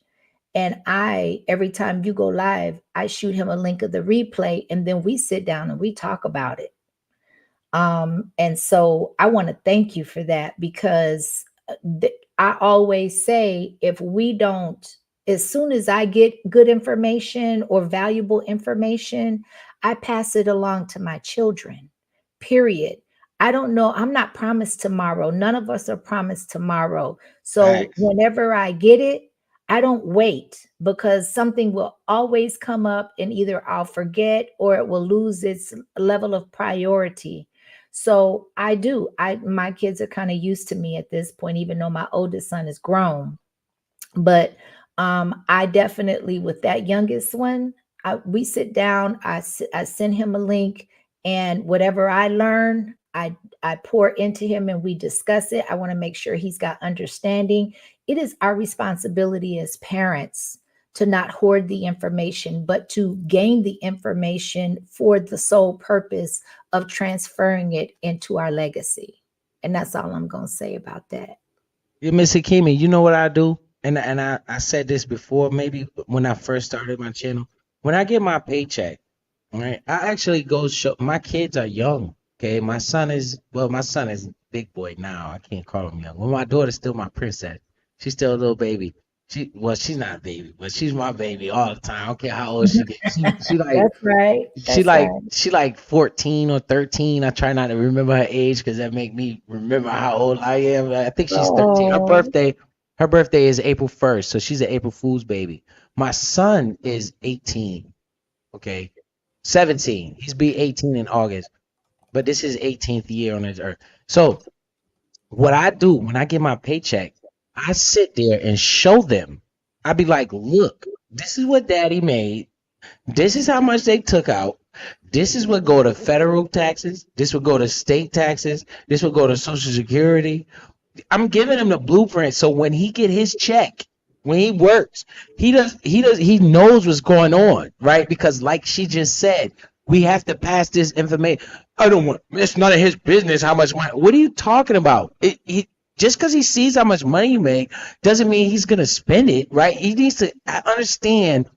Okay, this is what do you rather him go to his boss and say, "Hey, what's this that they took out my check? Looking like a fool." Hey, what is this SSI? What does this mean? What is this FED? What does this mean? What does this state? No, bro, we're gonna learn that right here. Look, this is how. Look at how these people taxing me, man. You know, this is how much I pay for this. This is how much I pay for that. Like I'm more transparent with my kids because in my brain, I look at them as grown-ups in training. Right? I don't look at them as kids. I look at them as humans, right? They're gonna grow up, and the faster they can comprehend information, the better off it is for them. You know, and the more they can learn from me, the better they'll be in the world, you know, and they won't have to be lost out here in this world, right? I would show him about interest rates. You know, I show him about short term. They don't want to hear it because why? Their friends are so what? Entertained by the hip hop, the movies, this is all brainwashing. None of that stuff matters. We need to teach these kids about taxes, about Life insurance. life insurance. We need to teach these kids about this type of knowledge so they can understand this and we can have fun. It's easy to teach somebody how to have fun. You don't even have to teach anybody how to have fun. When we were young, my mother used to tell me, go outside. Facts. They don't care where you go. Just Get out of my house. Go outside. We would literally get sticks and dirt and have fun with sticks and dirt, right? You don't have to teach somebody how to have fun. So we don't need to keep showing them TikTok and all this other dumb shit. That's not going to give them nothing. We need to show them how to be smart and let them have fun, right? Show them how to be smart with the fun, right? My son is getting to the age where I know he's going to end up wanting to go to clubs and all that soon. I'm going to tell him, look, bro, the club closed at 2 o'clock. You need to leave that thing at 12 o'clock. There's nothing wrong with going to the club, but don't wait till the club end. Why? Because that's when the shooting start happening. That's when the stabbing start happening. That's when the fight start happening. That's when they let everybody drunk coming out the club while and not in their right mind acting crazy. But if you leave at 12, guess what? All your friends saw you. They can't say you wasn't there. You was at the club. But guess what, bro? I'm in the bed by the time y'all let the club out. Me and my girl, we in the house. That's it. You know what I'm saying? I'm not in the club while it's letting out just so people can see my outfit. Like, where's your brain at? What's going on with the world? This is what we lacking in the community, man. I was saying yesterday in my live, and it just came up in my head while I was listening to you, and this is it. I feel that we have to, even if we pour everything that we know into our kids, because we are so far behind collectively as a people, we will only, in my opinion, be preparing them to compete in this world, right? So at least it'll be at a competitive level. And then that's something that they can work with, as opposed to like I said, we're behind collectively. I'm not just talking about individually, but collectively. If we pour everything we know into our children, and granted, though, we seek to become educated ourselves, so we will have things of substance to transfer into our children, it will at least put them up to a competitive level, to where they are not just going out into this real world automatically drowning and starting out at a total disadvantage. That responsibility relies on us as parents. You are preaching to the choir, and guess what us parents are doing? Look at this 60-year-olds on this app. Look at us 40 years old, how we act on this app. And you wonder why those white people laugh at us? You wonder why they don't even worry about us? Because we're not even We're not even showing that we can even think to compete. Yes. When Jerome Powell speaks, all right, it's his channel on here. I want you guys to go follow this guy, right? He's a white dude. His name is Meet Kevin, MEET, like you're gonna meet somebody. His name is Kevin, Kevin, big YouTuber. 20,000 people are in his live chat. Okay, 20,000. I don't think you heard me. 20,000 people are in his live chats. When he have a live stream, it's like 20,000 people in there. Do you know how many of them look like us? You know, I'm looking at him now. do you know how many people? Do you know how many people want to even pay attention to shit like that? But guess what he got? He got a private jet, right? When I see shit like that, I be watching. I'm like, yo, this dude ain't smarter than me. He just got information I don't know. What does he know that I know? These are people that I'm listening to. Things I want to hear what he has to say, right? Because he talks about the economy. He talks about the interest rates. Every time Jerome Powell he ran for governor, right? 20,000 people listening to him. We over here talking shit about each other. And what this person said and that person said, trying to call it down the middle when it ain't no middle. It ain't my place to call no position. I'm minding my damn business. They not talking about me. I'm not talking about them. And you gonna hear me snap if somebody talk about me and I don't like it and it frustrate me. I will definitely snap. I'm a human, right? But that's not my goal. My goal is not to just come on here and down talk everybody. You know what I'm saying? We need to get on these people's type of level where we understand that when Jerome Powell speak, yo, man, look, man, hold on, man. Let me listen to this white dude. But you don't want to listen to him. You don't even know who he is. You know, this is a problem. This is a fucking problem. We don't, excuse me, Mr. Kimi, sorry about that. We don't even know who he is, right? His name is Jerome Powell. He's the Federal Reserve Chairman. We think the Federal Reserve is actually a federal entity when the Federal Reserve is a privately owned business. Right? They're the ones in control of the government's interest rates. The government's interest rate directly reflect you as a consumer. Go buy a car right now. They're expensive. And I want to tell people this too. People keep thinking that prices are going up. It's not what's happening. The prices are not going up. Your dollar is losing value. That's what's happening. Okay? Stop thinking prices are going up. The gas is the same gallon of gas. Why is the gas was $1 20 years ago, but the gas is $5 today? Well, that's called inflation, right? That's called inflation. They keep printing money every year. So if you have more money being printed, that means your dollar is less valuable because there's more dollars in circulation, right? If I had $100 bill, just one $100 bill, that $100 bill would be very valuable. But if I had 1,000 $100 bills, each $100 bill becomes less valuable because there's more of them around, right? So, prices are going up. No, this is a game they're lying to you. It's called inflation, right? Your prices are not going up. The dollar is losing its value. That's why everything is more dollars now, because there's more dollars laying around. They become less valuable. It's not inflation. I mean, it's not prices are going up. Your dollar is worthless. It's losing its value. It's the strongest currency. Okay, we're going to get that straight. It's the strongest currency right now as we speak for the time being, right? But it's losing its value slowly but surely. Even the Federal Reserve, Jerome Powell will come out and tell you his goal is for 2% inflation every year. Understand what I'm saying, man. Right? So you understand that this is why you need assets to offset that inflation, right? So if you know that the goal of the Federal Reserve is to have inflation by 2% every year, that means my dollar is losing value by 2% every year. So my dollar is going to be less than it is next year than it was this year, right? So my dollar is losing value. So what can I do to offset that inflation? Well, I need to invest, into assets that will grow faster than the 2% inflation, which will keep me above the inflation curve. But we want to talk about Why did Will Smith slap Chris Rock? We want to talk about stupid stuff that has no value, none. You don't learn anything about that stuff, So I need people to understand that. So when you're looking at a gas pump, stop telling me prices going up. It ain't.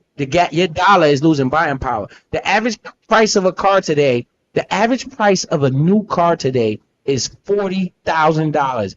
Can people let that thing sink in, please?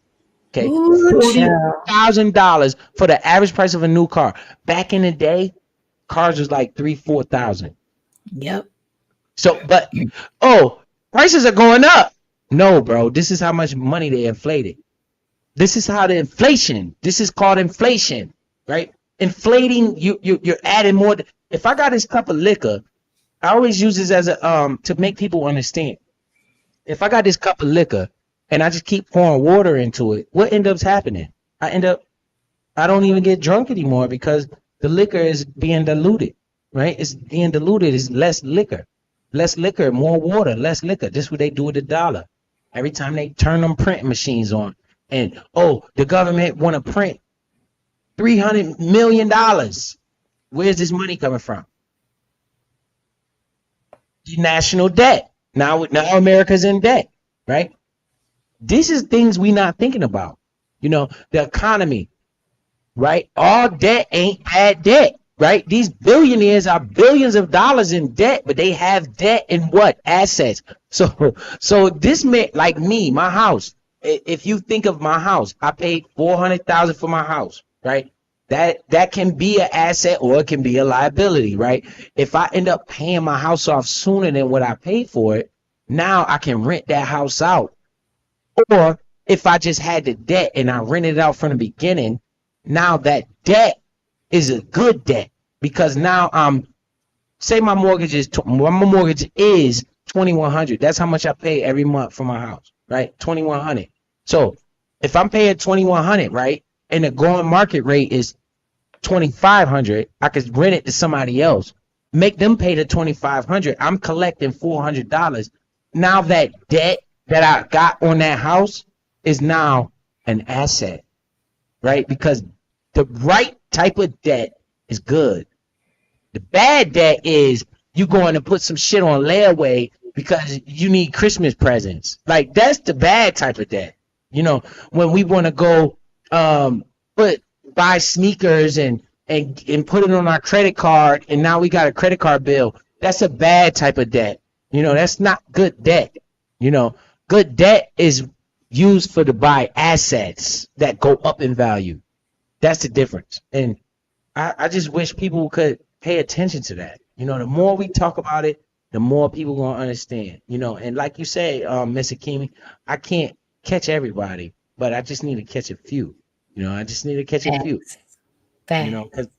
Because each one of these people got kids, and if I catch one of them, they could teach their kids, and then their kids' kids, and their kids' kids. You right. So, it is what it is, man. What up, Super Dave? Al Dizzle in the building. Miss CC, I appreciate y'all pulling up. Look! Watch this. Look at the screen. Look what Miss Yothar said. Mm-hmm. She bought her first car back in the day for $800. Yeah, mine right. was 5. And it was an import. Guys, listen, guys. It was an import, okay? Listen, guys. You're buying tires, okay? Tires. $1,000 for 4 tires. Tires. Okay, you're not getting the motor. You're not getting the door. You're not getting the roof. You're not getting the engine. You're just getting tires, okay? For that, what she talking about? A whole car. You think that means what? Prices are going up? Stop looking at it like that. Your dollar is becoming less valuable. This is why Biz likes Bitcoin.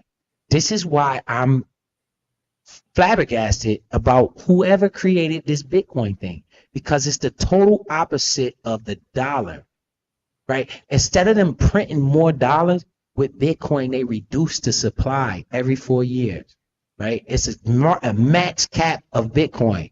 Just think about this.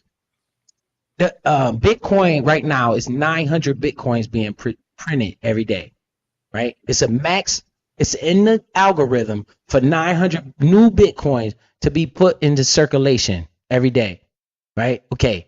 The halving happens in 30 days. What the halving simply means is they cut the supply of Bitcoin. They don't double and triple the supply. I'm sorry, Ms. Kim. They don't double and triple the supply of Bitcoin. Okay. They cut it in half. So after April or May, the halving happens in about 30 to 40 days. You will see the Bitcoin halving. They will cut the supply in half. So now instead of 900 Bitcoin being printed every day, it will only be 450 Bitcoins being printed every day, right? That will last for about 4 years. Then 4 years go by, the supply halving will happen again. It's programmed in the computer. Can't nobody come and make a bunch of Bitcoins. It's never going to happen. It's not in the algorithm. This is mathematical, right? Then it will go from 450 to 225. You see how it's getting less and less and less. This is why you see the price going up and up and up, because it's supply and demand.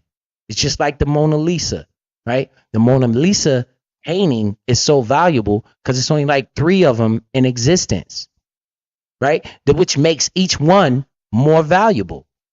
So the longer time it goes, the higher the price is going to go because of the scarcity.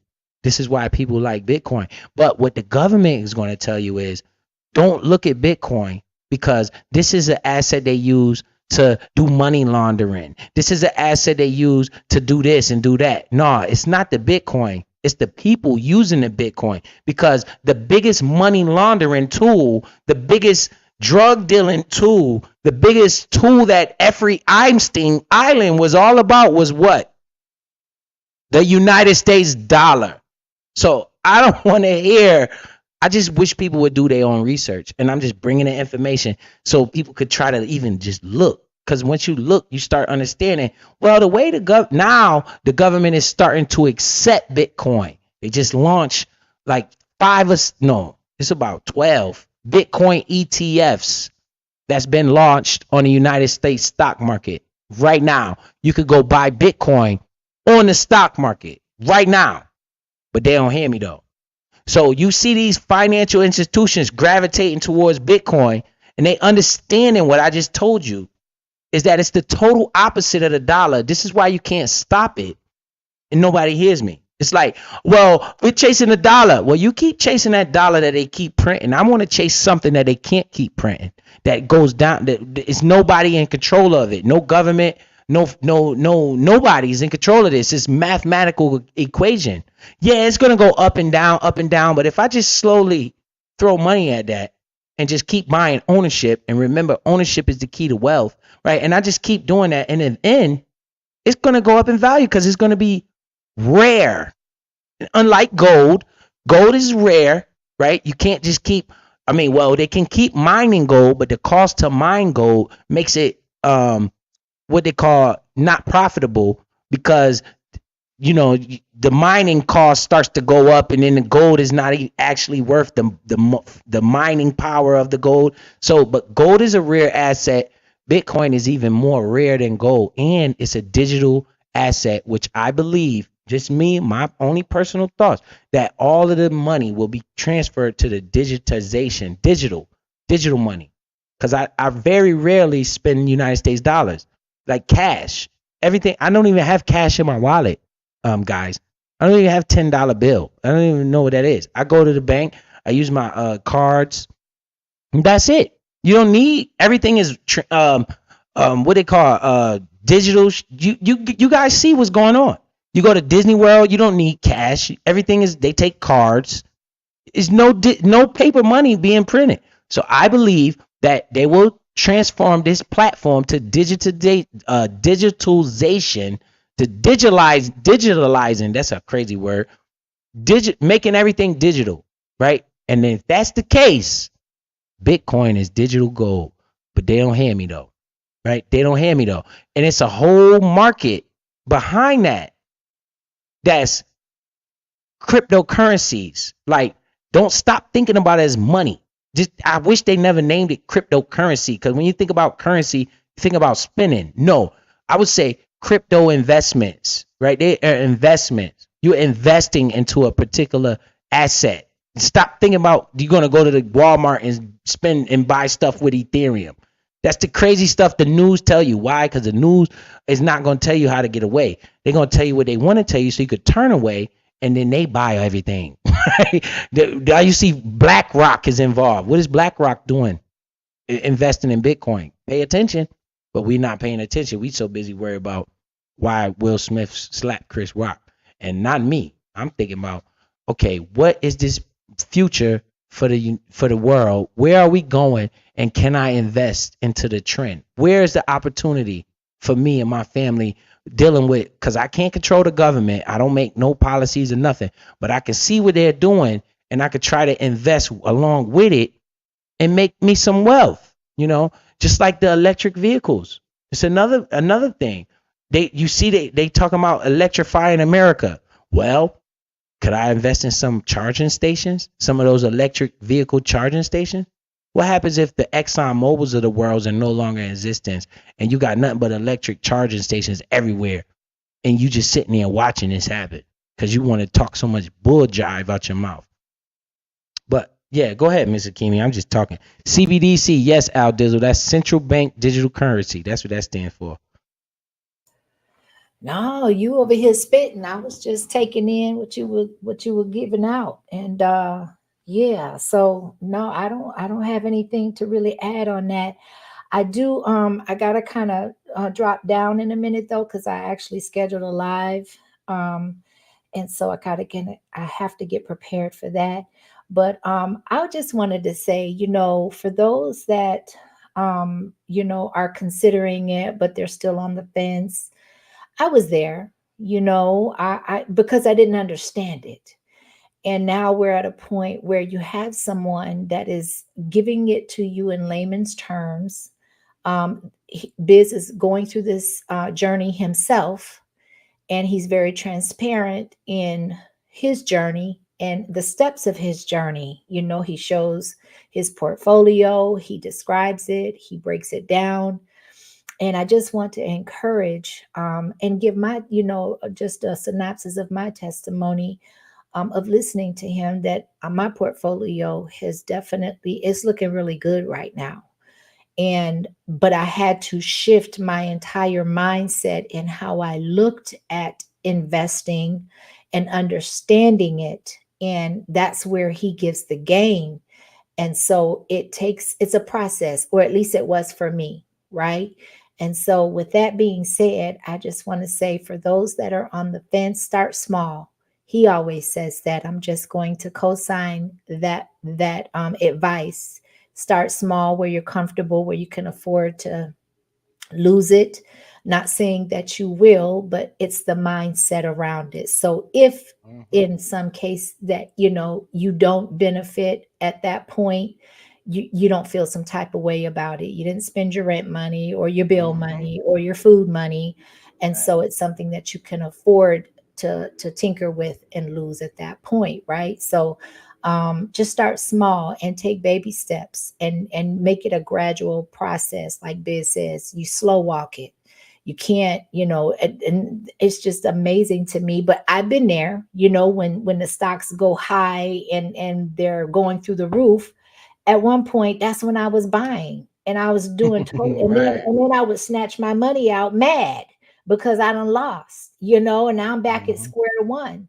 And so and then it discourages you from investing when the market go down. You get it's just a mind game. If you stay level headed and you understand cycles, when I don't wish bad on nobody, but when the drama hits the fan, when I start seeing all this crazy stuff going on in the world, and there's a war going on, and this bomb is being dropped, and that country don't like this country, I'm over here like, man, where's the money at?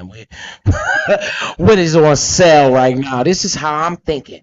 Okay, so if this is happening in the world, that means Amazon is at low. Everybody's scared because what are people doing? They're selling their assets because they're scared that the world is going to end. But just remember this. If it's 10 rainy days in a row, you're bound to have a sunny day. And if it's 10 sunny days in a row, you're bound to have a rainy day. Everything comes back to balance, right? So right now in the market, everybody's excited. Everybody's going crazy. Bitcoin is going to all-time highs. This is not the time where I would be piling a bunch of money into it at all-time highs. It makes absolutely no sense to me, right? I'm going to sit back and chill and watch this market starts to go down.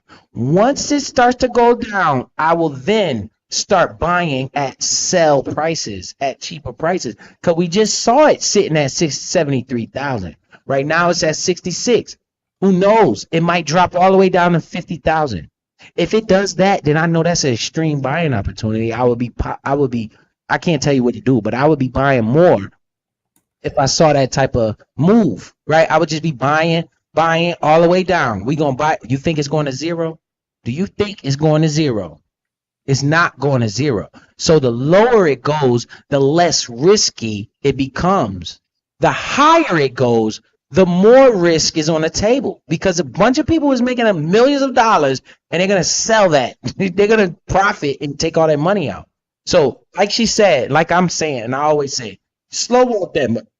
Don't rush. Don't rush. The best asset in your life is time, right? You are alive until your movie is over. I like to say this to people too. I'm the leading star actor in my life, in my movie. This is my movie. You're looking at it through my eyes. Everybody has their own movie. When I'm dead, that's when my movie says the end, right? And that's it for me.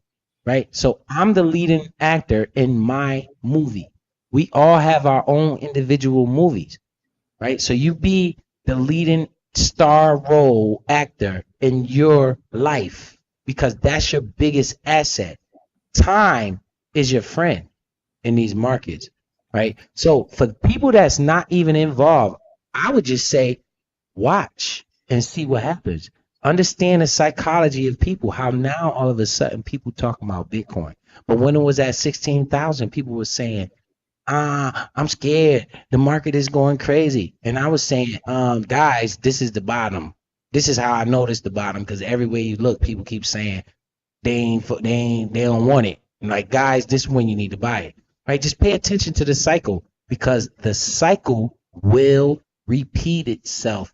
Next time, you will be prepared. You will be understanding exactly what you need to be doing, right? When that market starts to drop and all this crazy stuff start going on in the world, you'll be like, look, man, I don't care what they talking about. I'm about to start slowly buying, right? Don't just dump your life savings in there. I'm slowly buying, right? And then once the market reverse, and it's about a year and a half of bloodbath, a year and a half of turmoil, the next thing you know, wow, you like, holy moly, right?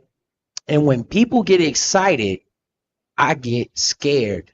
When people get greedy, I get scared. When people get fearful and people get doubtful, that's when I get greedy. You understand? It's a big time investor. His name Warren Buffett. He's worth over $200 billion. And we looking at Jay-Z and Beyonce and these people that's worth $1 billion. They don't hear me though. This dude is worth over $200 billion. Billion dollars, right? His famous quote is, you be fearful when others are greedy, and you be greedy when others are fearful. And if you stick to that and be level-headed, you'll do a lot. You'll win. And he made all his money out of the market. And I'm paying attention to this guy. And I'm like, man, right now, what do you see? Everybody want to talk about Bitcoin. If you look at the YouTubers that's talking about Bitcoin, their views going up. What's that telling me? It's time to be what? Fearful. Right? It's time to be, hey, let's be passive. Let's take a chill pill. Right? Let's watch this market. Let's see where it's going to go. Any type of dip, because I'm telling you, I think we only halfway through this bull market, right? It ain't over. This ain't over. But right now it's too much excitement. Let it pull back. It's like, think about it like a rubber band. How you gotta, how when you pull that rubber band back and then you let it go and that thing, pow, right? Now, It's on a pullback. I need that thing to pull back a little bit, and I'm gonna load it up on the pullback, and then when they let it go, pow, and then I'm out. I'm definitely gonna come on stream when it's time to sell, because you're gonna know. You're gonna see every news article, every media talking about Bitcoin. It's time to get out of there, and all of the crypto assets. So Bitcoin is the godfather of the market. When Bitcoin starts to move, the rest of the market will move. Okay. So the opportunity right now is not in Bitcoin. Okay. Bitcoin has already moved. The opportunity now is in those smaller altcoins. They call them alternate coins, right? What I'm buying is XRP. I'm buying that. I'm not telling nobody to buy that shit. I'm buying it. I'm buying XRP, and I'm buying CRO. It's Cronos token. Crow is crypto.com, which is an actual crypto exchange. They have a business behind the token, is why I like that token, right? It's crypto.com actual coin that they have on the crypto market. And if you look at the Lakers play basketball, you just look at the court. The court says crypto.com. Okay. The arena that they play in is called crypto.com arena, right? The FIFA World Cup, they use crypto.com, right? It's a legitimate, reputable business. Okay. They are actually the most regulated out of all of the crypto exchange. They're regulated in more countries than anywhere. I'm buying that token. Okay. I'm buying that because when Bitcoin take off, guess what else taking off? All those other coins. Because why? Excitement. People are going to be excited. Bitcoin going to all-time high. Bitcoin going to all-time high. They're going to start pouring money and all this other stuff. And then now Biz done bought all this other stuff because everybody's focused on Bitcoin, right? I've been focused on Bitcoin when it was low. Now I'm focused on all this other stuff, right? Once Bitcoin take off, I got these other tokens because I've been buying them at the low. Then when they take off, I'm selling them. I'm out. Buy. You can have it. You know, there you go. You can have it. Now I got the money. I'm sitting back chilling. Me and my kids going on vacation with your money. And I'm keeping some money to the side, waiting for the next bear market. The bear market is coming, guys. This is a 4-year cycle. And I just hope you guys paying attention because I'm telling you straight facts. These are going to happen in 4-year intervals around this Bitcoin situation, right? You're going to see Bitcoin is going to, I think it's going to go upwards of 90 grand. Then we're going to crash this is just me thinking randomly, right? We might go upwards of 90 grand. Why do I say 90? Reason why I say 90 is because everybody's saying 100. Everybody's saying $100,000. That's bull jive to me. Because if we get to $100,000, it means everybody was right. Everybody can't be right. Okay, we might go to 90,000 and fake everybody out, and then we drop all the way to 30,000. And they say Bitcoin crash, and I say, hey guys, remember the last bear market? We went all the way down to 15,000. You're looking at it wrong. Look at it from the bottom up. Stop looking at it from the top down.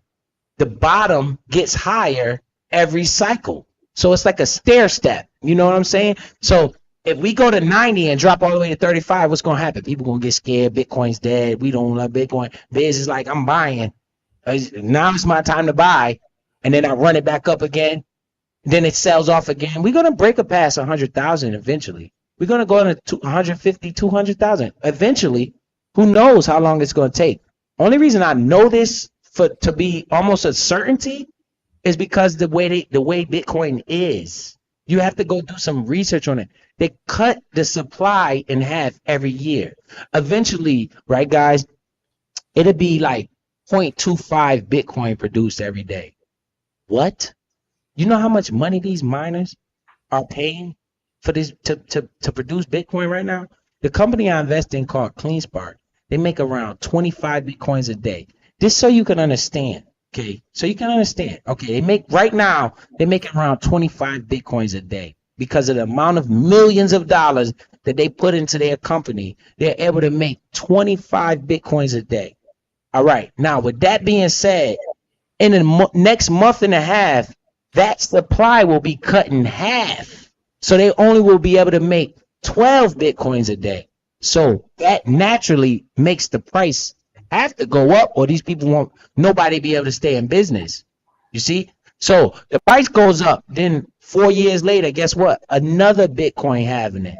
This is programmed into the algorithm. There's nobody can come out and say, "Hey, we don't want the Bitcoin having it to happen." It's in the mathematical equation. They can't do nothing about it, right? So, and then after 4 years from now, it'll be 225 Bitcoins being created, which means now that company that was making 25 Bitcoin is only making 12.5 Bitcoin. Now they're only making 6 Bitcoin. Holy smokes. How much you think the price of Bitcoin got to be for them people to stay in business?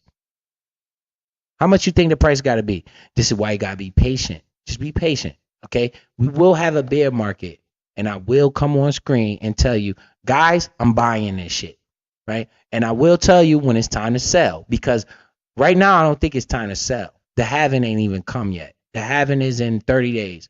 That's when they'll cut the supply in half. You got supply and demand. If the demand stays the same and the supply is reduced by half, what has to happen? The price has to go up. This is all I'm saying. You know what I'm saying?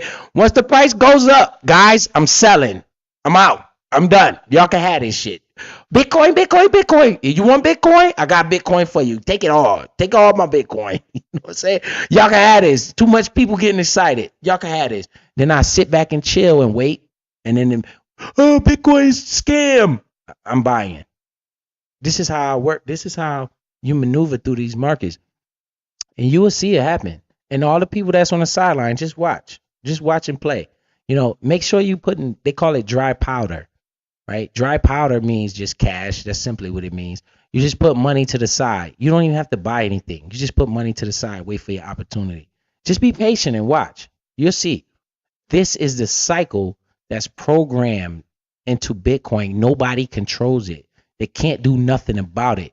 This is why it's the fastest growing asset on planet Earth. There's nothing that has grown as fast in human history as this damn Bitcoin. So would it be smart to just listen to somebody tell you it's a scam, or just listen to somebody tell you it's not worth it? Or would it be smart for you to go do your own research and see exactly what these people are talking about with this damn Bitcoin shit? What is this Bitcoin? Let me go find out what this Bitcoin is. Don't take my word for it. Don't take the negative people word for it. Just go do your own research, and you'll be surprised at what you see. You know, when you got, what happens when Apple starts investing into it? You know, I'm telling you guys, it's already on the stock market. They done put Bitcoin ETFs. It was just January 12th or January 11th. It was introduced into the actual stock market at a price of $40-something thousand. That's when the first Bitcoin ETF was launched on the actual United States stock market. I'm telling you, it's just a baby. It's just a baby. Okay, it's just a baby right now. And the first day it was launched on the United States stock market was January 11th or January 12th, one of those 2 days. All right. So of this year, of 2024, what do you think is going to be at 2030, 2035? Or do you want to take the chance of, I don't need to know about that. Let me just keep worrying about this drama bullshit. And you be left out the loop. Because 2030, 2035, 2040, where the price going to be then? When all these big banks, these big institutions are starting to buy it at 40 grand and you scared of it? Like, what are you scared of? Money? You scared of the dollar that loses value every day? That loses its value by 2% every year? Well, minimum right now we at like 5 or 6% inflation, right? So you scared to lose a dollar that they just print, that they just print in mass, right? You scared of the dollar. It's a problem, man. Greed is a sin, right? You scared of money. What are you scared of? I'll tell you what, it's more risky to be out of it than it is to be in the asset. I'll tell you that. It's way more riskier to be out of the loop than to be in the loop. Because guess what? If we're wrong, if I'm wrong, and the world ends tomorrow, guess what you won't need? Money. So either way you put it, you might as well invest. You might as well. And if it's not Bitcoin, Let's I'm just preaching Bitcoin because I believe in that thing so strongly. And my beliefs have been right because again, I showed a live stream where I was on here last year, this same time, Bitcoin was at 16,000. And we looking at it, everybody in the world is looking at it at $70,000, right? So they're like, damn, right? Okay. I believe in this asset so strongly, but it's more than one way to skin a cat. You know, you can invest in Disney, you can invest in Amazon, you can invest in Netflix, you could invest in Apple, you could invest in Google. It's multiple investments out there. The problem is, are you investing though? Are you investing anything, or you just being a consumer, just being a person that's just gonna buy stuff from me? You know, just gonna be a consumer, or you want to be a business owner? Because when you buy that first stock, that first share, you are now a part owner in a business. Because a shareholder is a business owner. Just so you know that. You just don't have to voting power, and you're not making any decisions in the company. But if that company does well, you do well. So we have to own stuff, man. I preach ownership. Ownership, not only in stock, you can own property. Remember, your actual primary residence is not an investment. Okay, that's a liability. The second, third, fourth, fifth property that you own, those are investments. Okay, so we want to make investments. This is why I was telling KB, we can't, guys, normal people that listen to this can't go buy 3 and 4 houses, right? We have to use a tool to get to that 3 and 4 houses. And I believe it's investing, investing in trends, investing in successful businesses, successful companies, and you will grow your wealth. And that's just it. So, I'm talking y'all to death. Say, mad at myself. I miss Nvidia when it was at $100. Nvidia was is a microchip company. They put those chips in Teslas. All those little Teslas that make the car think and all that shit. Those Nvidia chips. We could have been investing in Nvidia, but we worried about what these people talking about on YouTube. Like, what the fuck? This is where I get upset. Yo, I be like, bruh, can anybody, we hit the Cash App. Cash App is an actual investment on the stock market. Who owns any shares of Cash App? As much as they talk about hit the Cash App, does anybody own any of it? Who owns Cash App? Oh, I know, white people. And you wonder why they laugh at us.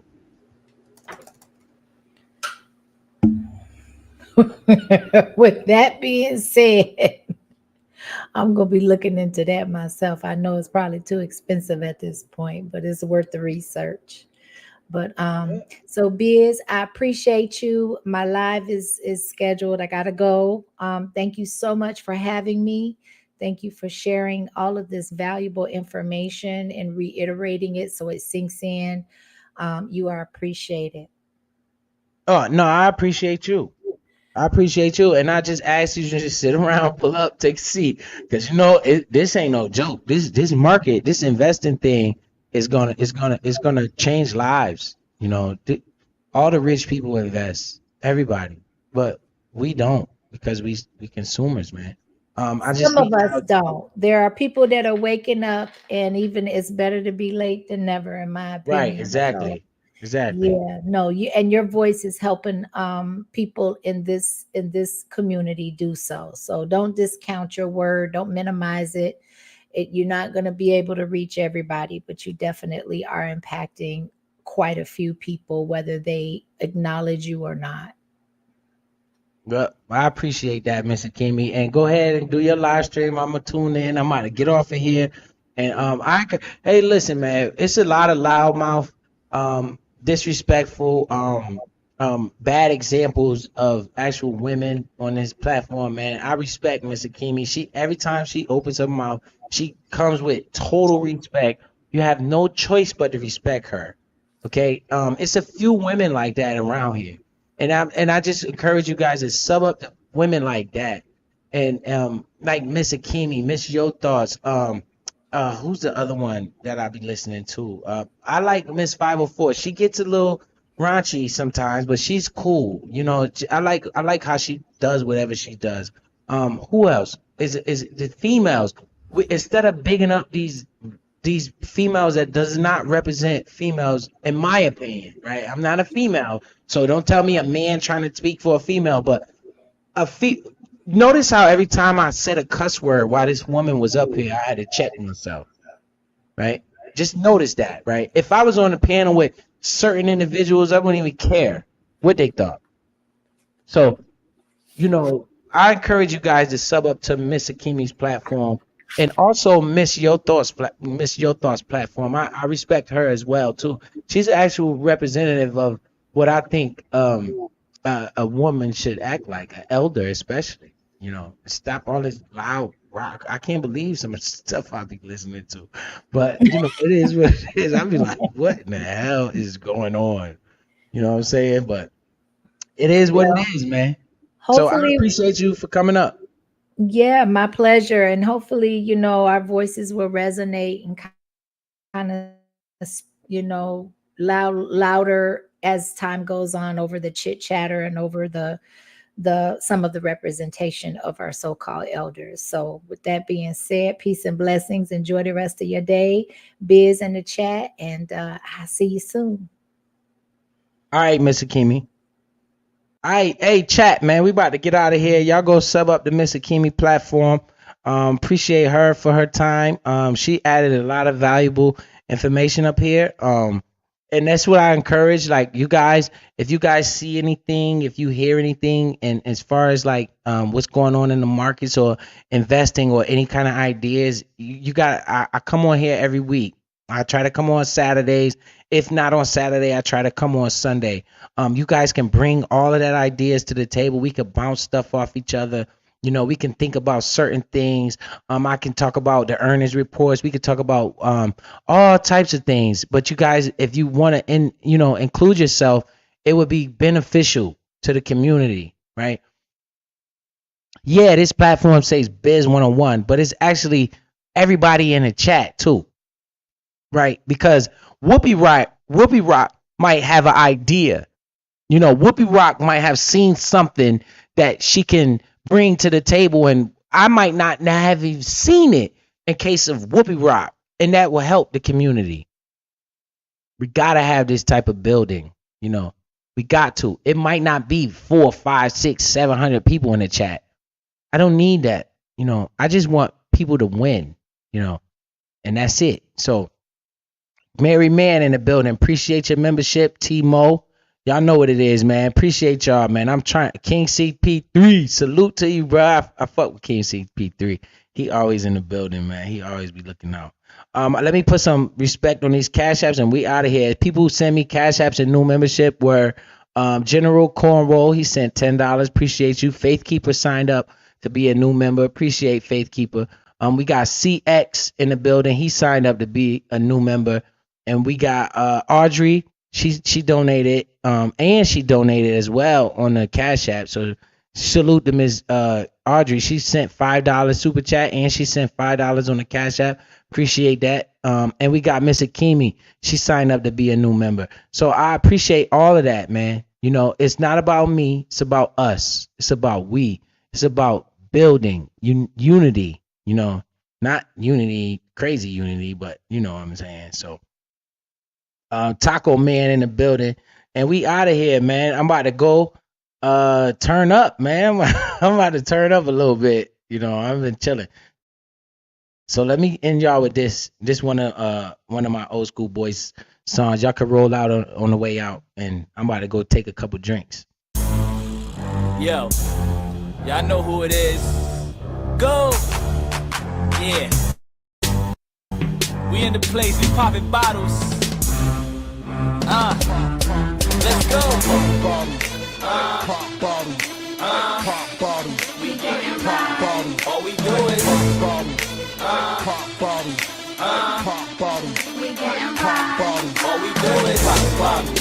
Pop bottles. Pop bottles. Pop bottles. All we do is pop bottles. Pop bottles. Pop bottles.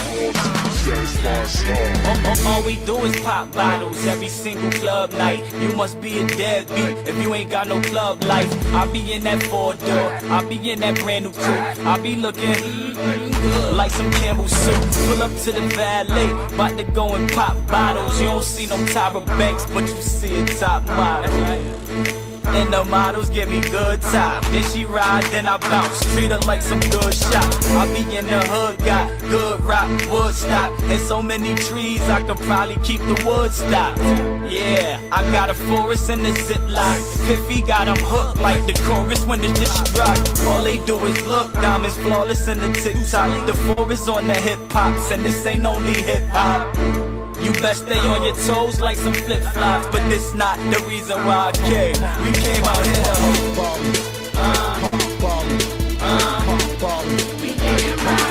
all we do is all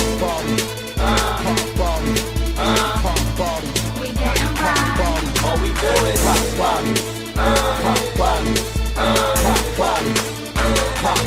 all we do is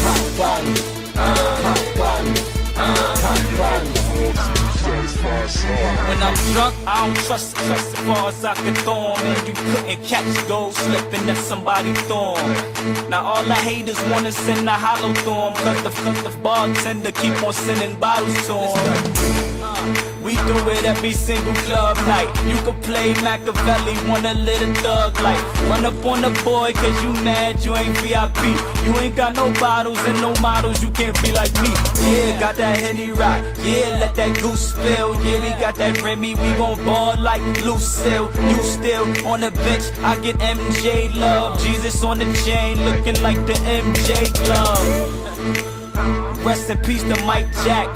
Moment of silence. Now let's get right back. Hey, I'm wildin'. Blame it on the alcohol. Got that weed burning in the cut like some alcohol.